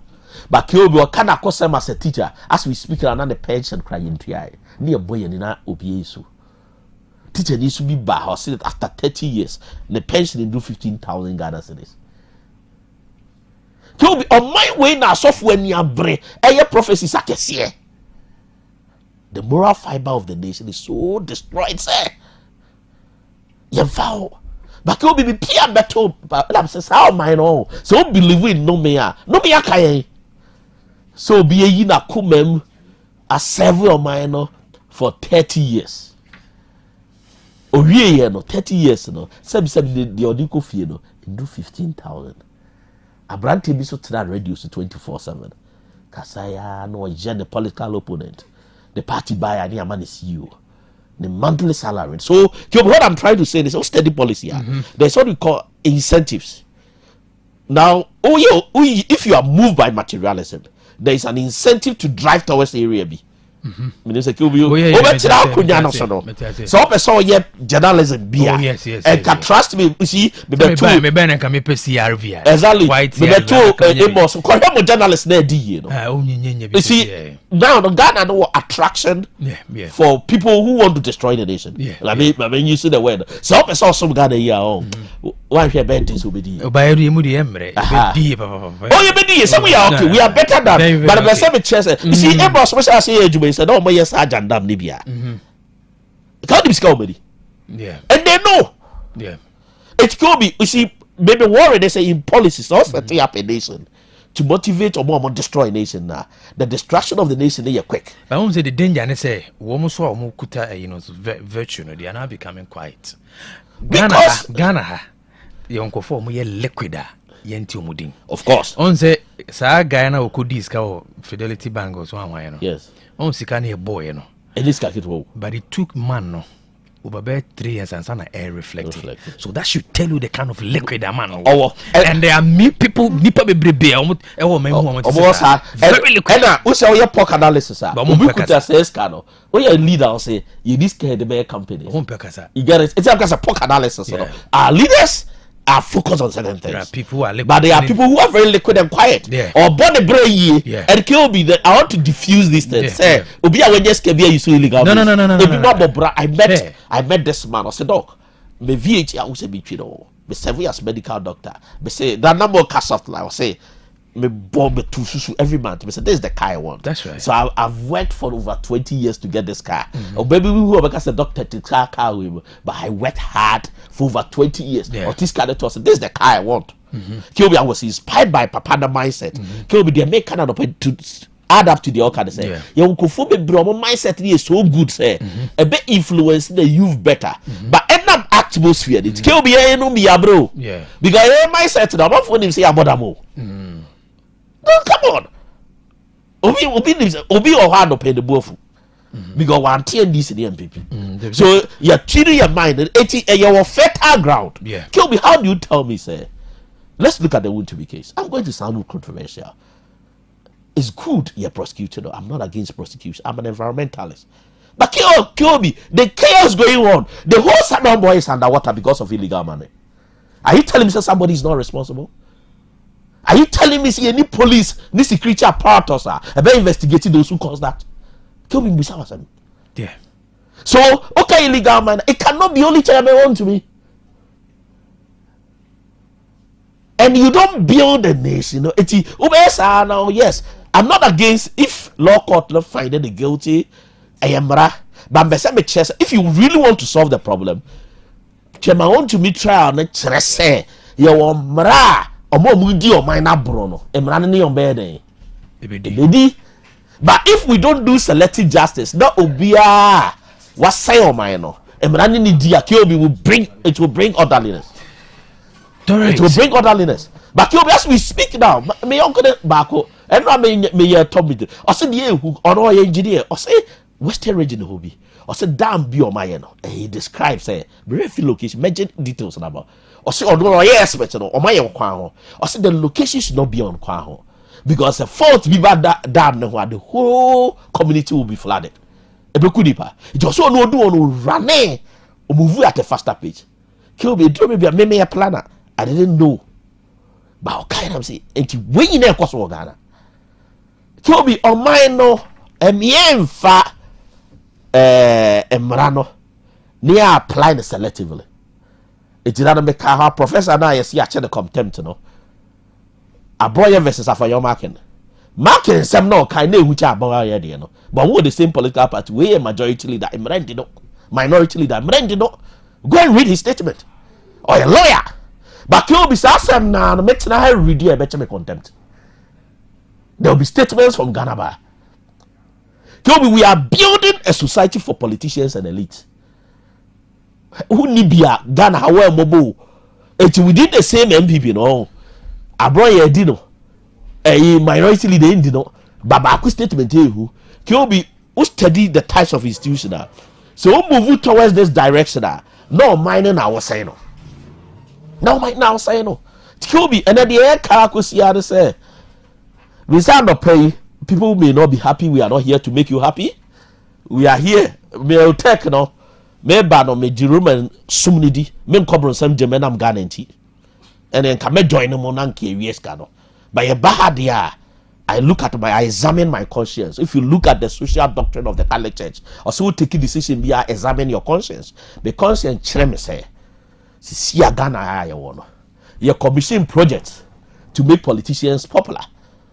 Yeah, cut a sword to make politicians popular. Then ignorance among the citizenry, you ban here then to go from honorable. As we speak, Honorable Japan, I'm verifying my conspiracy theory in this. We have motivation to see a better project, I say. Because party do also no, and on my way, no, the political system as it stands now, won't be develop on mine. And this is somebody I'm studying development plan in 10 years. Your political system as it stands now, no. Politicians be the and I'm going to power no. And so they are not ready to change it. It won't me money no. Our ba school are all copotos with school in the middle no. Our politicians then ba ako private school no. So one kasa now see the BNDC MPP now be ya. Omoma no beba be do so. And I've said that at the age of 60 years, I'll write a book called Black Colonialism. Your political system now you operate, it's a form of colonialism. Where the political elites, or me before to say, or mudi so to say colonial masters. It's a must set system, no. It's why here when you are now hiding behind NDC and MBB. When you are now hiding behind NDC. Now, on our Nyansapo also political party are unpopular. Come for not ma. Me papa ya 30 September we do 90 years. Baby me do come for not I'm our classmates or at least me rock come for not I'm classmates be 20. Me K University me JHS based in comedy in 10. Opoku ai mo bi. Ebia me papa ya me nyam pa hwe no. Wajwata. It would see you na tem no. Ebia ka many KOB nko ade an case you bit ma join it and paying council ebia ye kasama politician na ye ni enimdie. Do you know how much money I will make? Yeah. But a man so say Ghana ni also ye Christoni. Ghana ni also ye Kremoni. Kai say we are saying it's not about yourself. If we are saying and I no pay my yama family. Say Nyankobo ka say Dr. Techi we are Romans some say nyawawa. So we should prepare. But on mine now ye prepare no. Then ye dija ho amenchimba. All right. Big question. Very rhetorical question. Then and ye dija ho amenchimba. Doc. Toby. Beautiful Monday morning. So bet you am Kenya. Monday. Yeah. Oh, you tag it now. Oh, you tag that also. And it's now. It's not. No, Matuaba say yes. Oh, Matuaba say yes. Okay. But if there's a make Matuaba yes. Matuaba yes. You see, there is motivation here. Yes, I don't know. Makacha will say. You know, who's say about promotion. It's a promotion that you need to take time. It's for example. If we promotion you due in August, it be out from lecturer to senior lecturer. You due in August, it take time process. Sometimes it takes a year, but a promotion you due in August. Promotion the bar. If they say you better come back to August to pay your arrears or no, they decide to pay 3 months. You don't treat academics like this. Can be sacrifices. Same year, me disguise this be charge or Canada. Do you know how much I'll be earning? They Ghana be charge from Monday to Sunday. I'm telling you, Monday to Sunday. Do you know that no matter for back? No, my brother called me on a conversation. No, how you are working? Who are brutal you making? I'm saying no, it's not only about the money. I'm saying, brother, just a conversation. No, oh, brother, no. So we had to agree that I have to sleep at 10. But I don't cry me to me in that 10 because the workload. Because I made that 10. The number of students you are supervising and other things. Our problem. But Kyobi, what we are being paid is peanut. Let the government know these things.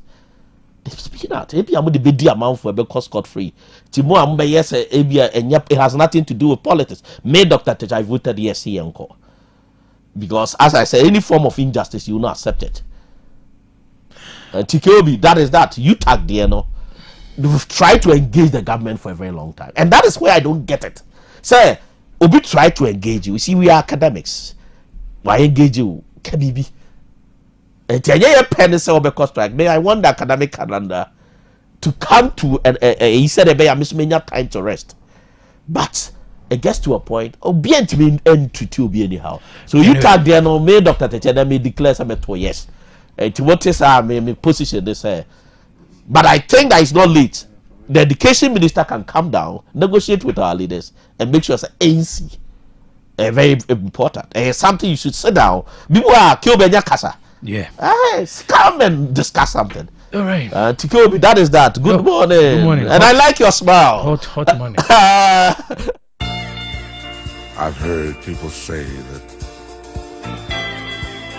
too much of anything is not good for you, baby.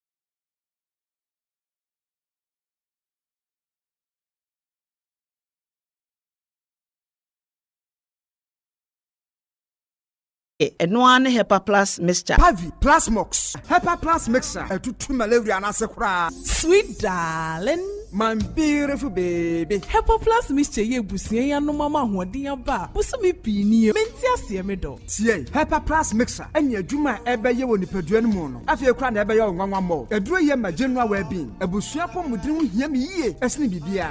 Enti me ma no mpafie ha. She, wo ye Hepa Plus husband. You the one Hepa Plus husband, and you also with your Hepa Plus wife. Na abano Hepa Plus mixer. My dear ready pa. Pavi Plus Mox. And na Hepa Plus nina. A pin for about or more manufo. And kwada when you feel to me nunca. Our pharmacist and Heba shop at phone for 0542 778 572 and now 0549 297-463. Hepa Plus mixer. Mapobudra mapa. FDRG edweden krato ya. Nansei mi amedi ho adanse pa se made hu na kofam. Ade ban mi o ewa chiro mi woni ye papa. Asade ebo asi mani so. Mani ne so ye wisi. Eso ye mikusu. Mani pronsio efemfeme ewowo me. Ensem sei na wo kadia. Ehia pa se Dr. Reni be show. Bra by Grace Eye Clinic. Ma yemfa fidie nhwe wani no so. Enkosi wani na chi. Nyehwe se de nyoma sitie. By Grace Hospital esanso obia. Yehwe asomo, ehwinimu ene eminimu. Metre ENT Clinic. Eti mo amota kwan mu minimu ana wasum tai kekau. Ne sentu de nyoma hudu awrewra wasum setakra yi wasum penti hairpins matches ene nyoma hudu awrewra wasum no Mr. Jai. Nebra my ENT for enhwe wasum ne fama. Da be na hunu dentist e mo hwe wanu mu ma wo. Wo kaso bi ho no kokọ na chi. Bra me nye scaling and polishing. Wanu mu nye hwam kama. Wo se na so abua bra me hwe ye de bi besi so ma ye fe. Anampo etu a ye besi foforo de ama wo. Kaka bi jejo e wo se ye tu a ye betu. Enwema amaka nyina. Opesi ye befie be hwe wo a ye be ba. By Grace Hospital so Kumasi Breman. Eben DVL office no. Bibia ni amienkasa 0244 97 68 05. Chalice my food Obi benya wo a na free yade ena apomuden so yansire nkokwan energy protein dietary fiber iron vitamin B12 and C omega 3 folic acid molecule ena selenium ena wasum dia go future life smart food aduane mu me pochinyifo Thomas bi se o magima aduane bi nkosonhwe setimi sanyare wa be se wo ha ne akire esichire yade mojabroso kokram ahotutuo o de epua be ma ne hunsu agene no aye mre wo mpam de ne nase atata stroke ena de na pos wa ye mre future life smart food bebo afei de aye abusuan chemfa Maltabella sogum wom enti regulate sugar level no san ye adwuma kwa nkasa enimu sana diabetic theory no so boa woni a enya esichire yade sickle cell typhoid asthma branche ne maba wa ekwa gym mompe high protein no binto oba bia opese ne yefunu ye flat no wohia smart fiber any zero smart food a future life smart food diabani ya Bolivia enterprise na kofa nuani ye ba omayimu enkran woni Ghana Telecom University no your opposite Kumase Woben Sofo line alignment Ena Tema Ubenya Biato Evergreen Supermarket Fre 0246 010150 0242 878090 Future Life Smart Food about that Chehuban Mekai pan semi nana so sori anopa na wodi bidie atobodi tire so na wodi atwitwe ne se de bia na ne se ye fita enke bia ni nanum nyame adubunti ofoso mensa and sons akofa Omen's original lemonade charcoal toothpaste ediaba ye de bidie akakaduro eni anka atwade na aka bomu ye de aye Omen's original lemonade charcoal toothpaste yasa de moringa ahahan no aye original herbal moringa toothpaste aye purely herbal Sawudi emu biye chichi wusia ema wusia fita eye nkaboni biye firi wonum na ema wusia ahoden we die ebusuan chemfa sewu pe Omen's original lemonade charcoal toothpaste ana original herbal moringa toothpaste dia enkran okanshi fra 024 634 4818 kumasi yewo solid fm edanda danimu yene ade cutlass dan no ena ehwe ni mu ehonso frɛ 024 381 4661 and 024-471-8672. Omen's original lemonade charcoal toothpaste and the original moringa herbal toothpaste. Dear we see here no. FDA. Madam, are you still paying with cash? Stop. See, Access Bank just introduced Rewards by Access, your new way to enjoy the finer things of life just by spending with your Access Bank card. Signing up is easy. Visit the Access Bank website and enter your membership ID from your welcome email. Create your username and password, then verify with an OTP. Voila! You are in. On your dashboard, you can view your endpoints, manage bookings, and track redemptions. Ready to redeem? Get instant airtime. Shop for electronics or fashion, book flights or hotels, and much more from over 3,000 merchants globally, all with your reward points. Just choose your reward, confirm with an OTP, and redeem. Rewards by Access is open to all Access MasterCard and Visa card holders. Terms and conditions apply. It's time to turn your everyday spending into extraordinary experiences. Sign up now and start redeeming. Rewards by Access. Enjoy the finer things of life. Access Bank, more than banking.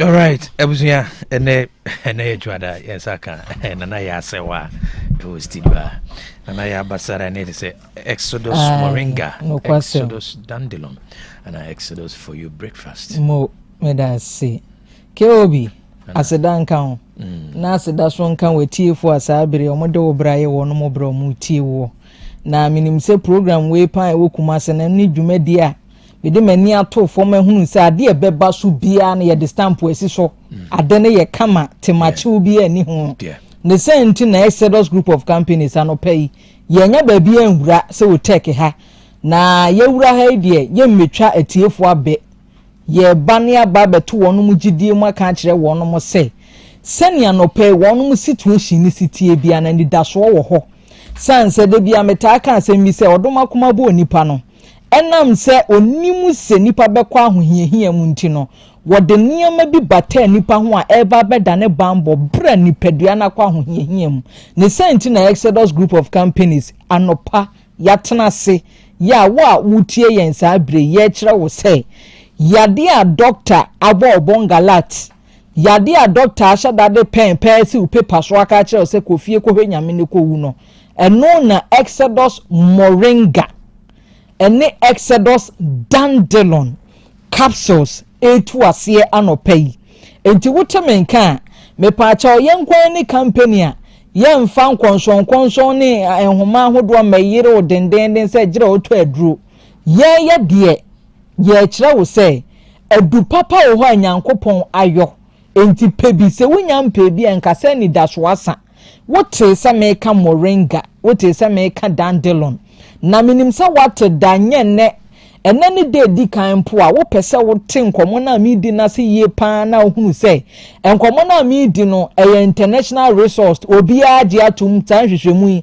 abrofo kra na di kan ye bibifo ne enya mam ye de ye dance ye nya moringa enya dandelion ye de ye ho ade ye ha ye ne ko babroni de enam so ye mfifi mu nti ko fifi mu hunu se obi wo diabetes no nya Exodus moringa capsules ne dandelion capsules yi bi na sa wo ba diabetes no me pa chaw eyira enkoma me ni wudi me pa che onya botre ma me Exodus moringa capsules na dandelion capsules asemo American kire wa no pay no wo fa konko bi a ewo mu 180 capsules obi si e adoso doctor yenimdifo enti waye ne capsules we nya kwotwe atre kwasaba akofa gu nsuo hiem kanum nom da bi esa ye prawo doctor yenimdifo enti wonim die benya odamu ni nyina na afenso wasan sese die wo mu ni nyina wonim se de wo betwa bosome afi wono wo se to nchia se wuto no emienu na se wo fa wache na se wache kura 2 weeks e wo sensan ye ba wapomuden ne ho na wankasa nso so wutimi frɛ doctor dia dance na 180 capsules ne nkyerɛ se ebu eda so no ye atwa mene bro ade asabi nyankopon aye de ya yenso ye de ato ye ho so ye de senka eja e kan kakra akra ne machine ho kan ade ene ye de ato so na ye se ye hwe aduro ne de etimi ye pa de bo pa entre de ato so a ene ye medofo Ghana ha em se omo mbeto bi adefo nko a nanso ya dwene ho yenim sania diabetes tie esichire ya de obi a wo insulin ya wa obi anum esichire ya de aduro anum enso de tie na tie bisa ho se die bentra aduro papa no wunya ntoi ena afi papa na wunya ntoi no memfa so bo ne mo bebre sanse ene hwehwe mu akoso no akenkan wuntan kenkan bi maye ka obehunu se Exodus moringa capsules ene dandelion capsules etu diabetes yase obi a high blood pressure low blood pressure onum bia o pressure no ebeba be ye normal ne nya ne se obefre ye na yen ya kire wo kwan a obefa so aye no sebi obi onum owo diabetes ya wonum bie ene obi nso owo pressure a wonum bie no munyina mon kwa ne benkro obi a wo kwan a obefa so anom no enti anopa wutie me wani abre se yade kakraka ba beto so pese wutu ase a meden homa bi ba be ma na ntentem wafre yen na wofre yen a kachira yen die ne hawo wonsa no na ye otitiriti ansa na me to aso me kai wo say Exodus moringa capsules ne dandelion capsules emma moja edi afurusani ye mentini ni mu da ho na nipa moja di afurusani wo nipadua ni mu a about 80% of yade na se etu me na me kachira wo se moja timi di afurusani ye pa onyare na ese wo no adom bi adom enti sa wo tamenka wonsa ye otitiriti etore bi etimi nya na wonem na ye wo ya asan ye otitiriti at the same time emepa achew enye wonkwa na waye bone na no manche amese wan na no me wo famity ane na so na no be kwoto adiza kokwa me no ye na adiza de ma ko ni krombo som so kokumie da bi nya wonkwa na wede ye first person ya wede bone ye nyina edi bone na nso nyame hu ye mobo de fem yen na ntise nipa yade ye ba ye pa no aduru ne ye to ase ye tietia enti ma memfa homa wei mawo na ene ye ni nkomo ano pei na Exodus enu papa ewo dwaso no won so ma wona asenye here kokope bito na fe entumi emwa 0544 0544 44 70 33 0544 44 70 33 anase 0548 03 39 96 0548 03 39 96 ni chatwo ni 0548 17 69 09 0548 17 69 09 wo de adwuma wo ya ma me anope ya ne se fa numbers yi bi ne frɛ na wo wi a me say ma o challenge ene se wo nya hwe na da time abe less busy no wo de kwa abe fontinten fidie so kokenkan keke se asɛm a me kan eye no korɛ ana se bi enya no korɛ wo ti wi ase hu na ntaa ya wo ya pa Exodus moringa capsules dandelion capsules wo num bia eyeye de bia ya meta aka asɛm bi de kyerɛ wo say sabi wo kɔ ye nuanom siremfo nkyɛn a wa wani tu ya dada wanom ho den ema wo kɔ ka ba ko ntɔkɔ a me se papa bia na ɔtaagye na no pa krofo mpaboafuom wɔgyegye na no pa na da krobra bia na efrɛ na bundo siremni papa ya gyegye na no adwa na no mu aha nipa adwena na da kro bundo ogigaye me se wo bro papa ya ma ne tiri hu nyina ye fi siremni no no edi entira didie hahan ye kɔ mu mogyam ti wo ne ne kɔkɔ kono nku ti wo temenka me srɛw Exodus moringa capsules Exodus dandelion capsules eboa manipa wo mpomu ye den se wo kenkan kwa akire pa wo be hu se dandelion ho e manipa nka se mu ye den pa ai wo kenkan kwa akire wo be hu wo pe vitamin A so pa na ye wo soro pa moringa ne kura mu kese enti ya na obi kwa akwato vitamin C so no owura pharmacy honom na okopet frem die bia ye de cornstarch ne a sikire atwam a na me hwe ne din moringa vitamin C no e wo soro enti mesra wane wo pe supplement e beboa me say vitamin K potassium ni nyina da ha wo ho nkwa hwe baabia Exodus moringa capsules dandelion capsules be wadwuma nyina ma na ne me dekora ne say moringa ya make kan wa say sayade ebro 700 dandelion sayade ebro 1000 ti wo tena ho ama yade akun doctor me de bia me kan say we kire say yade no enye ni nyina na yenim midin ebi wo ho kura etimi ba na afa ni yakwa ye nhwehwemu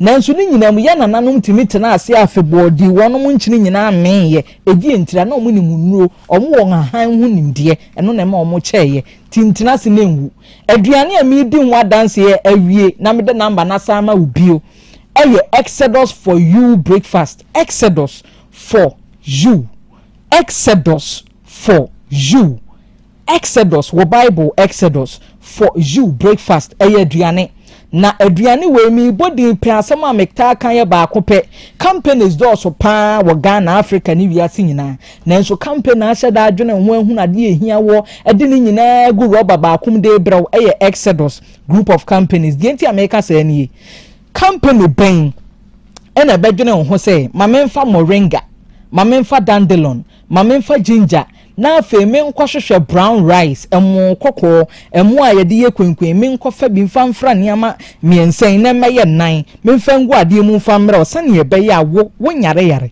ti wo ye obi a wota yare pan aduane ye ka ne se kokko to bi na ka bidi na beboa wo obi nso o liver problem kidney problem wonum titru de bia me ka asem we kire wo se abra ye aduane ho lunch wotema obi afuru na ahye ne nase ana atata aduane na je no e ma ne twetwen obeto bag ba akode koi satan ne ye na kase nko a afi de wa hya ase afi aduane ni serious do temenka liver problem ni kidney problem dialysis wo da bi so a ma me nsa musa wasem etwa to ansanam de number ya ma problem na aba ni paduane ho na wo pese sa problem ne ko enuo no ekɔ ni paduane mu a organs kuro ya meka ho ase na ekwa akɔsɔne so ama nipadua na nya ne mfa ahodie organs yi na ho atechemen nti afedie na ekɔsɔne de so ama de aba ba ye adwuma ama ya de nako mepacha we de je wodwene ho na wankasa wudi muaye na ma ho mepacha Exodus for you breakfast baby etonru no okɔ ho na ubodin ubenya bi akwada a wanya abosumi nsie ekɔ woka bia wono de adabra ka wanya ebone wutimi de sugar kakra na the protein a opemel kana bibi kakra fafra na fama no panyi a woni problem bia won hyede ni hawo wo keep wo healthy a won so wutimika e de niam a opegum na wadi na emom bibia na ye ne kwan so de e me dene se esikyire bia nim enti wo to na wo ya wo pa na wo di bi aka ho wo esikyire yade a wo de woni ho kwan kora se wo di bifra aduane be ye ho nsenkyereni bomode na gi ahomai na afei eni ye ntwetwen komo ne yemu a 0544 44 70 33 0544 44 70 33 anase 0548 03 39 96 0548 03 39 96 ni chat to 0548 17 69 09 0548 17 69 09 me pacha wotemenka na wokumase a me pacha obohwi atonsu high school junction ho udu high school junction na high school junction dwanim udu dwanim pe wo de kasa ya obi oye mpaboa na oton mpaboa ubehunu ho wo de udu ya obi nchen ka Exodus emfa hwenso so ye be kire wo Freddy Mens okay o Mr Herba wo mrom Kolenak Washtown Amseba Wabrepo junction Pure Leaf ewe buakwa ni police station ne di animhwe Green Leaf Otafo 4 miles Stop Amazing Otafo meted disase hoko Green Light Asqua Chronom Life Co Sewa Herba o Mampon Skin we just we Odeko Paradise ase ho pe enue wan pe bia wa ho Exodus moringa capsules and dandelion capsules Exodus for you breakfast and on ne pie we dwaso and nano pay baby a ton no to no bohui the drew wo me sorry nti dia homa ni twa to ne famra na wieye 0544 44 70 33 0544 44 70 33 and I say 0548 03 39 96 0548 03 39 96 you chat to 0548 17 69 09 0548 17 69 09 KOB me pacha adofo num nyina kan hye ne so say Exodus group of companies Ghana ha yenko a ene ye dia setna pa aba Ghana medase na ya yes you dase KOB good morning Otec mema wo nyina happy Father's Day to nana kofinti me nana kan ho adwumawura bibia happy Father's Day nyame nhira mo me mo ba mo modin fanya adwuma no ne so yitie so nyi dintie 2 St. Monica school na samo kan had Mrs. William city ma woni ma ka program da ka o ma decorate ko enye bia obi tukeko ya decorate the question you be ai from to wo nim say e be charge na nya kan ko cha 70 ya 14 me minister why of mama nana me te fichire o me fere ya fere fere to senye nya kan ko cha no mo cha more than that ni ko cha no no enya ebe me be ko o ko school ko o me so wi o ma me nyema no na 2 etere nkwala no de no kwala so tam bia sese etere school de tam bia mo ye graduation kwala ba akone we hima kina we nyina ntontale no nti ade ko so sese avin pa amma etere school no obi ntima de banko ebe ka ko be ma obi aba na banko nti school bi mo kare mo kan ye mai sremo KOB good morning akos papa bi kasa first and papa danyame ase so de yakọ na wotwi e de ama KOB me de enye se nimpa no de ka ne beto nimpa no wo bi de ma wo ba wo ba fi abetumi na wo de ama endi wo de to ane sa eno sa na ye de enye right e na headmaster na ye twi na sen no headmaster on nyo no ka se nimpa na fa ka ne mra enti we nya de atwi se e se bo mo kokko so na mo nye sa de ni me ba wie ye kwasi ada edura nwumre ni na ko ba bi kakra amana ni age na ye fe shero ade ni nyam eju obi bi de ma wo ba twa ma nimpa ne mra ne we na akoye ye na be ma ye hu so ba na wie school Kwaku ma no abedwafo achi o ma atechwe ni stadium so buru anwa mo ni ndomi wura ye daji yes pa se wo mo abande ama ye mi si eno ami hu no internet ni so no na mani agisa e de so no eno so be si mu sei eno de kura me hwe de cars o ma me ni o ba o na ne ba be ma wi school o tu si kaisa o ko wura ni ke ma dollars now ade Senko ma abande anka de beba o mai mu kura nkenye ka efi nesi e kono de nkenye kura eye pa yesro mo so mo abande wo mu fo mu nansi fo mu dendende e na afi so amanyofo no mu bedi ade na wo mu eye project bi na mo abande na fufro so ba na aye nwura tese ye family bi ntu wonom ne enchichi wo mu di enya de bia na ga na ejina ba bi ejina aden Mark me mkasa free afọ KOB yeti ye man Ghana mu pa na Ghana anase red cap wa ye egbu unya bi kura no ahwe ati se wo DSTV send se hunti station abaye wa so obi yi asamato enye kura enye ina yeti Ghana ha ewo TV stations ya ahwe stations no so yibi amaye ni a moto mo mpene na edu ha na nyina kate international se ka fon gwa no so mo hwe eye red cap ni bi enye ha adwen ye men bibia yi skasam ya be ma KOB no pay one watan konya nyina me mamachi menim sa bole oba de na dawru ma munyina mo ho ye uni aba me bismaf ni we ke kona mu drinking sport bebu entominu amema mo Otec nyina se enura emema woda na yedi ni nyina me mamunyina woda pa ani be nyina me komi nkotodwe ni ma me yewro me ni me rose di kind die isemam yes ya woso ni mo Mary di kan mu Otec adwuma yefo nyina mo dia eno melo de ne do ba Jesus ayi achede amaye no tonkoso anu nshira mo nsa no adwuma Omo nkwa ahoɔden wom piala e mani so ade hu Awurade ma ne mmerem onye mo kese kosi samo be kese ma mo nyina woda po KOB, good morning. Pachali meni mikasefri anamanya mpatasi. KOB ebimu abasu bebre. Otec edwuma yefu nyina edwuma panyi.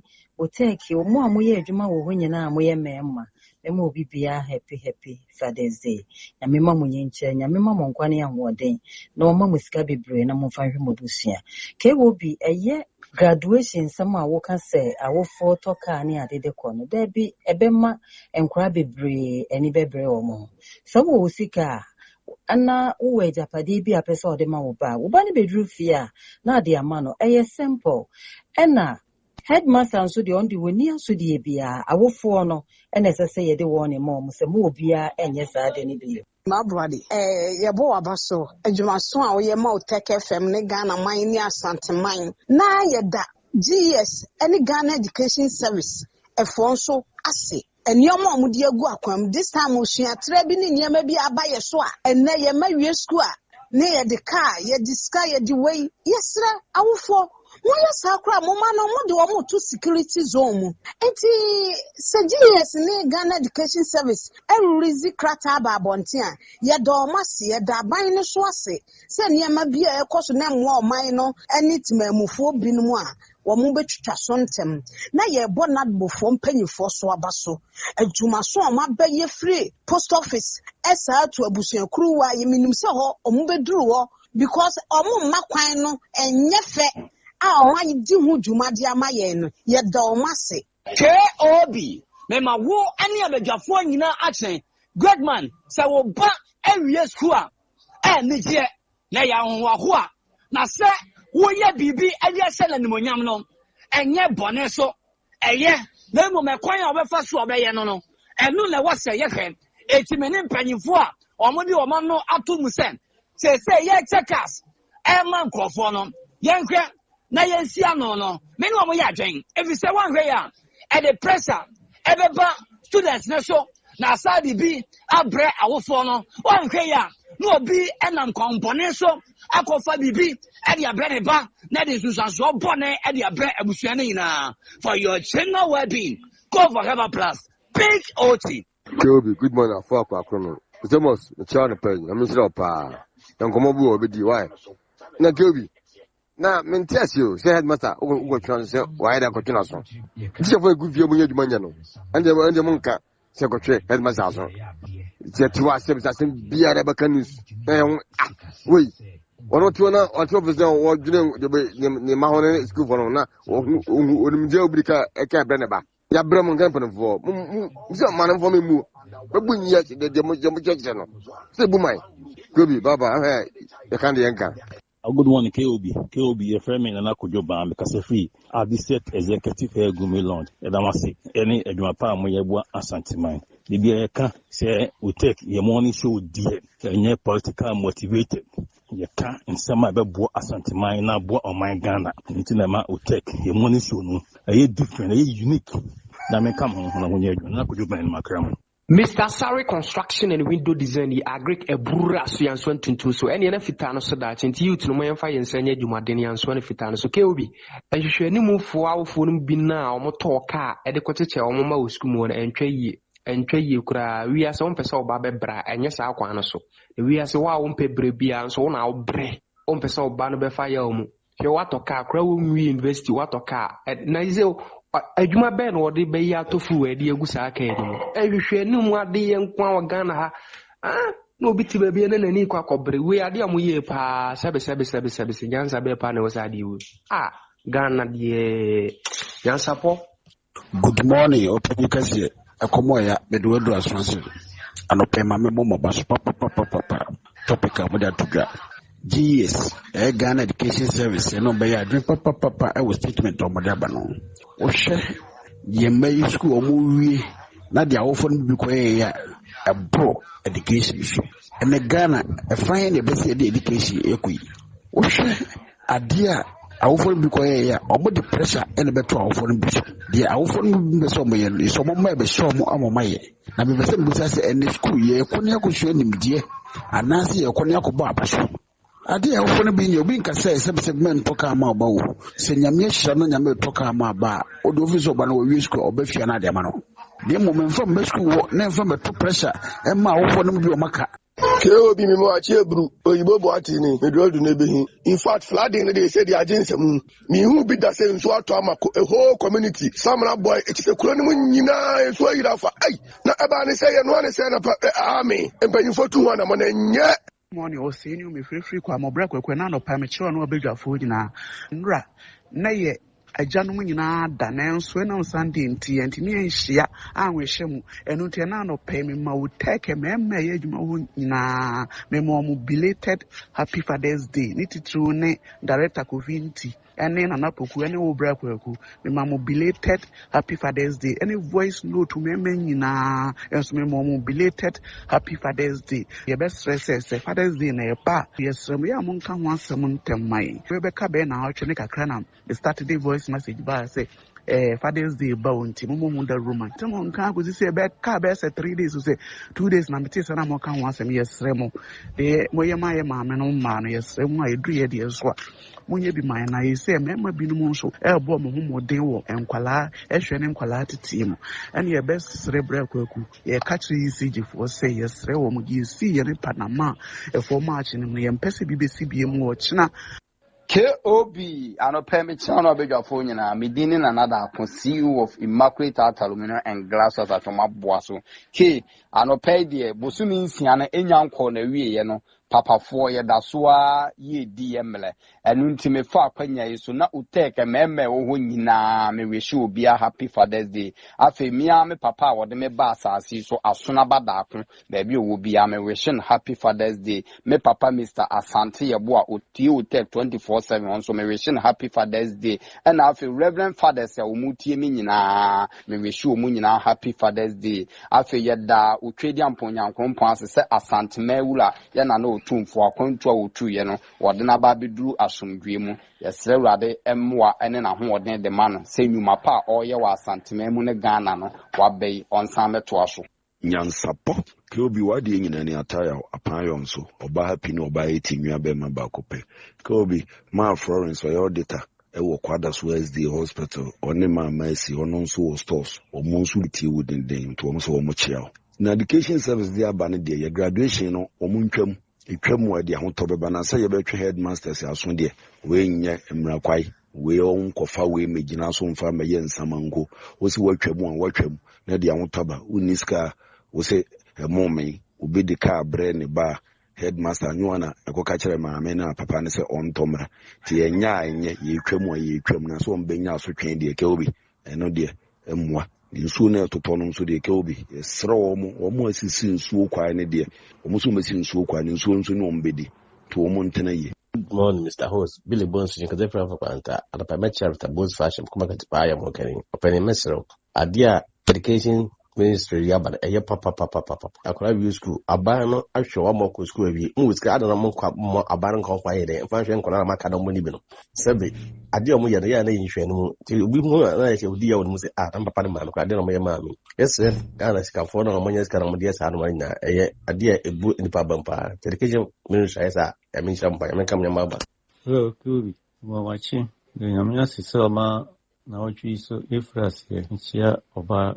Ajua tando chiano pa meniji na papa femi sapo because free man for asama ubiza ide sasa o amanyo fo no ehun se sebi Ghana for ya dwene e form se igri free at the end enema ya commission o mema de sanka ni nyina na yetimi ayede a nke Ghana che America ada ka che London yes de aso akobo ha ya yes ya commission we ya mcheze wojuru ho a wonti ase inya ko yewi sa zo a ene etu o man mu no so yentimi misa won hwe nu ma fa won ho adi na de yewo asembo ni papa o KOB ya mo be fo national pay obini de table so bla harabo me e de radiase so de abana watchu from KOB ye be sere Ghana TV no ye be sere se bo na mo bo no se muntimi me ya hwe a enya fi amo bo na ye impeded match bia he the impeded match live match ya ba he yes ya bobo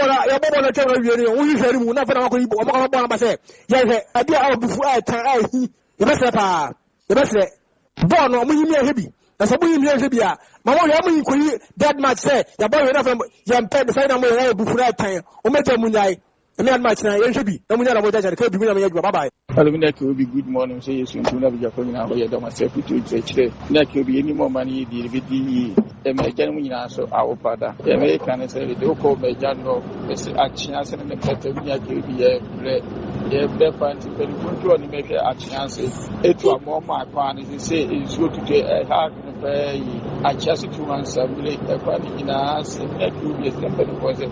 Oh my God, no, any my I feel a chance to park and Mrakeobi, Mwachuna Bejafunina, Wadina Beth, a better GS assay. Modesty, and also car education. If you be a kakaka, and also come will be. Now, extravagant life, they are fat and to chill, my dear. You could develop road that Harvard near their crank of fun. Yes, I knew man. Men cast was kind of a soy, yes, I am more. But also said, so we are no uncle to be so found. Oh, you're not my crevice and incorporate. It's a best near Sir Joseph Union.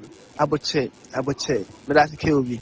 Patrol Benji in fancy Seria. You see you for Tada, meet me Sabian was some now about the same.